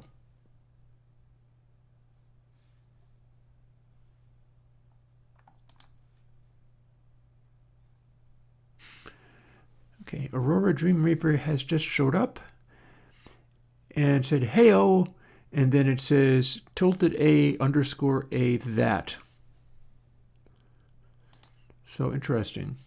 Don't really know what that means. Oh, I didn't edit this back together again. So that's not actually useful, is it? I can't play that. I can't do a damn thing with this other than maybe just edit it together. Let's do that. I was constructing things out of pieces like this.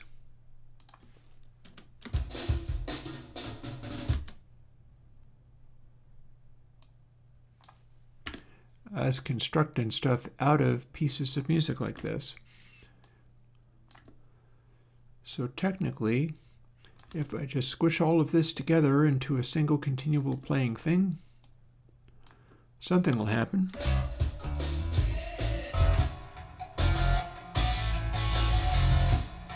Sometimes things that didn't actually ever show up in the song at all.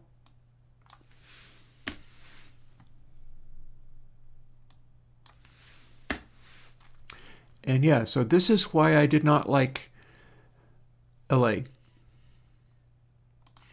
Not the location, the plugin, the console system.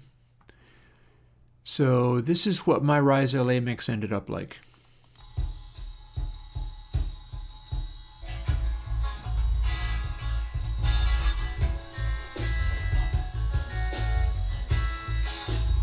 Oh, wait, hold. An even better idea.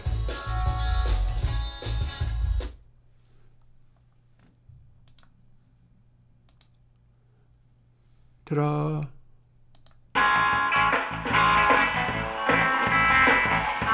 This is what my console LA mix ended up being. Do you want to take 'em to the air? Did you want your very soul to fly? All our fancy painted full and fair.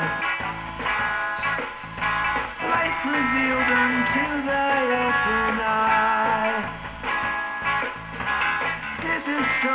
turn to doubt and pain. Tell me who's the true love I have found. Body cold and bound in soul and chains. Spirit broken, splayed across the ground.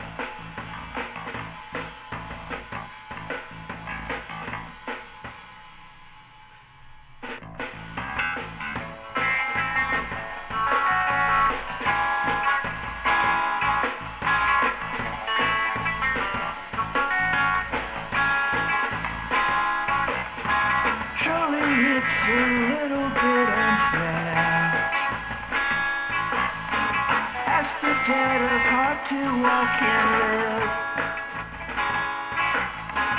That's too much from one who cannot dare. Such demands are hard things to forgive. This alone I'll call on you to do. Cast aside a lifetime's vicious lies. Everything's returning unto you. You're the one I call upon to rise.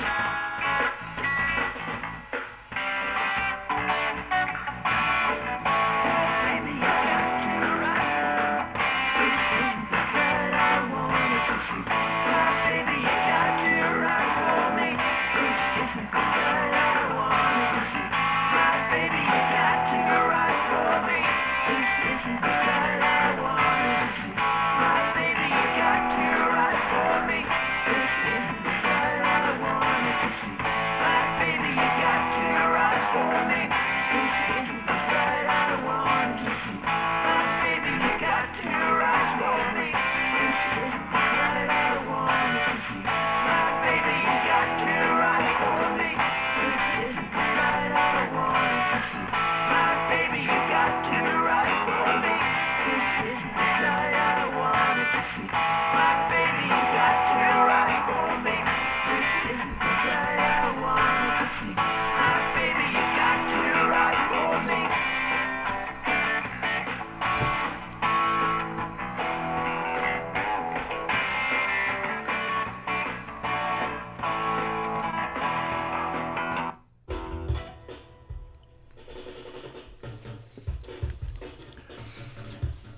Yeah, so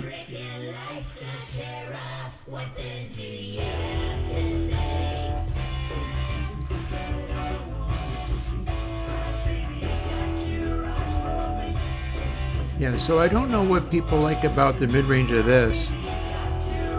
I wasn't able to make it work, as you can plainly hear and see.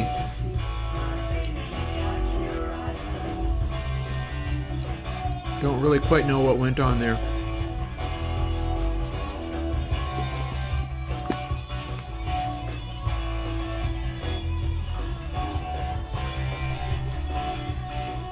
The weirdest thing is it does have an element of, tell you what, how about that stops? We've got effects for fixing that kind of stuff. Like my most recent version of Slew, for instance. Let's find out what happens.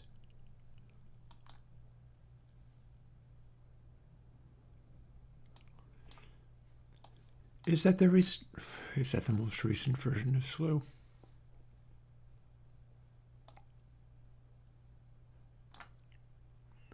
Oh, I'm not sure. Let's find out.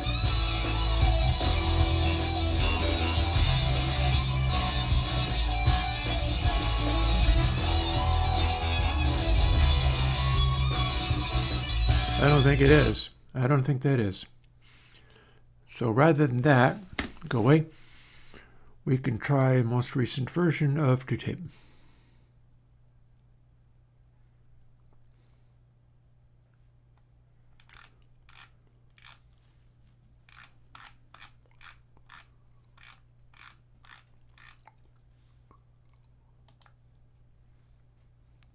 Set to default. See? Default.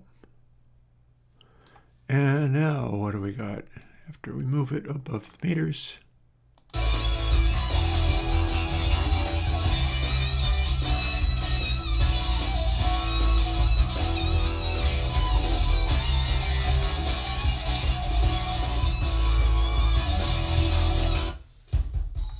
Yep. And back to here.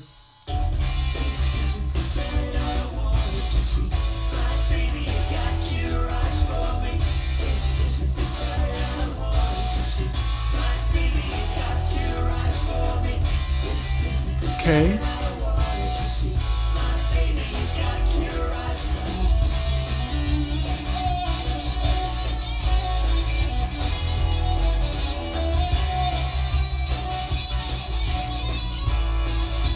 All right, back to the beginning.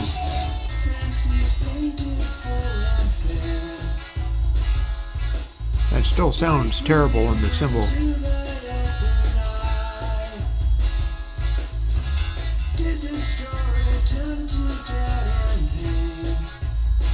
I was doing terrible double things with the bass though. So clearly,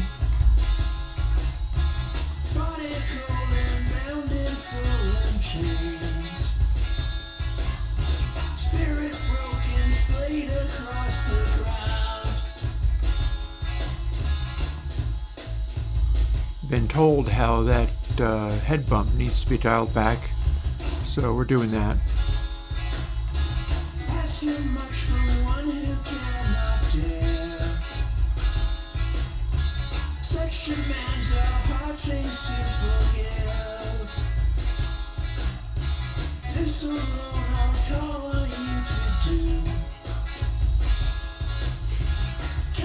And you tell you what,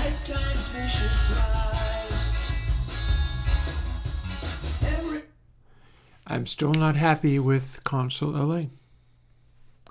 I'm still not happy with the sound of that. Sounds kind of terrible to me. But that's fine. Not everything can be good.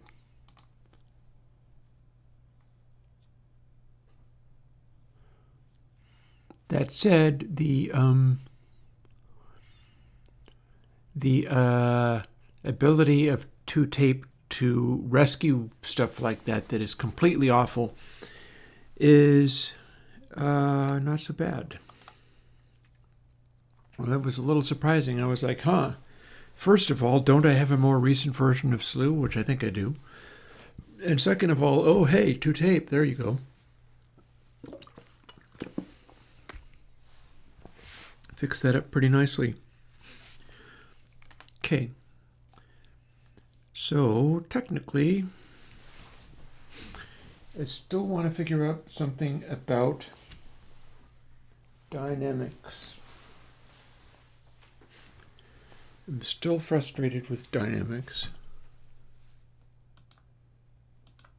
I think it's doing what it needs to, but all the same, I am frustrated.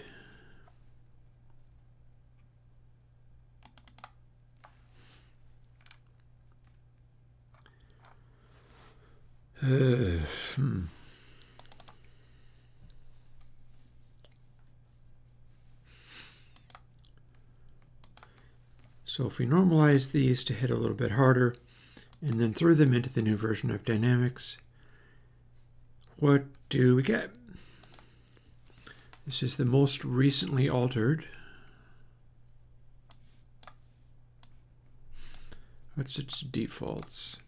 Here's its defaults.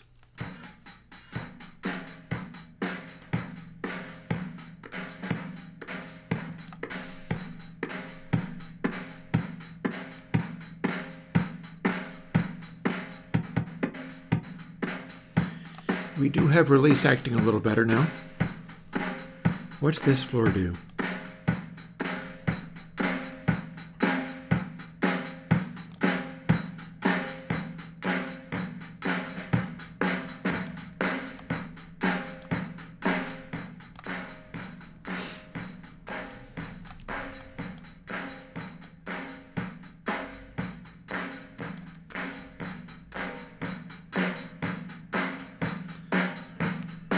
Well, floor can bring it back up again, which is maybe not helpful.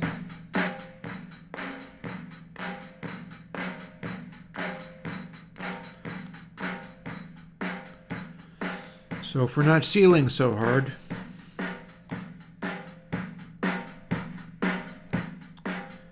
it does seem to bring up.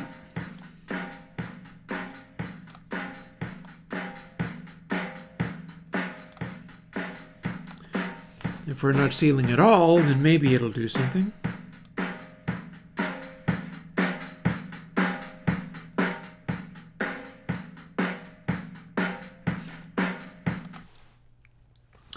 So one of the things that's annoying me about this, I feel like floor should act like the floor of a Verimu. I feel like bringing floor up should have that weird spongy quality rather than just straight up only making everything louder. And I don't feel like it's doing it. And I'm not sure why not, or what to do to get it to do it.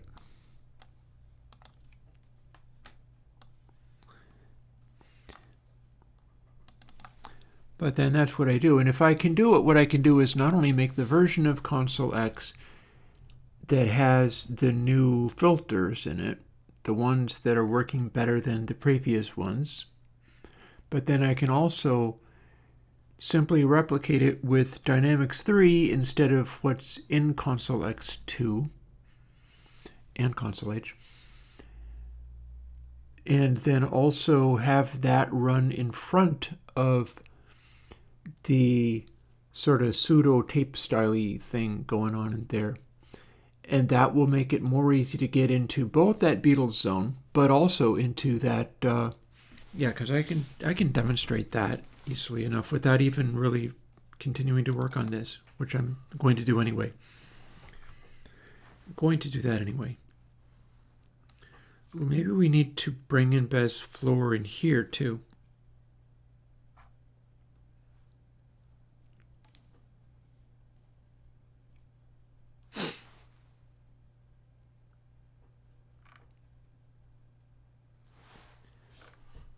How does that even work?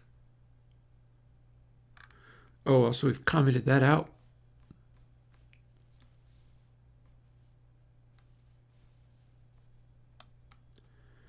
That's not in there at all.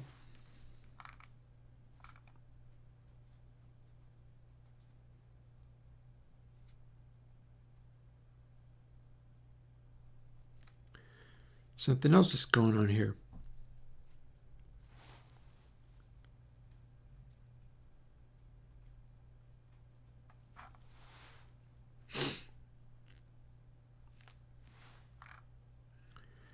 Where are we talking to Bez floor?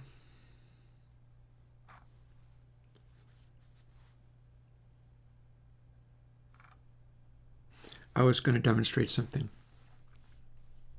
In fact, we've still got Twisted Wave open. Probably don't even need to do this, but we'll. Boom. So that's strong. And now if we do an effect stack, I can show you what I was talking about.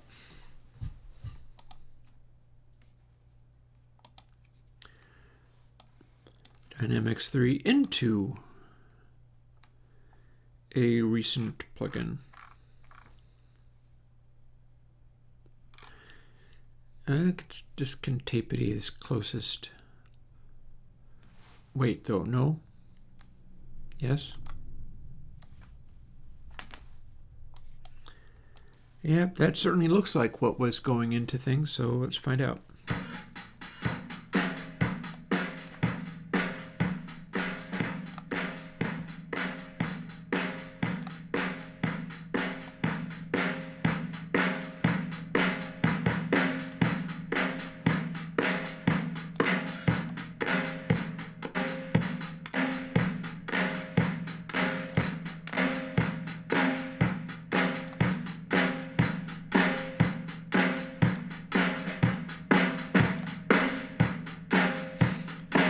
So you can get a pretty beefy sound out of there.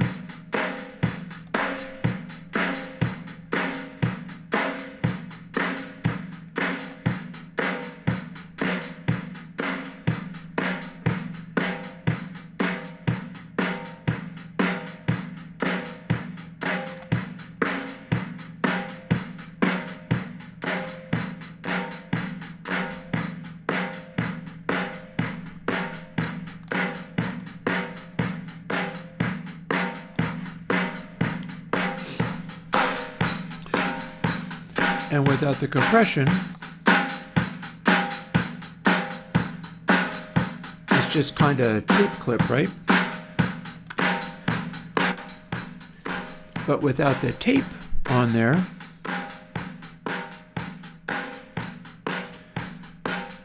well, it's kind of quiet. But then when you bring both of them in,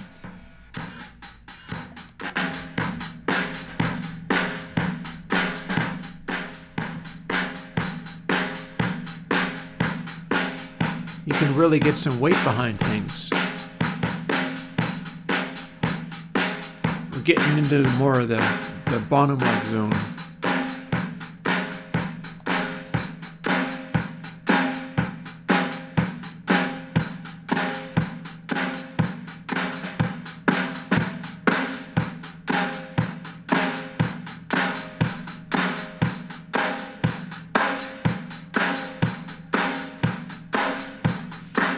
You dial it in just right and use both of these things. This is what I'm talking about when I say it's probably possible to get better sounds with compression into tape than it is to tape into compression. And initially it would be done to get better noise performance because you don't want to compress up the tape noise floor. But it seems to work.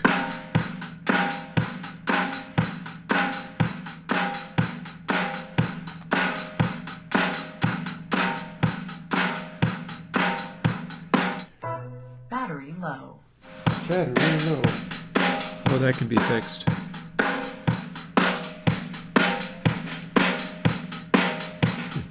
We've been working with this all day long, so it's fine. It's very good of it to have gone this far. But yeah.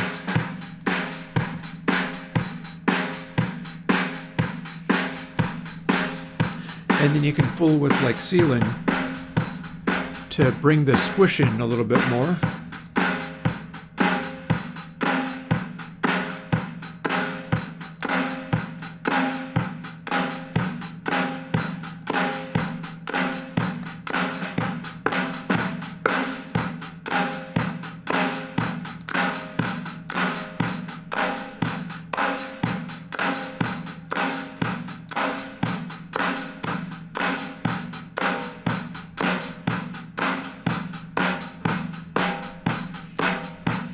And yeah, you do it kind of like that.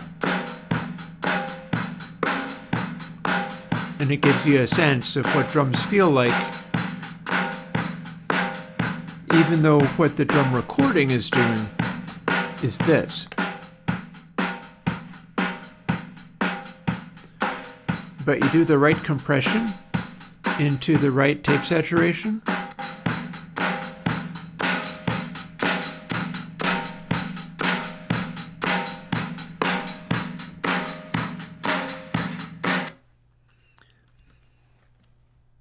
So that's the kind of thing that Jimmy Page would know about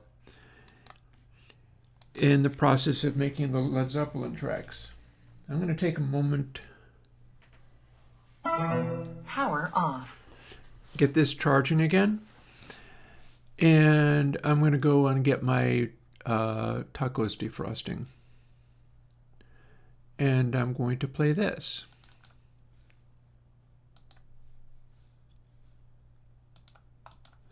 As soon as I set it to the right place. Here we go.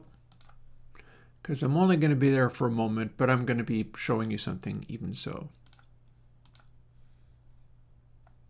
No decrackle, thank you.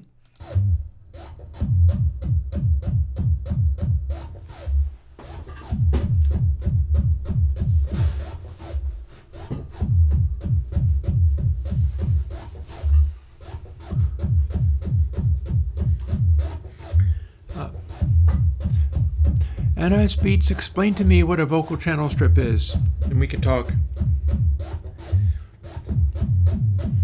Explain in chat. I'll come back and we'll talk.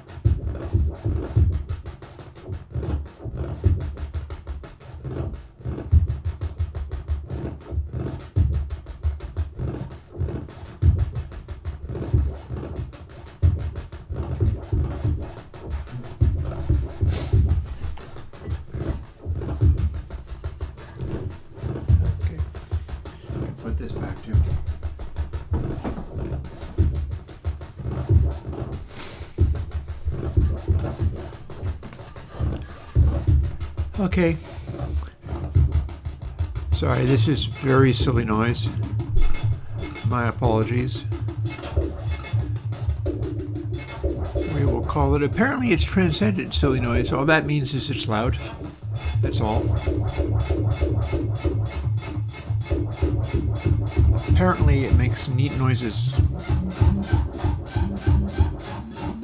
I think they're kind of horrible noises. But here we are.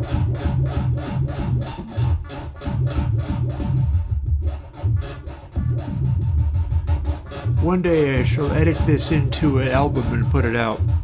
That's a threat. Anyways, back to actual coding stream.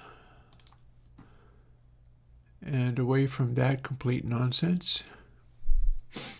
Yeah, so I have an answer to what is a vocal channel strip.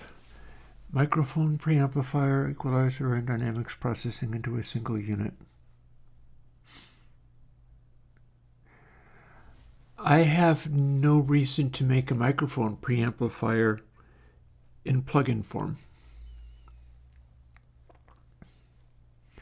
The preamplifier is what you'd use in order to get to the audio into the computer. That said, equalizer and dynamics processing is kind of where I'm leaning with this stuff. It is just, I could have put Galactic 3 on that, yes. Absolutely I could have. What I'm working on here with, in specific, so let's see.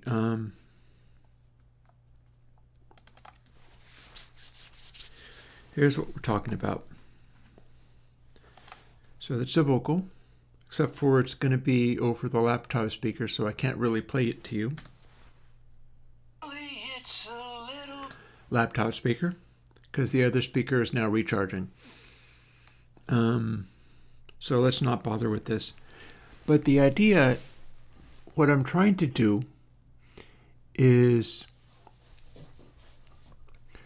and this is definitely a question.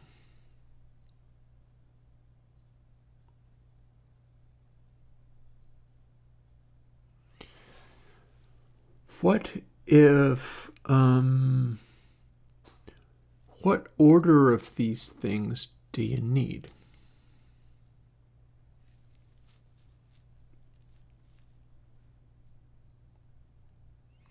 If indeed there is a correct order, or if maybe it's more complicated than that. After all, in my console plugins, particularly Console X, original Console X, I've got high passes and isolator style low passes that are actually running distributed throughout the entire plugin.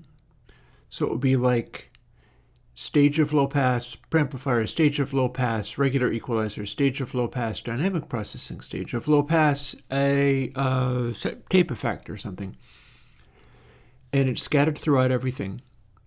When we say equalizer and dynamics processing, the whole reason I'm digging into, and we'll probably spend, I've got 45 minutes left.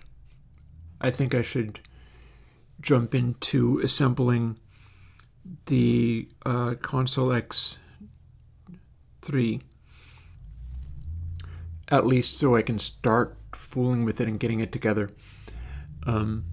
The whole reason I'm doing that is because in Console X2 I have it going tape stage first, as if you were recording onto a tape and then mixing down from the said tape. Then dynamics, then I think EQ. And the sequence matters. And if you're going to suggest all-in-one audio processor, the sequence matters, and this is important. And I'm currently running a form of EQ where I'm running it in 3 stages. So that has some real implications to it. And the whole reason I'm trying to do this new version is so that I can run a version where the compression happens before the tape effect.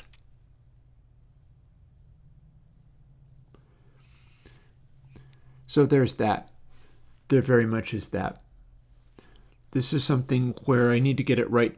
The whole reason I'm doing Console X3 is because I don't feel I got it right. And that gives rise to a lot of interesting questions. Like supposing, so I'm doing this unusual form of filtering, right? I'm doing Bez EQ 3. It's a 4-band EQ It's fairly simply implemented, but it's running in 3 stages. Does that mean you would want to run the 3 stages around the dynamics and the tape effect? In other words, is your optimal setting stage of EQ, compression, stage of EQ, tape, stage of EQ? Is that what it wants? Because I could, or I could do stage of EQ, stage of EQ, stage of EQ, compression, and then thing, or compression, tape, EQ, EQ, EQ. Or compression, EQ, tape, 2 more stages of EQ. Like, it's a real question here as to what is correct. And the answer you get to becomes quite interesting. Because, yeah, the Bezier Q3 really is showing all the signs of it would be able to be used distributed. So what does that mean functionally? Do you necessarily want, like, if the sound coming in has a substantial mid-range heaviness that you're trying to take out in mix, so you're pulling that back, do you in fact want to apply that before hitting compression, or do you want to compress first? It really matters as to which of these happen and which of these don't. Like if you're compressing a bass, for instance, and you're going to make it very saturated and resonant, so you've got like an EQ boost on there, is the correct thing to throw the EQ boost on there in front of compression and tape effect? Or maybe you want to put it behind. Or maybe there's a whole, like, you end up with a stage of, like, funny additional extra switch where you're just juggling the sequence of everything. Like, could that be a thing? Because Lord knows I could make that happen. It would be a little messy, but all it would be is just lots of stages of, presumably it's the EQ that would be bouncing around a lot. But you'd have some kind of switch where it's like, okay, all the EQ runs up front, or okay, EQ runs up front but also at the very end, or up front, in the middle, and at the end. You know, and what sequence does the compression and tape go? I'm doing a whole new version specifically to make it so the compression happens before tape. And I just demonstrated on drums, like, why that would be.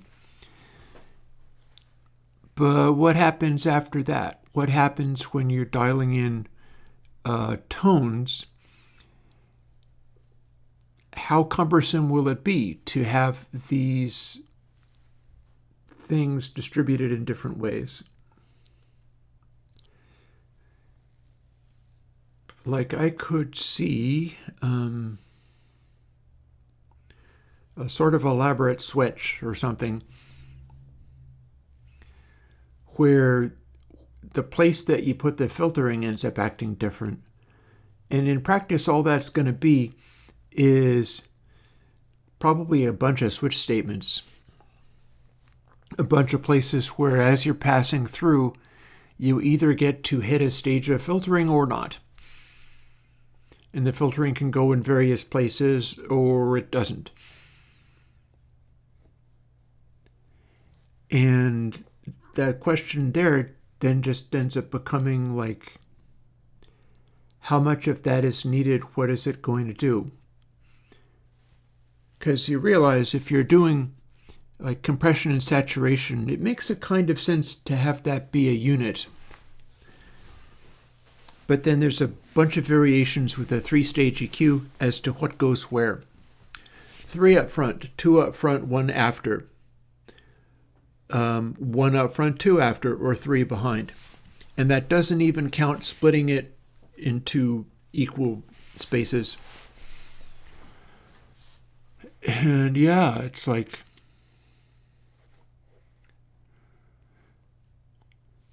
And nobody's channel strip has that. Nobody's console has that. It's too much of a pain in the butt to do in hardware. In fact, there's few enough digital processors that do anything like that. I think some of them do. I think some of the fanciest digital desks, you can specify the signal flow of distinct blocks. And that has a great deal of relevance. But it's also a way to get completely buried and wrapped around the axle and confused and not even thinking about your music or your mix because you're thinking about your technology. That's not a great place to be.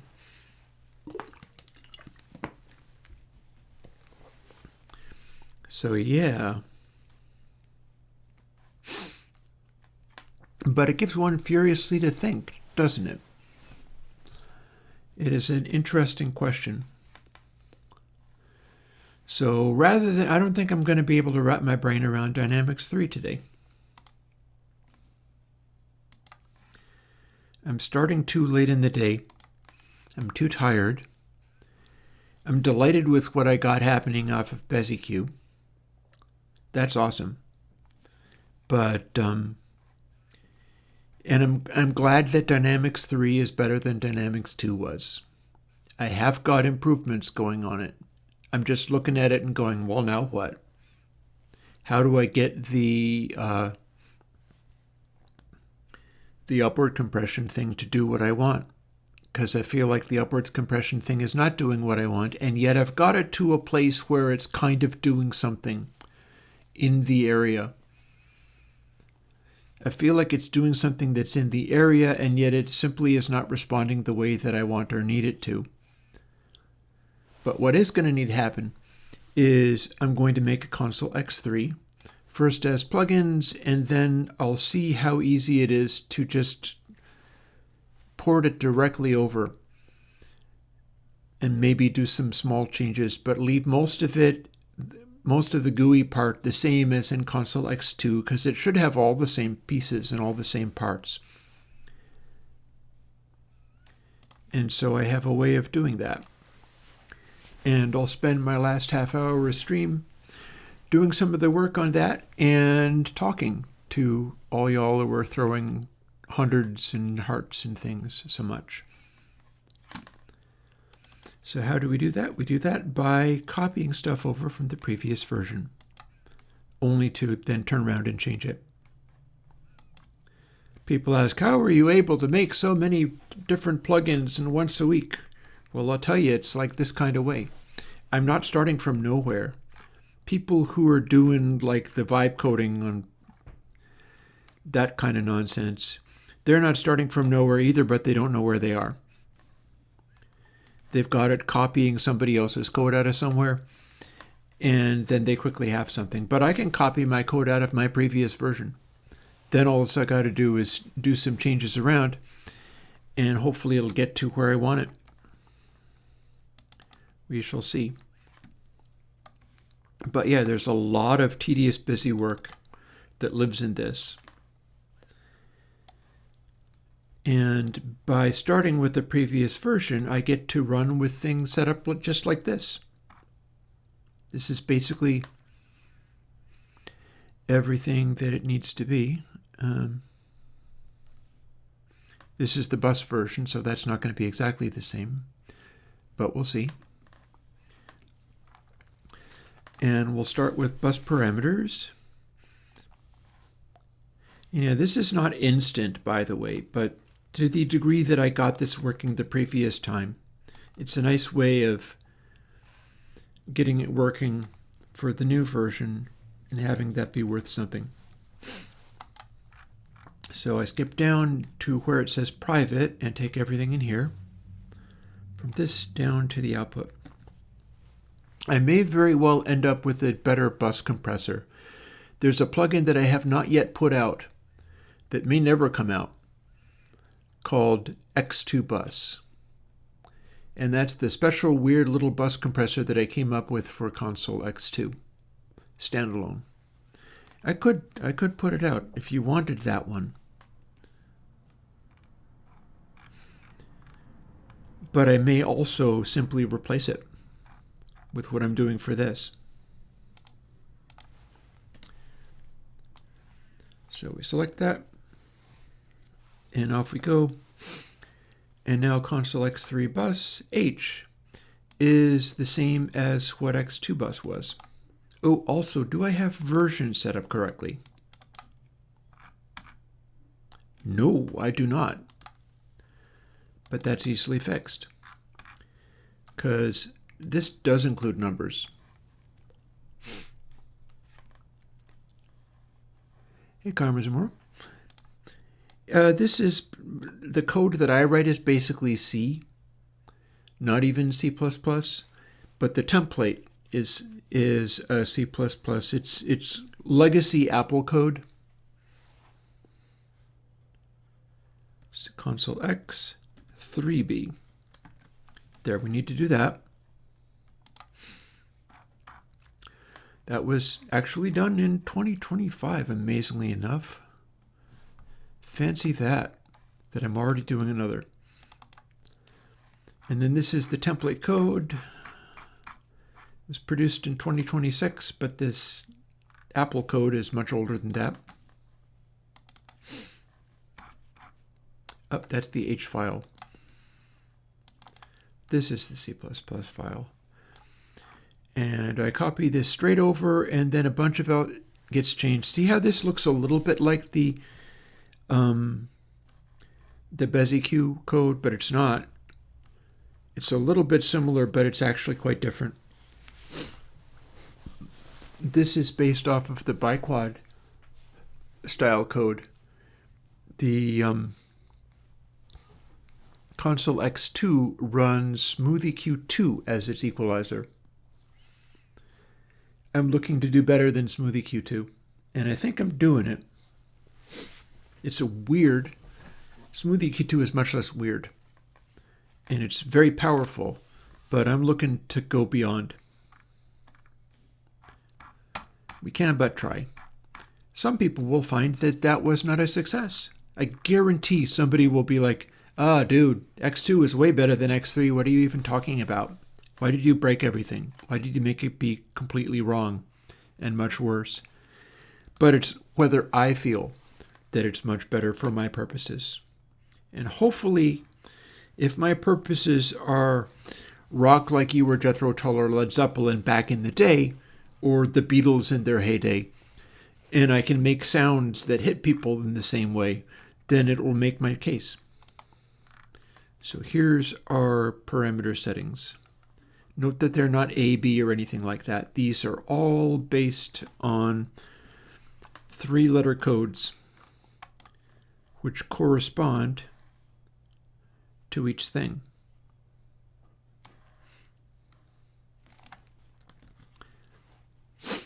And if I make this right, I can port it over to Pamplejuice and use all of the graphics code that I was using in Pamplejuice, and it'll be very straightforward.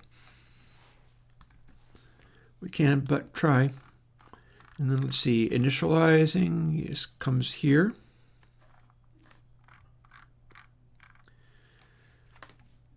So we'll copy from this all the way down through, and we'll leave that. So all I've got to do is poke this in here, boop, and then there we go. Notice how it says pre-tape pack. That's because it's using that high frequency suppression stuff that helps with aliasing and such. And now, here is process buffer lists. And if I go from overall scale on down, that's the audio code.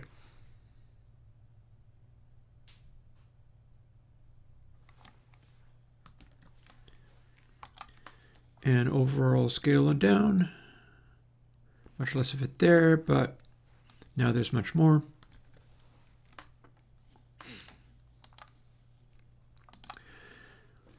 Console X2 runs a purest saturation output stage. That doesn't mean I can't also do additional purest saturation designs. That just happened to be the first one that I did, but I may be able to do better. Also, there's no reason I couldn't be using tape-pack instead. Tape-pack is a variation on that type of stuff which is very specific. Pure saturation happens to be a way of doing it where you're running the same Taylor series of expansions to get a complicated transfer function, to get a complicated curve like sine or arcsine. But all of these multiplies are factors of 2. That's why it's called pure saturation. Everything that it does is on one power of 2 or the other power of 2 side of what the correct value is for doing a sine or arcsine. And of course, it's pure saturation, so it's neither a sine nor an arcsine. It's a different thing entirely. But yeah, and then we've got this, which was worked out basically by hand to match pure saturation. And you can also see that console X3 bus, that final saturation stage, that is actually 6 dB overclipping because it's just designed to do that. It's a soft clip, so you're not supposed to just drive it, but it is giving a little extra density in that pure saturation style of way where it's retaining as many of the mantissas unretethered as it possibly ever can, even though that is a somewhat weird and arbitrary thing to do. And again, you can choose different values for all of these. But what I can do is hit save and then hit build twice, because the first time it doesn't actually work.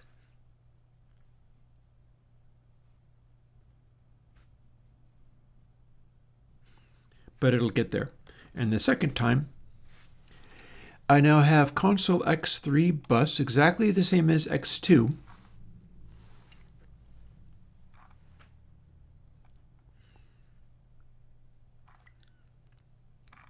This is a filtering section. There's my dynamics, which is running after the EQ. Interesting. Alrighty then.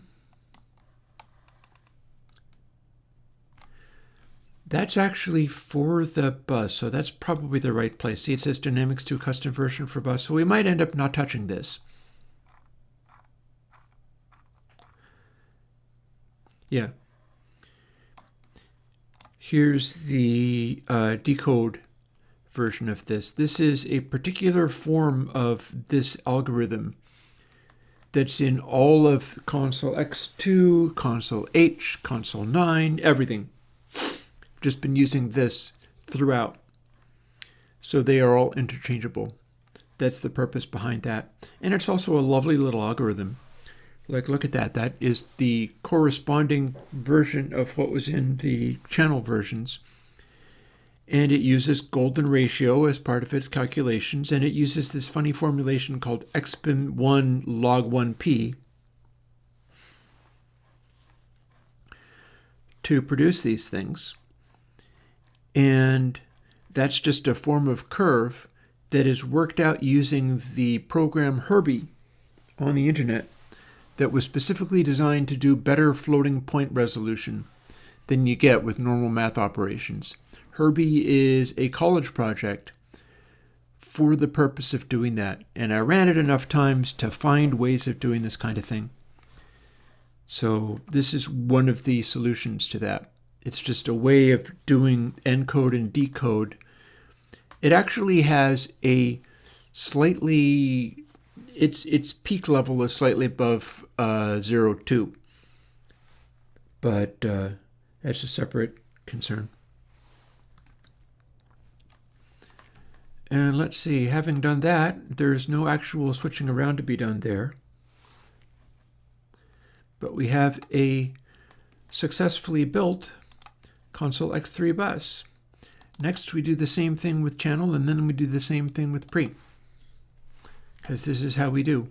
And with channel and pre, I get to actually swap the order of the compressor and the saturation. They're in blocks. At least I'm pretty sure they're in blocks. And when I bring in, because the thing, so when you look at the BezEQ code, BezEQ3 code, you will see that it is a fairly small, tidy little bit of code, and it's running in a loop. It's got a loop that counts like P for poles, 0 to 2, and then stops, because there are 3 stages you can run to make it more effective that way. And the whole thing is designed to run that way. Meaning, I could just fill in the array values with 0, and then that's one of my stages, and put it in anywhere I want. Like if the switch code goes a certain way, it'll be a fun thing to maybe come up with a graphic for how to do a cool looking switch that fits in with the rest of my graphics. Seeing as I've got my, like, you don't get to see it here, but you do get to see it here.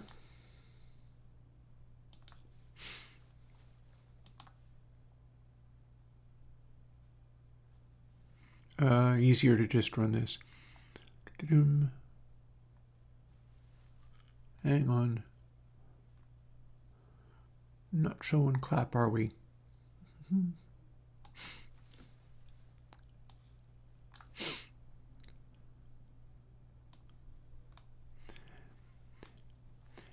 Yeah, so I've got a whole UI that's worked out to resize and rejuggle.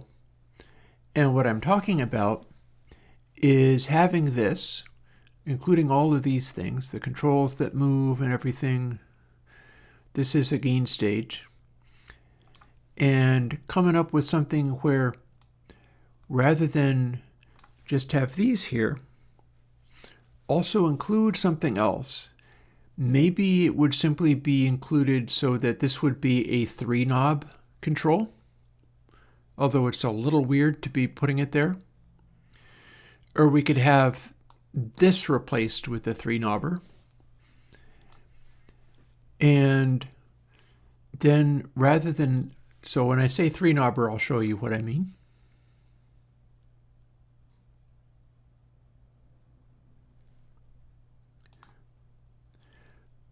When I say a 3-knob control, I mean this.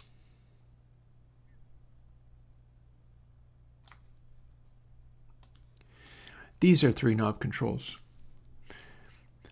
They're set up currently in such a way where there's a slight tilt, a slight angle into the interface based on where you are looking at it. But with the original Console X, which is this, which has all manner of stuff going on, we've got multiple different ways for having 3-knob controls. We've got one where you've got 3 small knobs over a slider, which can light up as if it's an LED. We've got ones where there's a big knob and 2 smaller knobs. So what I'm talking about is like reusing one of these, or something like it, and having the, because you see that this is the original Console X, which is a little overwhelming. And here is the new version where I've got sliders and things going on in here. I might also undo some of the blinking lights emphasis because there's a lot of blinking lights in here.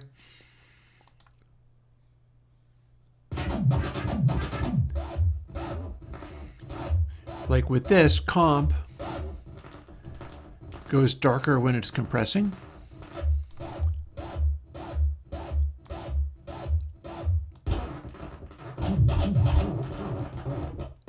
And these middle ones are supposed to blink when the speed kicks in, but it doesn't really do very well that way. It doesn't really do it. They could be blank.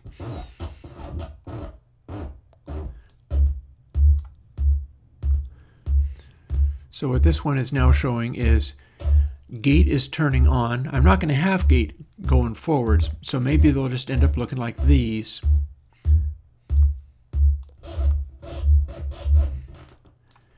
And then compress goes dark when you've overcompressed, when you've made it become quiet.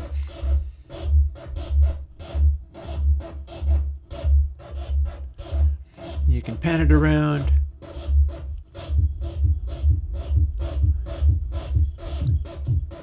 Brightness or whatever. And that's what this stuff does. But what we're talking about is, oh, and apparently they were both running. Interesting. What we're talking about is having this stuff here, perhaps included. This is basically bet shift gain going into more, and more is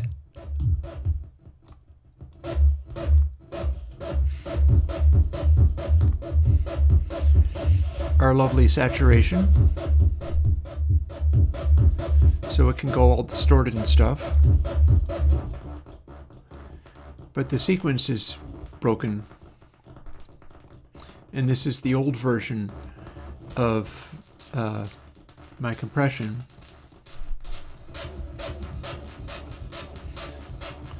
So it's wild and crazy in its own way. But we don't get to do that stuff I was doing on the other computer. But this is all basically the gist of it is I'm going to make these changes, and then I'm going to come up with a design where I can maybe bring in an additional thing for positioning of the filters. Because see how it's all very bright and stuff? So maybe we want to take all the highs away and all the mids away. And boost the bass, except for that apparently is no good. So it doesn't like that one bit. But you'll notice what's happening is it's gone crazy, but we're not boosting bass into the tape saturation at all. Because we went into the compression first. And without the bass going into the compression, it acts different.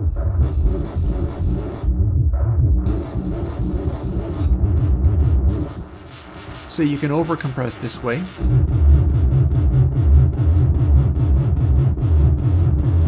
But what we can't do very well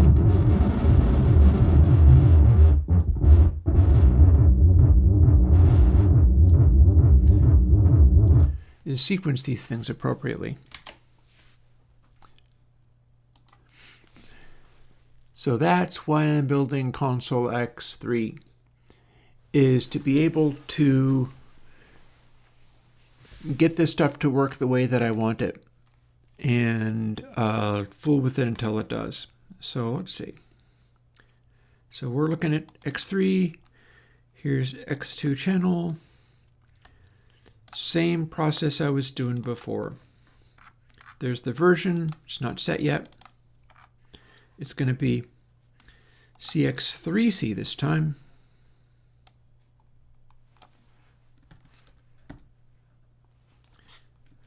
Fumbled this 3, but got it. And now we go through the H file and then the C++ file. This is where I'd have stuff like, for all I know, there will be a little tiny area, which is another distinct block. See, they're all being organized in terms of blocks. Everything scales up and down, but it reflows based on what aspect ratio you have in the form of little blocks with sets of controls in them. So your frequency control and your gain control on the filters are always the same relation to each other. And that little block that does compression, attack, release, and gate, which is going to end up being compression, attack, release, and upward compression, floor, that is its own little block. It's its own little block of sliders. But yeah, and the Airwindows meter is a functional tool. That's going to stay the same. I don't expect to change that. Although with a bit of luck, I can ask Sudar for help in getting the dark meter build to actually work.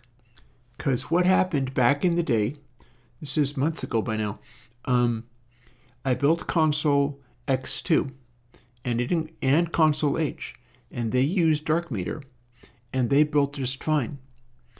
And then I have a separate, dedicated, distinct, standalone dark meter, which is exactly the same as what's in those plugins. And the Linux version of the standalone dark meter does not build. And because it doesn't build, Pample Juice cannot complete its process. And so it's sitting there to this day, inches from being able to be released as a standalone GUI plugin, a juice-based GUI plugin from Airwindows. It's waiting for that one thing to be debugged, and I have not yet been able to do it. So yeah, but maybe when I go into V3, either it'll work perfectly and the other one still won't work, or the new ones will have the same problem and nothing will work until I get Sudar to help me with it. Because I don't know what happened to all the code's the same. All the code's the same. Something weird happened with the Linux build system that has caused it to not work. And so that's why you don't have Dark Meter as standalone. I got to the point of being able to put out Console H and Console X2, and those worked.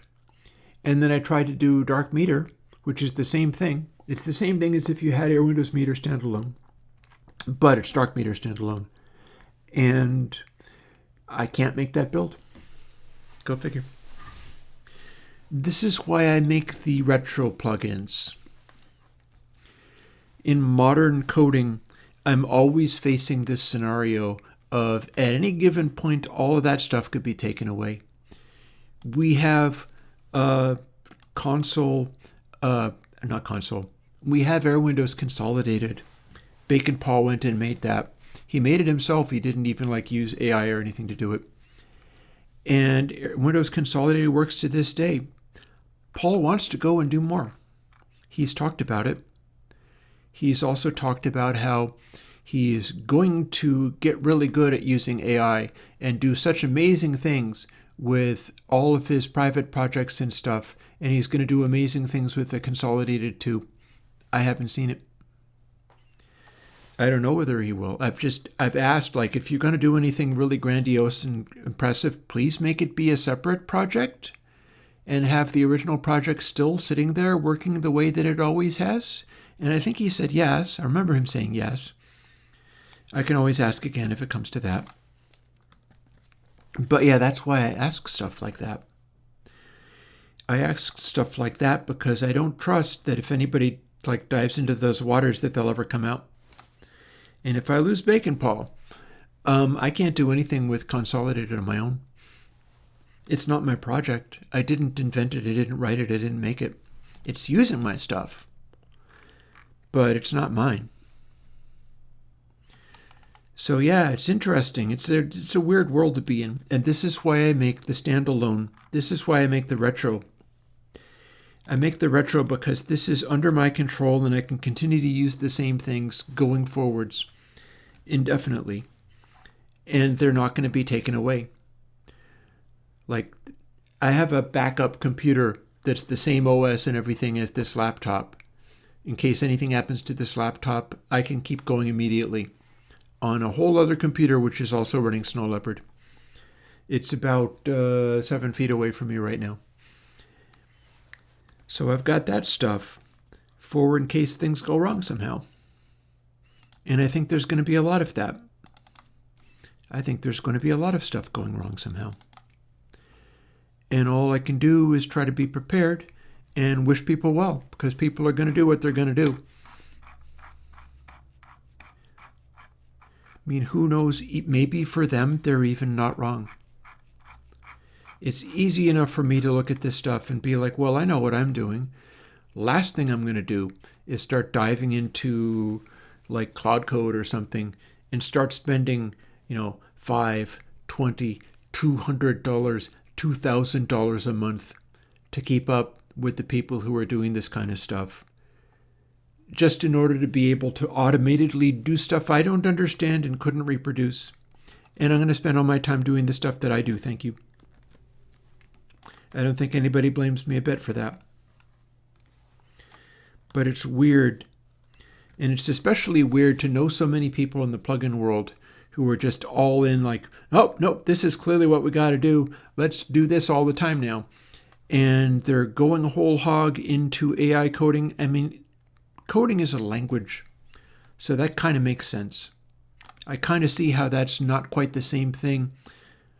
Well, it is and it isn't. It's kind of not quite the same thing as like extruding art by the yard or extruding music. But at the same time, like anything that I do that was worth a damn didn't really live in the place of being code. It lived somewhere else. And fairly often, no AI would have given me BezEQ3. And I'm real happy with what BezEQ3 is doing. And I'm now talking about like, oh, hey, that's modular. And so what I can do is distribute it through the rest of this stuff in Console X3 in really interesting ways. Like all the EQ be up front or in the back or whatever. There could be a single knob that determines what it does and where it goes. Or I can do all kinds of cool stuff with that. But no AI would have given me BezEQ3. That's not even how any of this works. Nobody had that to copy. I had to come up with it. And it's not like it's the most overwhelmingly brilliant thing in the world, but it's getting sounds that I wasn't able to get before. That's kind of the point, isn't it? Copy. And it's not like the code that I'm doing is all that clever. It's just lots of little pieces. See how I've got these each labeled separately? Cabs 2, that is out of the Cabs 2. That is a particular kind of weird filter that I did that turned out to sound a lot like speaker cabinets. That's my low pass and high pass, and it goes sort of on the end of everything. The filters, this discontapity stuff here, these are all just things that I've gradually chipped away at over the years, and I do mean years. And then we get to do stuff like this.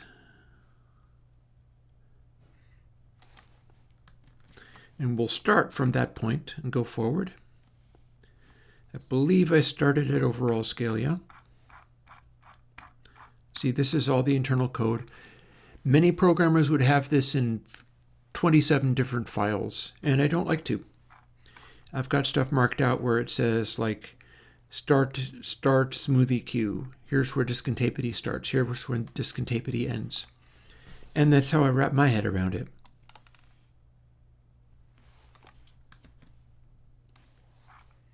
And boop, there is the encode. See how I said it was very similar to the decode?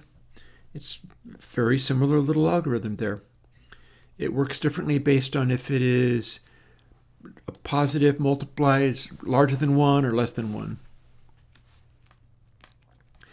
And yeah, I'm not going to get the places I need to get if I was using AI code to, because none of this, like, the only places it would, I've got MIT licensed code sitting on my desktop right now on the main computer that is from Tom Irby, SoundHack guy.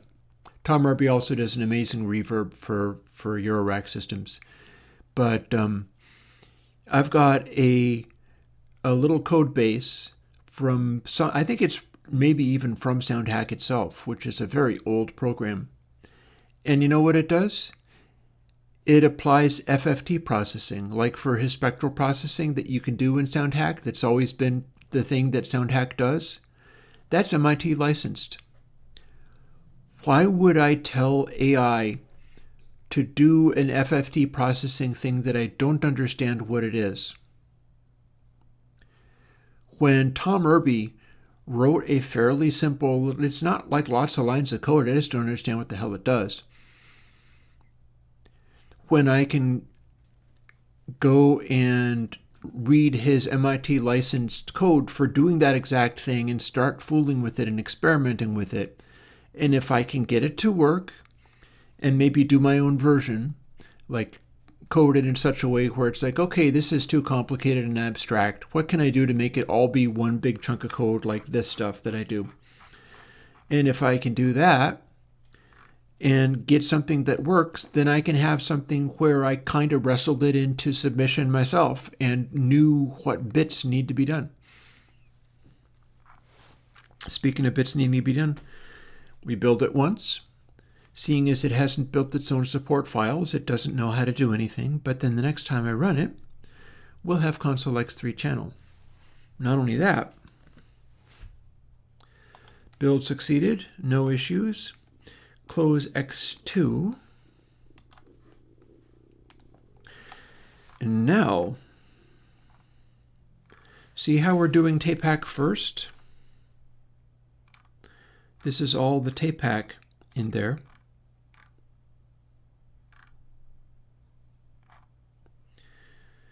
This is still also tape hack.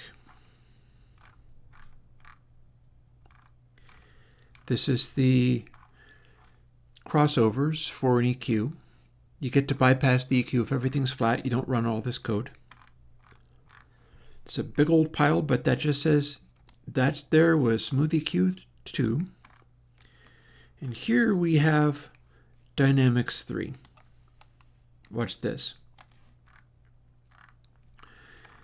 And then here is a high pass, and here is a low pass. And here's the output. So the filtering, the dynamics processing for this is at the very end, except when it is not, because, hey presto, we want it to be in front of everything. Do we want it to run the gain control in front of the compressor? That boost control that we've got? Let's say no.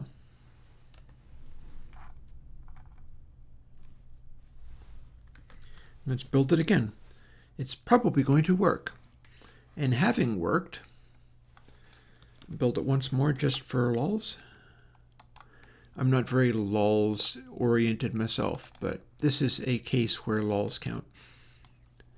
We move it over to components.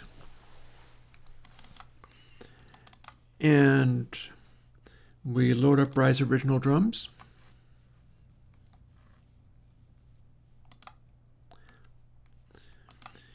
I'm going to select the actual drum part, and we're going to normalize it just because I know what I'm going to be doing with it. Now, I might not have put the new filters. I might not have put the new compressor in, but all the same. And yeah, it's not going to be decoded.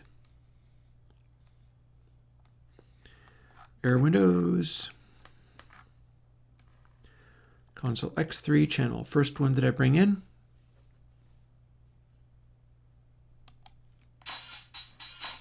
You can only hear it on the laptop, sorry, but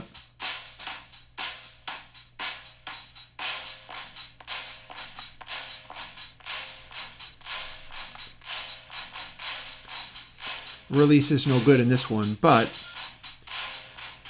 now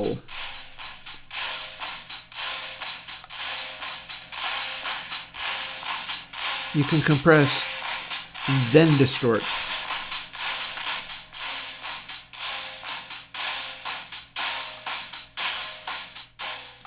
Couldn't do that with Console X2.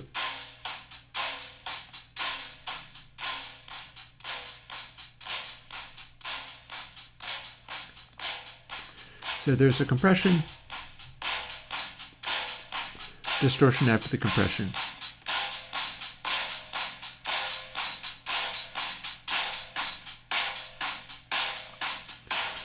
That's got some impact to it.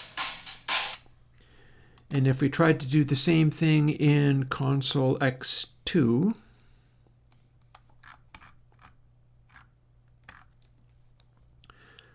technically I can just build the pre-version and then there will be that. But for now,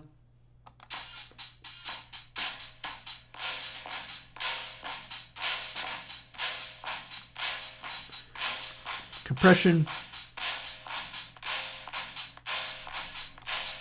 see?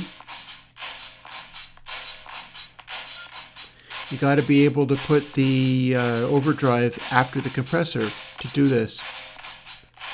You can't do it with this. You can't do it with Console X2. Because I wasn't thinking clearly. I didn't have it figured out ahead of time.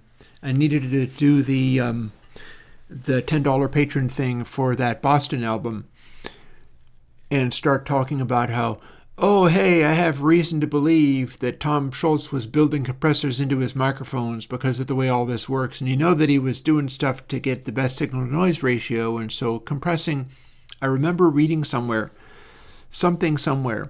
about how he was tinkering around like mad and was building compression into his microphones because there was no signal path that he didn't have to run through a cable. And that's part of how he got the lovely, glossy, super bright, glistening sound on there, is handling things in that way and being able to compress before you hit tape. And then when I was talking about that, I was like, oh God, I have to do that for console now. How did I not do that the first time around? And I hadn't done it the first time around. So now I've showed you. And now we're going to go and it's 5. I'm going to do Console X3 pre and then go and have tacos. It's 5. It's time for me to have tacos. But we're going to get through this final detail and make that change. And then when I'm done with everything, everybody will have Console X3.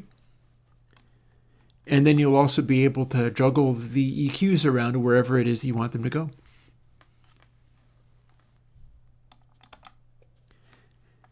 But yeah, so... Oh, I've loaded the wrong thing. It's not channel that I want at all, is it? I only had that open, that's all. X2 pre goes to X3 pre. There we go, very good. Here we are. And version file first.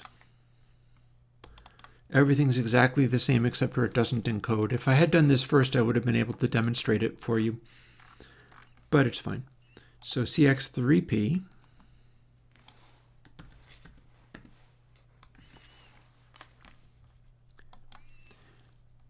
And yeah, exactly the same pattern. This will result in me having a full set of console with those rearranged in the way that they are. And then I'll have to figure out what I want to do for the bus. Because I'm not sure if I've got anything like this might or might not be the correct answer for the bus.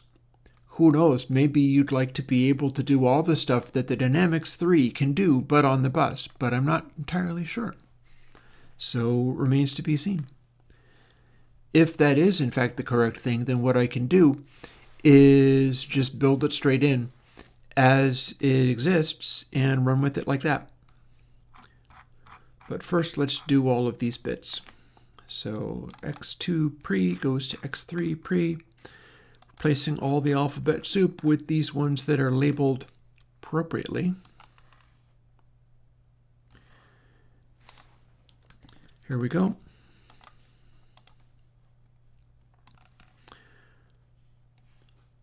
Here's the number of parameters are going to be 17 rather than lots more.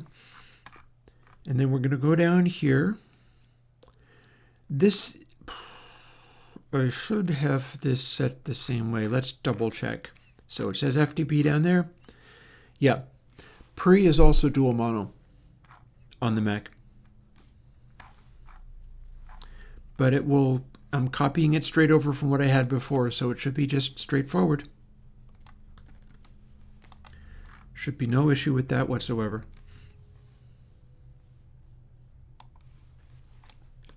Boop. There we go, and this is already calculated out to be the mono version because that's what I was using in X2. That seems legit. Hit a little save there. I'm rushing through because I am in fact hungry and want my tacos. Here's our setup.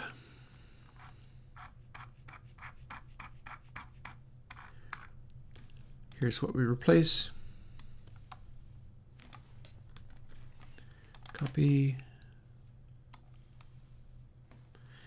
And all the other little details that I ran with in X2 get to carry over to X3. Like some of these have additional little extra things. Say it says unit custom unit. What that means is it's doing a little indicator for where the treble or whatever runs out, so that you can more easily figure out where you are on the retro version, which doesn't have a GUI, because you get to run these on retro stuff that can't run Pample Juice. You just have to be able to run lots and lots of sliders. And then the audio is exactly the same.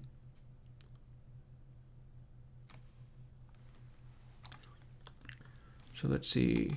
There we are. Last one is fader. That going forward. Here's my reset. All the way down to FPD, and then paste it right in, and there we are. Same thing. Strip down so it only has left channel. And then lastly, from overall scale on down, we got this.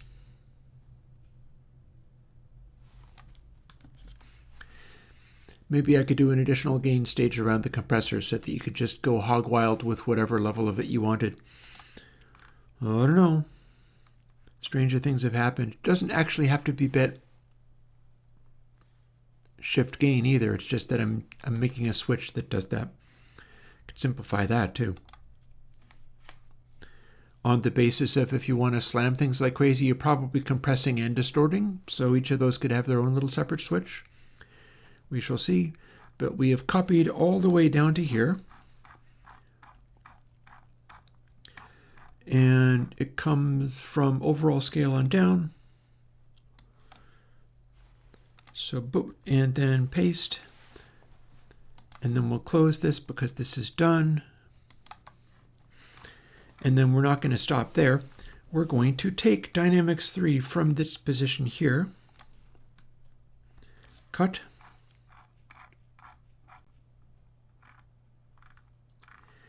And you go all the way up front here before we even do the gain booster for the tape. And we build. And we're going to build again because it hasn't built its support code yet. It has to build the AU public and public utility stuff. And apparently it doesn't do that first off. But hey, second time around it does. And we get to quit out of there. And we get to drag this in. And the next thing you know, we can load up that drum track, which only makes sense. I'm only playing it over the laptop. And it won't have an extra layer of distortion on it. But we can go into Airwindows and we can go down to where it will now say Console X3 Pre. And there's our little drums and our distortion.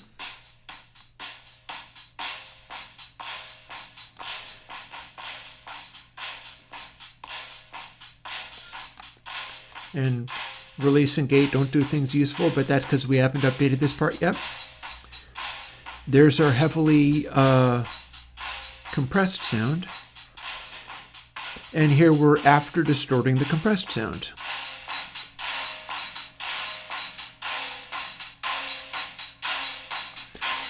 Perfect. Exactly what we needed.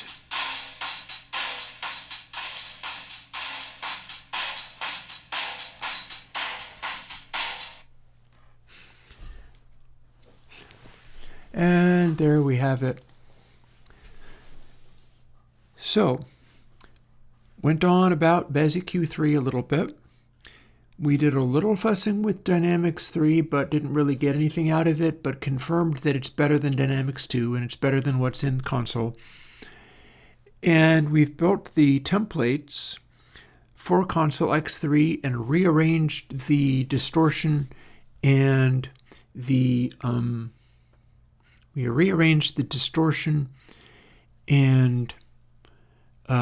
compression so that it does what I need.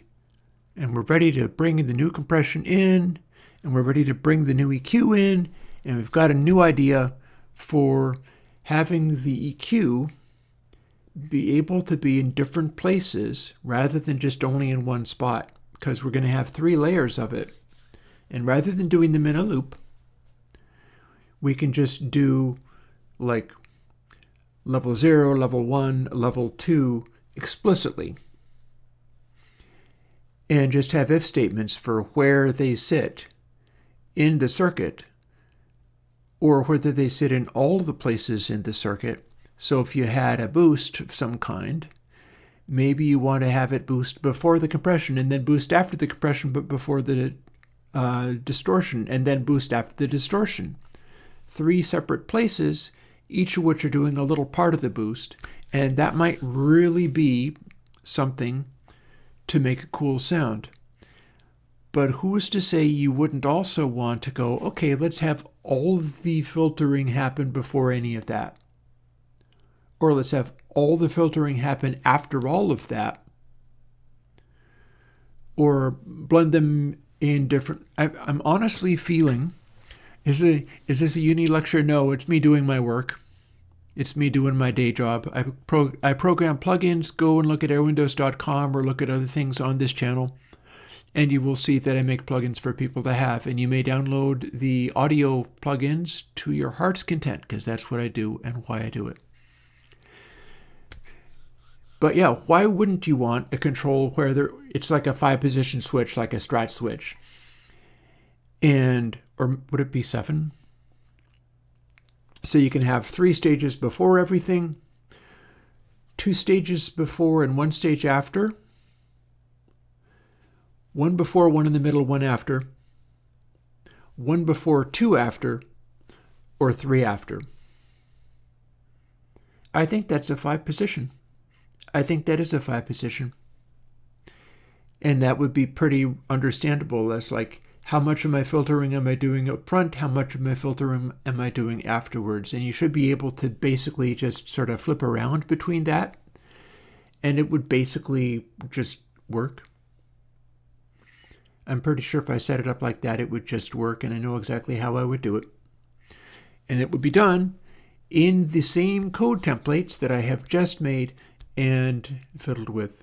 It'd just be a little bit more cumbersome, and honestly not that much more cumbersome. So yeah, looking exciting. And it's also looking like I still have time to make my tacos. So I will see you folks on Thursday. Maybe we'll do all of these things that I'm talking about on Thursday. Although I have my heart set on getting Dynamics 3 just a little bit better before I do. I feel like that would be good. But, you know, who can say? Or maybe rather than the sliders, here's what happens, right? So maybe rather than the sliders, we've got no additional build-up control. It becomes part of the other one or something. And then it's just one of those 3 knob dealies where it is the larger knob and then a smaller knob for attack and a smaller knob for release, and that's it. Maybe that. It's a thought. But in any case, for now, I will talk to you later. I'm going to go and have dinner now, and I'll be back on Thursday to do more of this kind of stuff. Bye-bye.